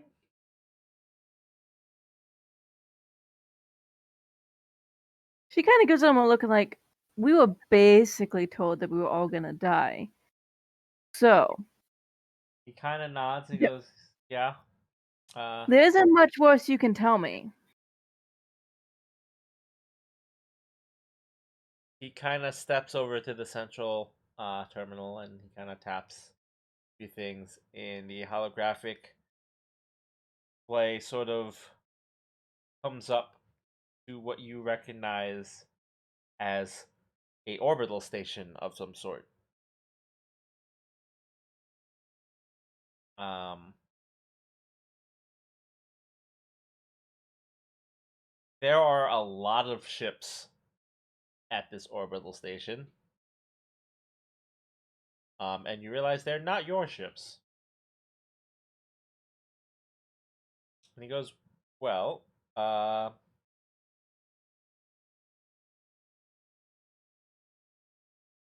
he kind of pauses as trying to figure out how to delicately phrase what he's about to say. He goes, "We decided we were going to put a stop to the orbital station that they're trying to transport."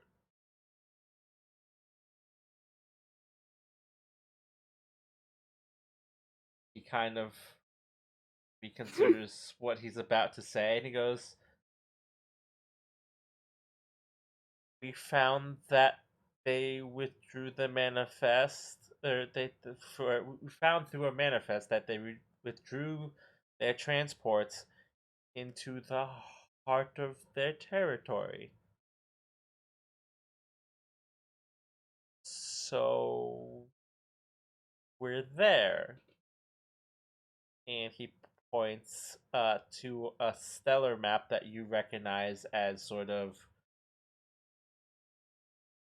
it's not quite in the core, right? Like, you're not in Union space, Oh, but thank like God. Okay. you are quite a bit away from Wayfar, Okay, closer I'm not in to the Union space. galactic core.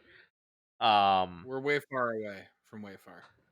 and you sort of recognize from the reports that you're literally like the center of Blade Cult space.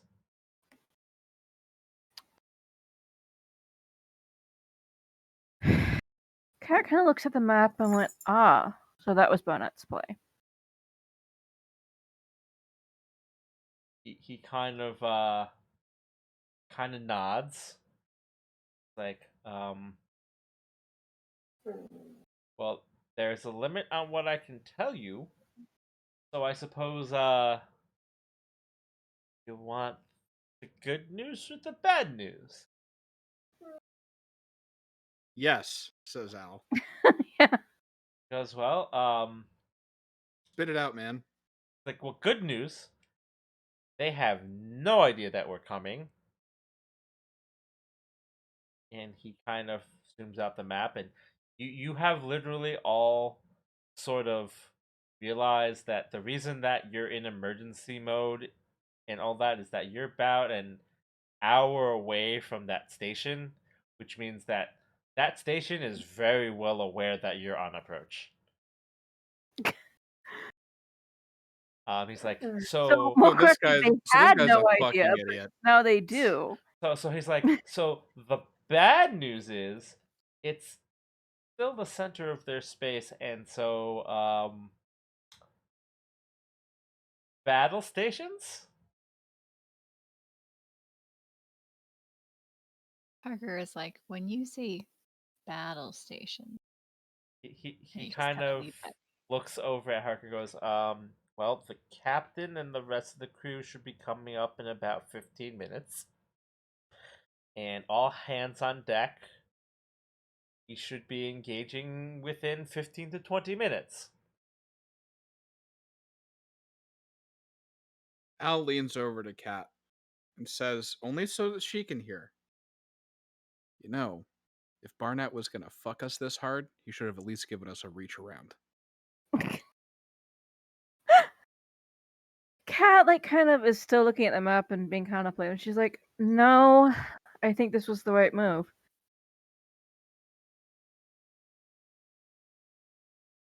I mean, Al looks at her and says, I mean, I agree too, but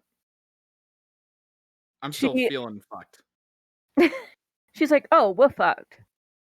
But if he pulls this off, Wayfall might not be. Guess we just gotta fuck harder. Alright, I'm done fucking. I mean, remember what the captain said. You just gotta want it harder.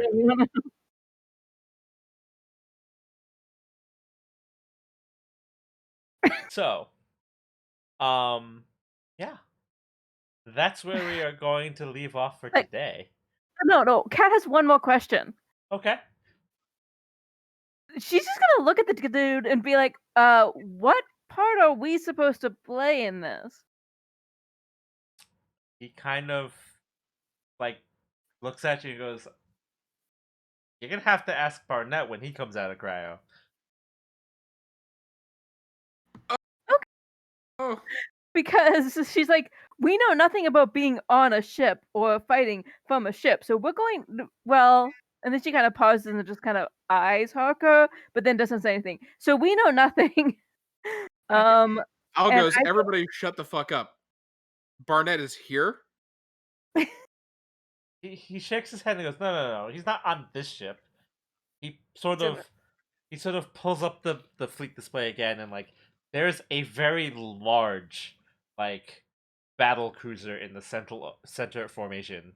Like there's no. Barnett. He's like, oh, and the cat would go like, yeah, no, we're Barnett's shield. Gonna say, that wouldn't make any goddamn sense if he was on this fucking ship. No, it wouldn't. Oh, it would, but like he's still in cryo. Like he's Yeah. not gonna be awake for 3 months waiting. Well, honestly, I'm gonna just kind of like let the cat out of the bag here. Al saw that he was going into his own, combat gear and coming, but it didn't click for Al that Barnett was also going to be accompanying them in another ship, regardless.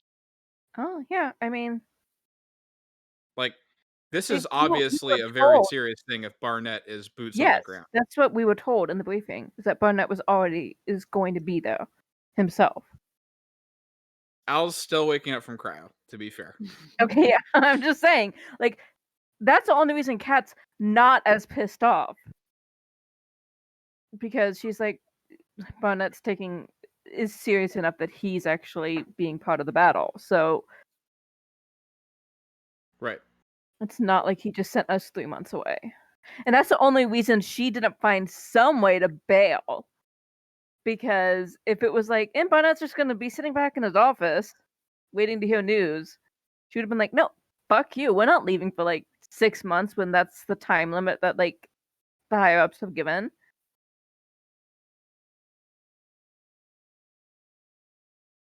She would have just found some way to bail. But then like when Barnett's going, she's like, apparently this is some plan he has. I think it's probably going to get us killed, but he'll probably live. So I guess we're going. Maybe. Well, I mean, if we really fuck up, then he doesn't live either. But So I guess make sure that doesn't happen.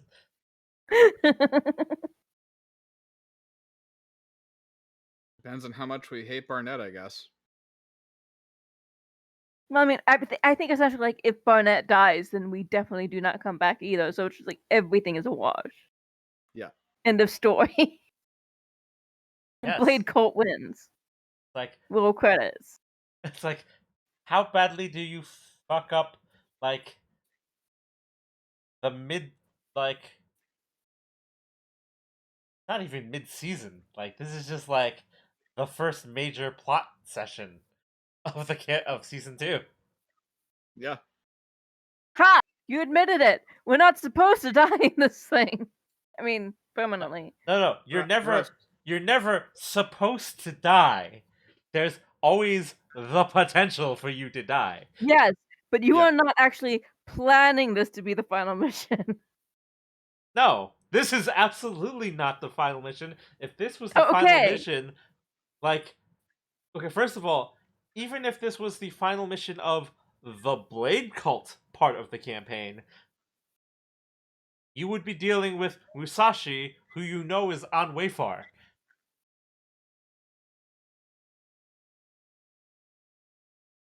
He's not anymore. I mean, we don't technically know that he still is. Yeah, that's true. He could have come over here, and then, like, maybe Barnett got news of that, and that's why Barnett's like, well, no, we're going there. Yeah, geez, Seiji, spoilers. Yeah, we didn't know. Listen, I'm happy to hear this that is Musashi literally still your on Wayfar. second Yeah. space mission. You're not fighting Musashi on your second space mission. I mean, you technically gave us an option to fight Musashi on, like, our third planet mission. I don't know what... I mean, Luke Skywalker's first space mission is kind of a big deal. Yeah, I know you had the whole scrap gathering thing, but you are not Luke Skywalker. I would also like to point out that Luke Skywalker's first space mission was actually shooting TIE fighters chasing the Millennium Falcon. Which he kind of sucked at. Yeah. But I need replacement parts for my power converters. Well, then you should have gone to Tashi Station. I didn't have that option. So, Well, slap fight. then I guess you don't get your power converters. But yeah, so that is the end of tonight's session. You have a question. So there are 2 ways I can run the next session. We can run it traditionally with you guys doing Lancer things. Alternatively, there is not really an expansion, it's like a companion system for Lancer that specifically deals with fleet engagements. If anyone is interested in running that. But it would be a whole system that you'd have to learn. So I would kind of say probably not. If you choose not to, fleet stuff will just be run in the background by me while you're doing your stuff. But if you are curious, there is a fleet system that we could run. If people are curious, it would probably spread the game out across multiple sessions. But it is a thing that you could do.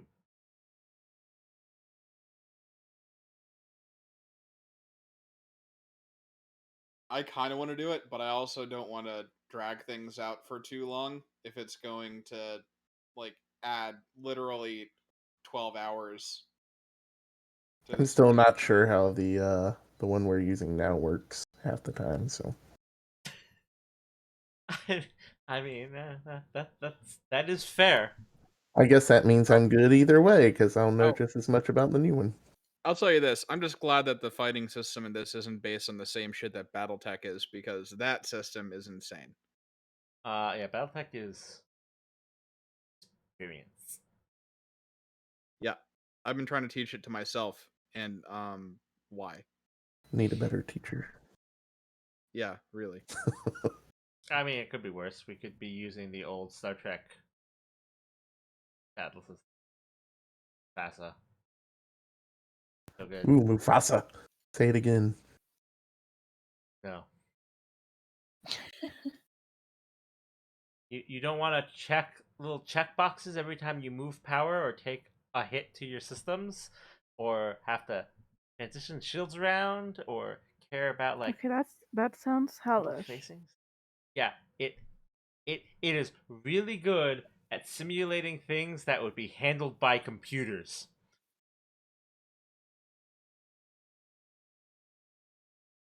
It is very good at being super simulation. But Sounds yeah, awful. yeah. So anyways, Lancer does now have an add-on module. It's a system that they're working on. It is designed either to be standalone or integrated alongside Lancer, called Battle Group. Um, I'm guessing that people aren't interested in Battle Group. That's fine. We'll run it the other way. I have two ways I can run this next engagement anyway, just in case people wanted to try Battle Group. Interested in it, but I also don't want to drag the game along any. I don't want to drag this engagement in particular along any further than it has to. Plus, it would be literally like my first time doing it, and I'm not sure how effective I would No, be at that. absolutely, that's fine. Um, I'm just letting people know that it is an option. If not this time in the future, you guys will have other opportunities for fleet combat if you are interested. It really is dependent on how you guys choose to run each encounter. I will provide you the battle group PDF for anyone who's interested to look over it. We won't use it next session. It is a thing that you can look at if you're curious what it is. Absolutely. It is currently in development beta, so like stuff will change between now, me linking it to you, and like whenever it goes live. Like there's still like early development. Um, but that is an option, that is a thing to consider in the future. But we are done for today. So thanks to everyone who came. Apologies for the first like 15 minutes of silence. I don't even know what the heck happened to OBS that caused it to like completely disable audio. That was weird. Um,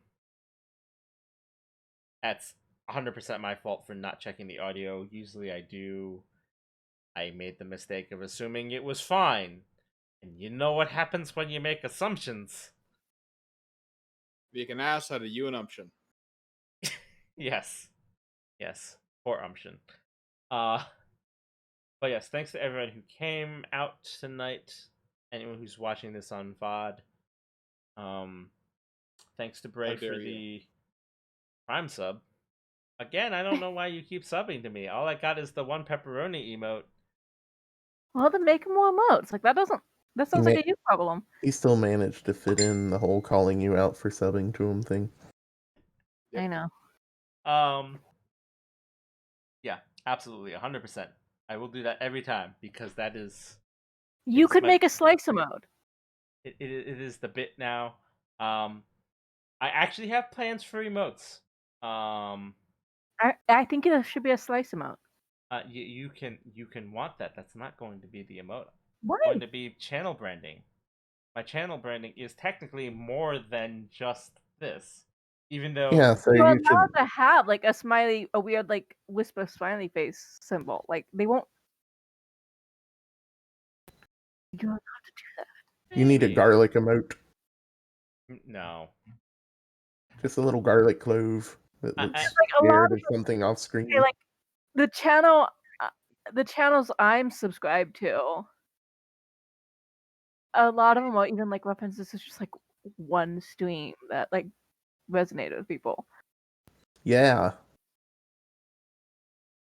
So I mean, you can do a slice mode. Oh, it's fine. We'll see. I do have plans for emotes coming in the future. Also, hello Velvet. You are catching us at the end of stream, but thanks for coming out anyway. You kind of missed out on some scuffed beginning stream and some interesting later stream.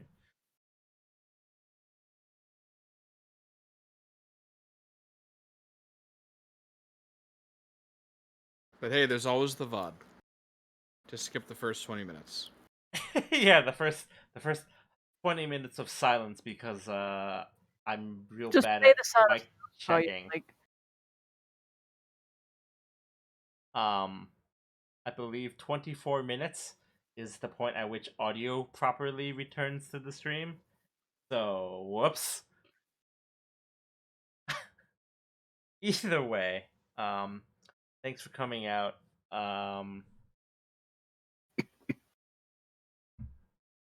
Do I raid today? I don't know. I could. I don't know. Oh, Unfortunately, I yes. don't have anybody to raid today. Wait, what is that? What even is that? There.